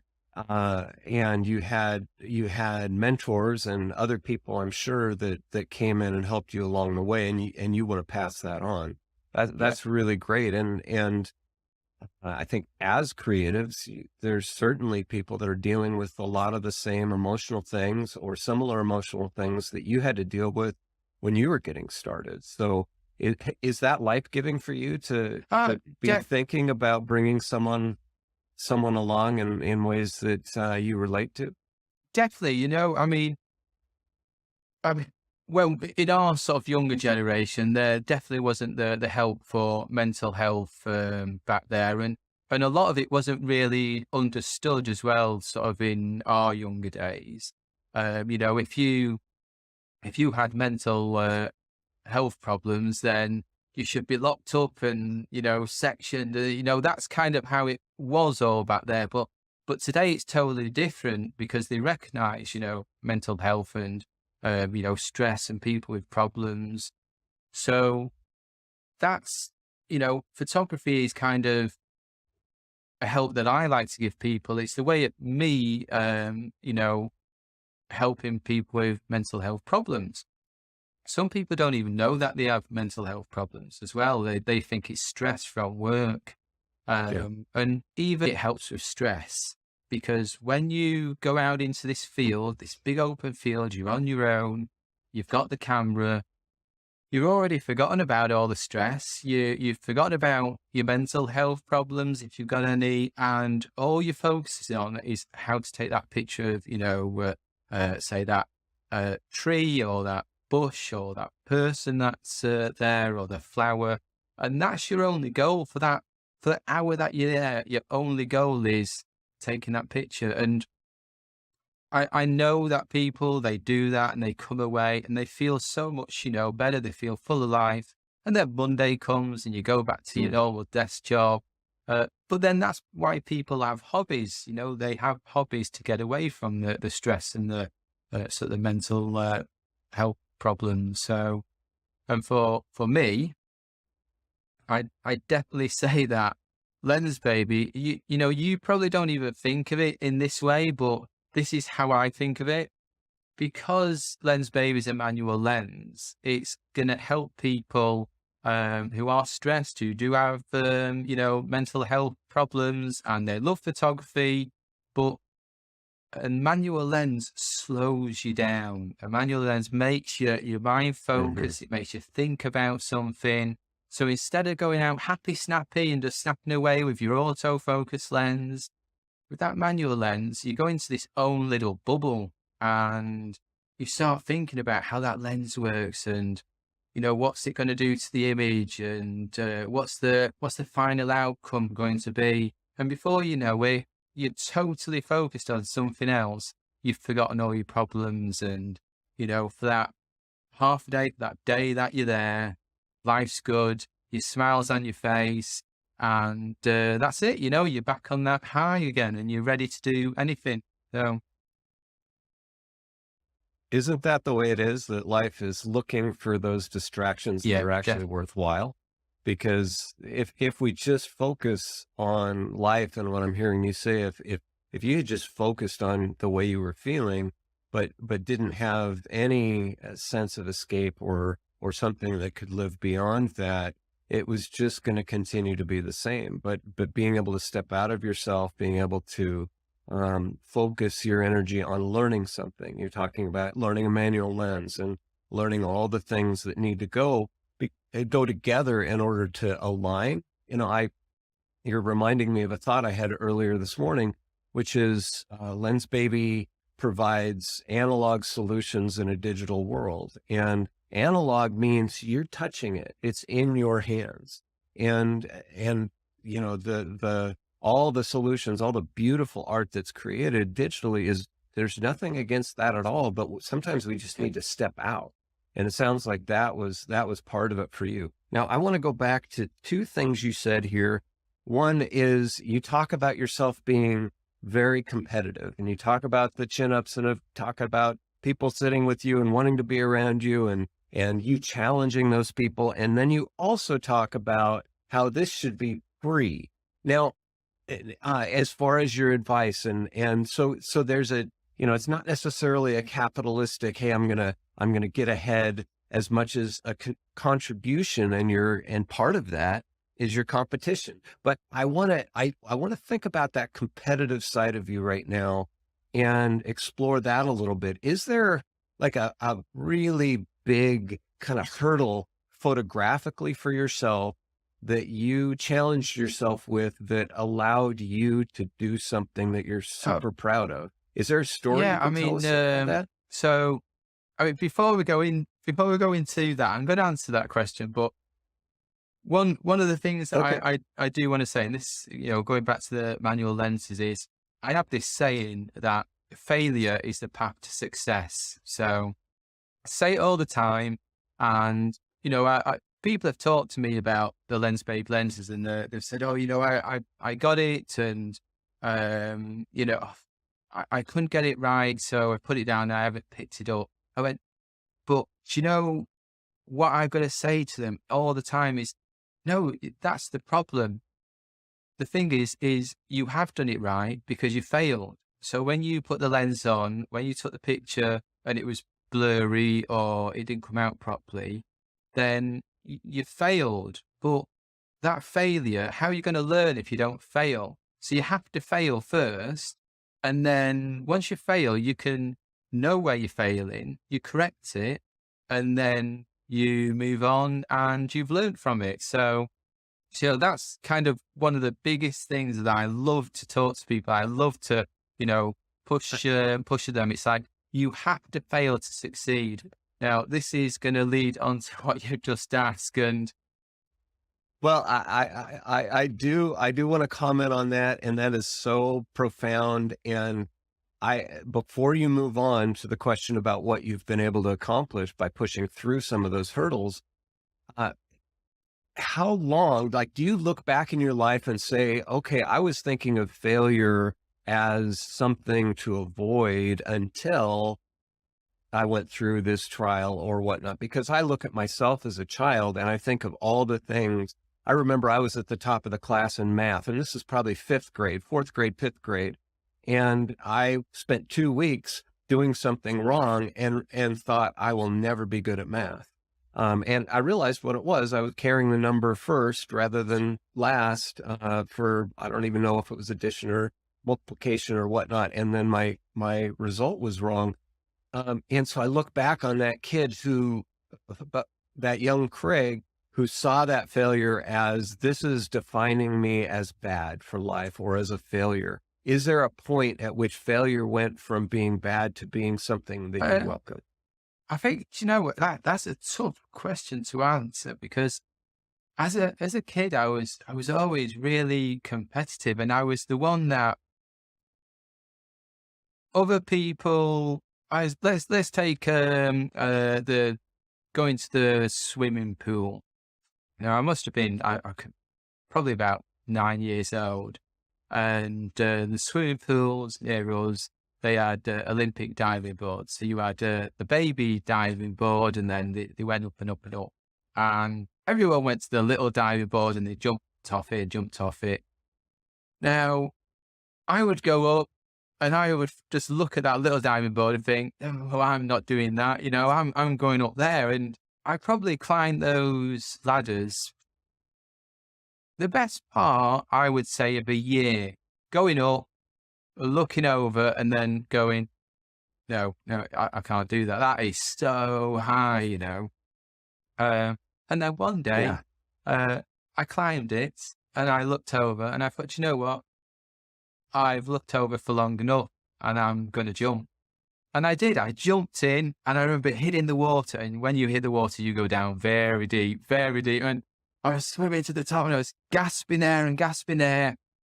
Now, I didn't go back up there again for, a good amount of time, but I failed at that for a year, just going up and looking, going up and looking. But eventually I succeeded. I jumped up, I did it, I achieved it. I was so proud, of myself after that, that I was convinced I could do anything. And maybe I didn't go to the top, but I went to the one that was just the next one down all the time. So, but I could always glance up and go, I've done that. I've achieved that. I've done that. That's great. But yeah, and I think from that very early age, I kind of adopted that sort of failure to succeed. And it really did, help me a big part of my life coming forward, even to the point of joining the army. And, if you open me up as a book and you could read every page, you would probably go, actually, you know what? That saying really fits, Robert. So my brothers, I've got 2 older brothers. They wanted to join the army. Michael went, and he got rejected because of his eyesight, so he didn't make the cut. Brian, he tried to join, and he failed on his fitness. And I'm the youngest. And do you know what? I honestly think that in my head, I went to join the army to prove them wrong. They failed. I had to succeed. And it turned out that competitive little brother did succeed. So they was the failure attempts, and mine was the success. And it's always kind of been like that. And that was the competitive side with my brothers. I had to beat my brothers, and I love that. Failure is the path to success. Okay, back to my question about the hurdles that you've that have led to something that was really satisfying. Okay. So one thing springs to mind. So I'm going to say 2 things actually. The first one was, I always said to myself, if I could get my images up on a billboard, then I've made it. That would be the thing. Going into London every day, you see the big billboards, and I thought, if I got my image on one of those billboards, I've done it. I'm happy. I'd retire. That's it. I'm done. And obviously it's like, how do you even get your image on a billboard? I can't pay for that myself because that's cheating. Um, what sort of photography do I want to do? Do I want to do wedding photography? Do I want to, what do I do? So after a lot of emails, being rejected, because I tried to get into the media a lot. I thought, I'd love to be a media photography, not a paparazzi, but, in the media, covering stories. I thought that would be really interesting. But you needed agencies and everything. And because you had no background to you, all the emails that I was sending out, it was just rejections coming back because you had no portfolio.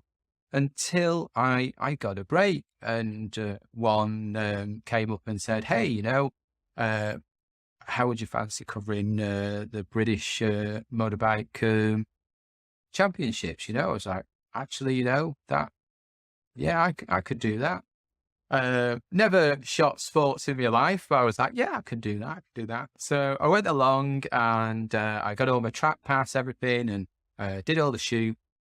And so one of my images was of the winning bike, and it was coming around this corner, and it got picked, and it ended up in the motorcycle news, and it was the front cover and a full spread in the middle, and it was a big thing to be in the motorcycle news. So I was like, oh my God, I'll take that over a billboard. That's kind of the first step. So I was over the moon with that. I was on like cloud 9 after that.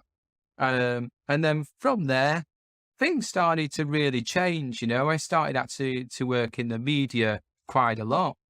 And then I got kind of a big break, and I was the X Factor photographer. So, you have X Factor in the States, I know, over there. So I was the X Factor photographer for 3 years on the trot. And one day I'm driving into London, and you see this billboard, and it's like, that's my image. So I was like, do you know when you just want to stop on the motorway? You go, and it's just stop all the cars behind you, go, hold on, I need to take in this moment. So yeah, and I did it. I got my image was up there on the billboard, and then after that, things just seemed to go crazy. Where you had agencies and agents like sort of contact you, and then Mariah Carey, I was her photographer for the Noble Gala Awards. Brian May out of Queen, the band. I did stuff for him, Anita Dobson, and it blew my mind. But I still had this feeling that I wasn't finished. This kind of wasn't me, even though I was taking pictures of all the celebrities and I'd got my image on the billboard. It's like, right, well, that's the first tick. So what's next? So then I said to myself, right, well, my next achievement is to be paid to be flown to another country to do a photo shoot, or to do something to do with photography. Okay. That's going to be my next goal. That's what I want to do.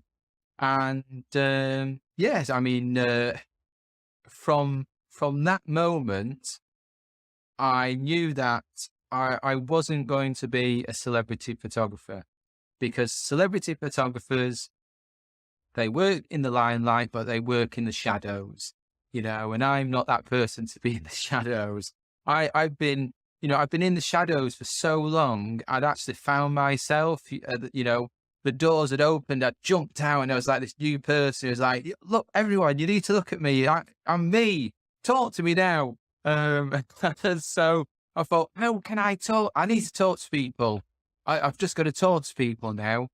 And then it was one of my friends was getting married, and he's like, hey, Rob, would you do our wedding? I was like, oh, never done a wedding before. So yeah, no problem. I'll do that for you. Oh, do you know what? Changed my life.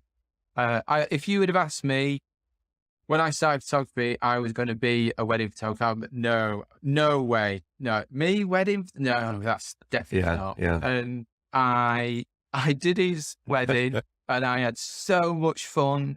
And maybe it was because he was a friend as well, but I was getting all the shots, and when I was on the dance floor getting all the shots, and then I created this website.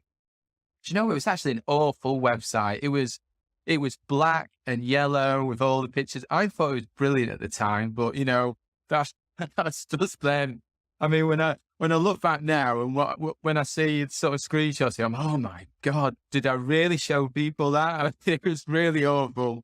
But the pictures on it, people was coming to me asking me if I'd do their wedding, because they was going, hey, you know, wow, your images seem so full of life. And it's like, well, yeah, because I was on the dance floor at that one there, and those people had me on the shoulders there. So, and then from there, I kind of found myself as a wedding photographer, and I found something I really enjoyed and had a passion about. So I became this wedding photographer. I, you know, did weddings in a totally kind of different way, because wedding photographers back then were very stale. You know, they'd go in, right, it's group shots, line you up, right, we've got an hour now to do group shots. And where I was totally different, I was like, oh, group shots, no, 20 minutes, let's get them out of the way, done.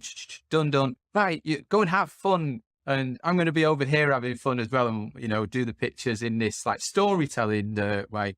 And then, you know, life sort of progressed on, and then it kind of happened where I got invited over to work for it's actually yourself and Fundy.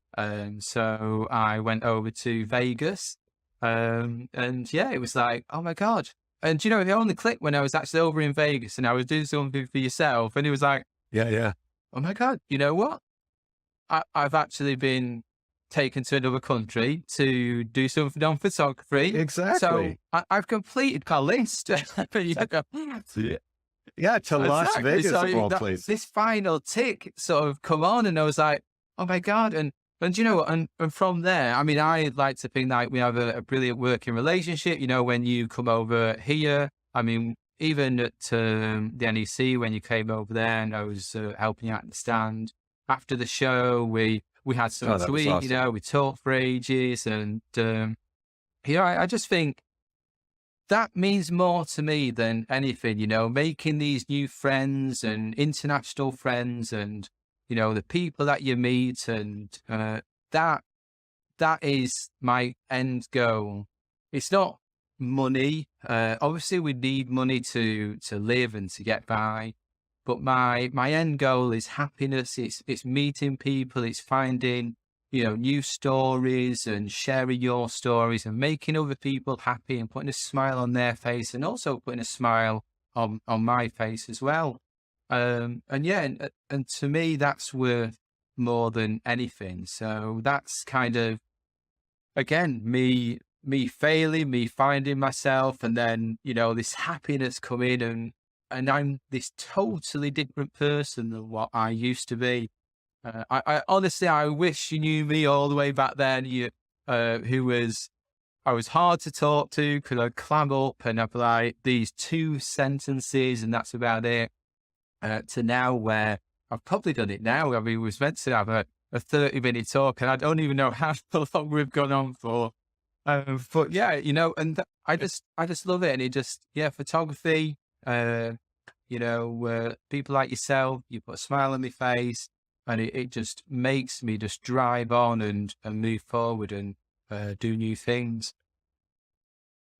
Well, you're giving us a window into that, because, you know, as I grow older, I realize that I'm not 54 years old. I'm 54 and 45 and 4 and 11 and 17, all in one.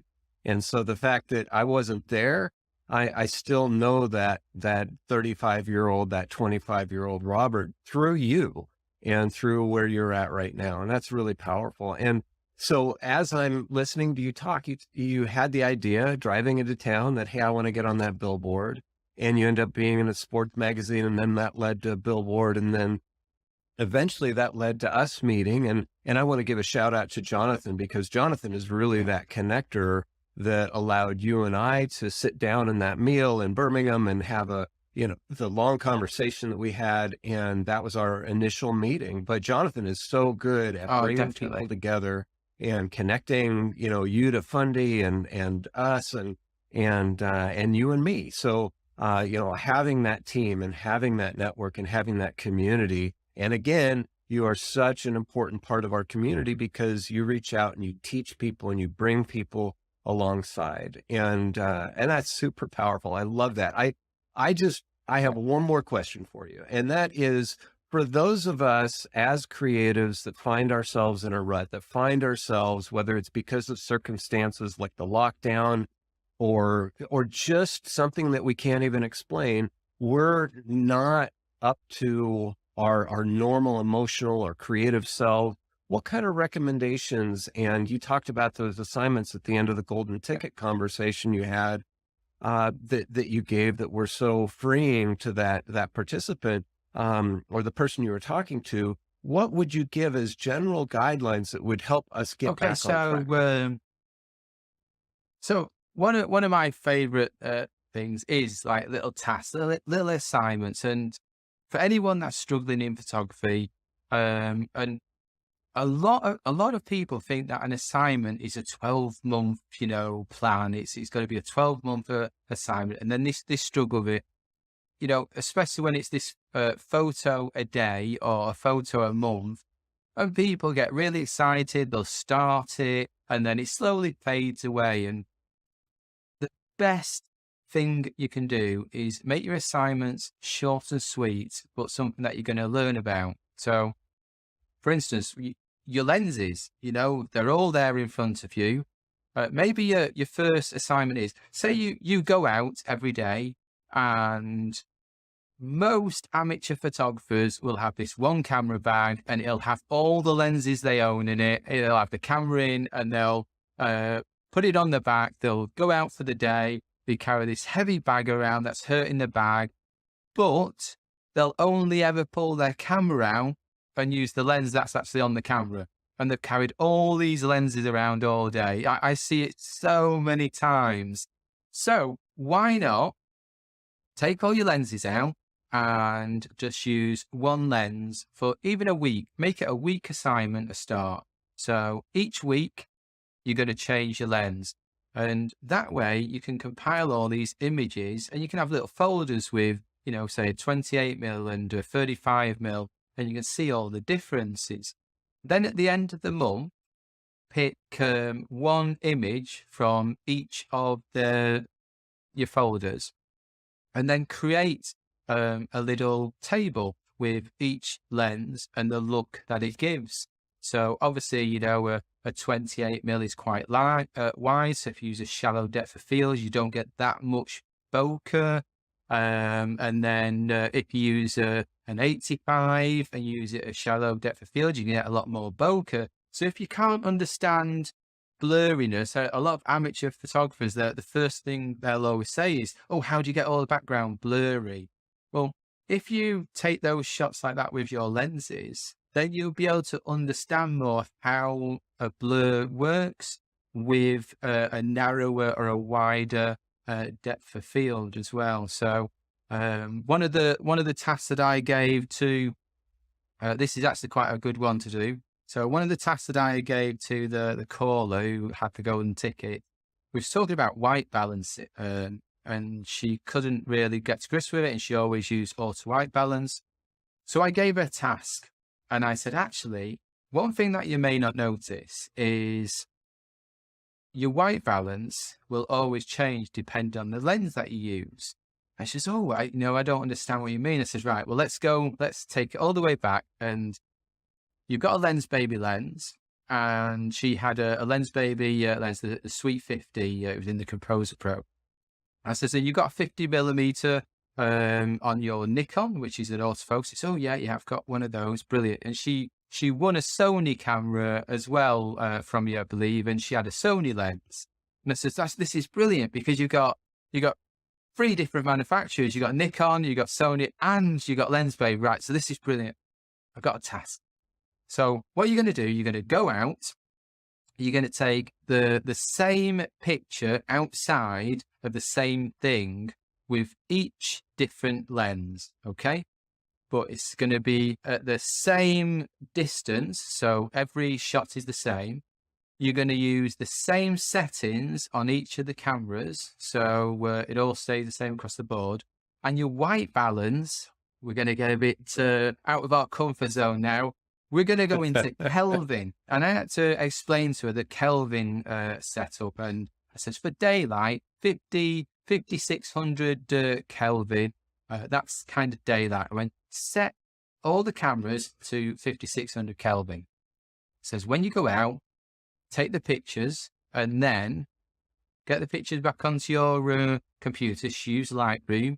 I says, put them all next to each other, and then, you'll see something totally different. And she was so excited. She says, oh my God, I'm going to do this. I'm going to do this next week. I'm going to do it. Says, what will happen? I says, what will happen is your white balance on all of those images will be different. And so, yeah, but I thought we set it in the Kelvin. She says, yeah, we have.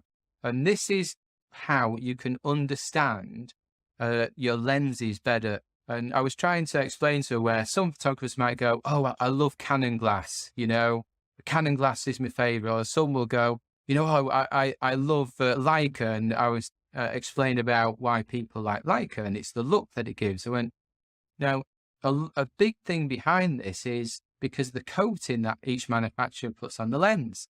So the coating that Nikon puts on is completely different than the coating that Sony puts on. And then you get Lensbaby. Well, Lensbaby, you don't have coating on there because it's more of a, it's a crisp, nice, clear image. And how the lenses work because they're manual, and you get this beautiful fresh image that comes off it, and the white balance is lovely. And that's why I like them, because I know if I'm taking a picture with a Lensbaby lens, I like a bit of a warm image. So instead of 5600 Kelvin, I go to 800.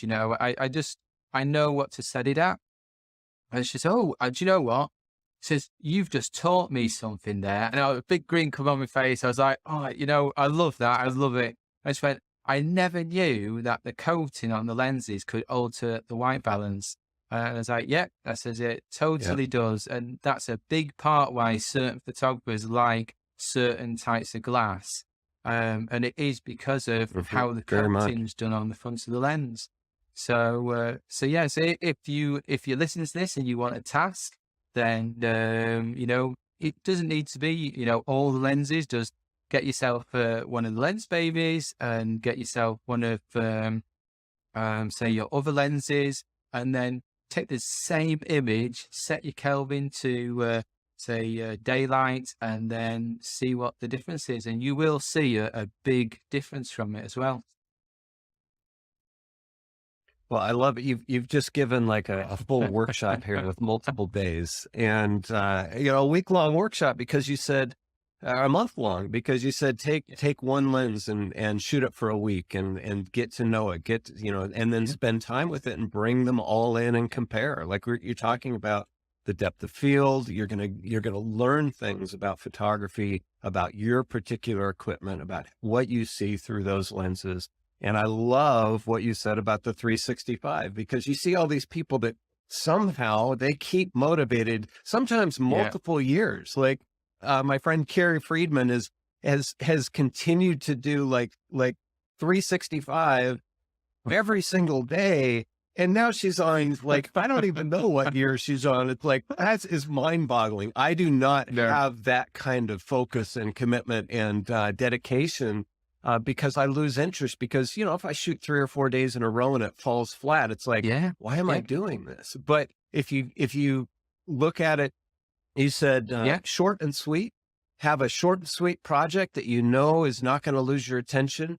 And then also do things that are going to help you learn. Those are great, hand in hand aspects of any kind of project. And one of the biggest things I found to sort of to help you learn photography, especially when it comes to depth of field, if you've got all your lenses, it doesn't even need, I mean, most, I'm going to say full-time professionals use primes, but just think of a zoom. It doesn't matter. Say you've got a 24 to 70 zoom, and that's all very well, but you might go out there and take one picture with that and think, oh, right, I know how it works. Well, this is the last task I'm going to give you. Well, that 24 to 70 has so many different looks. And let's think of the foreground. Think of, you've got a windmill behind the subject, and take a picture of that person with the windmill behind us. Say the windmill's right in the distance. You know, it's a good, you know, you squint and you can sort of see the windmill there. Take it at 24 millimeters. You take that shot. Now change, you know, zoom your lens to 35. Take the exact same shot. And then take it at 70 millimeters, take that exact same shot. Look at the windmill behind that person in each one of those shots, and it will blow your mind as an amateur photographer, because when you're at 24, the windmill seems really far away. Now, when you're at the 70, that windmill will come very close to the subject, and it's as though someone's picked up the windmill, run over to you, and then put it down on the ground, and it's closer to you. But that's the best thing. Now you understand that lens, and now you understand why, you know, instead of just going and turning the lens and taking like 50 shots and going, okay, I've got all these shots at different crops, think more about, before you take the picture, oh, do I want that foreground? Do I want it closer to the subject, or do I want it further away?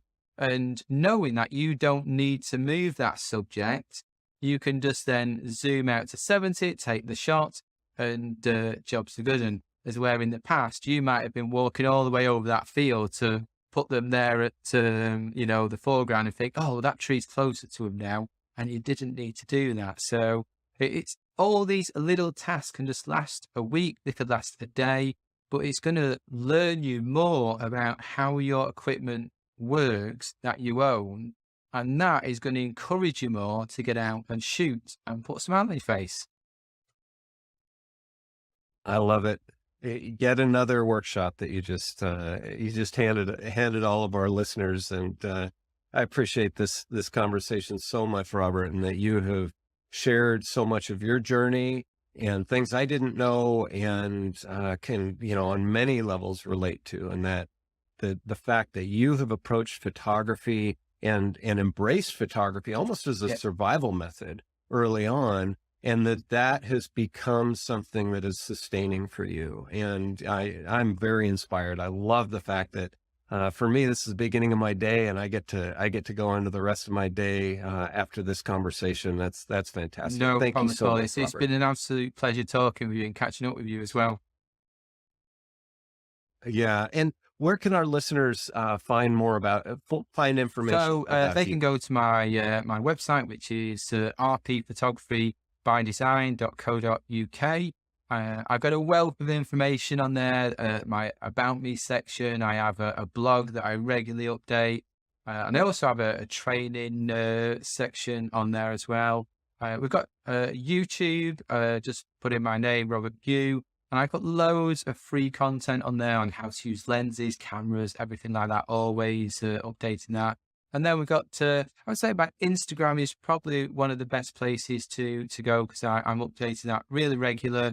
So that's the @ and it's RP Photo by Design. So head over there, give us a follow. I'll give you a follow back, and then we'll become Instagram friends. Awesome. Thank you, Robert. You have a fantastic rest of your evening, and I look forward to our next conversation a lot. No problem. Look forward to it. You have a good day, and I'm going to go and have my tea and then put my feet up because it's evening over here. All right. Cheers, have a great bye. night.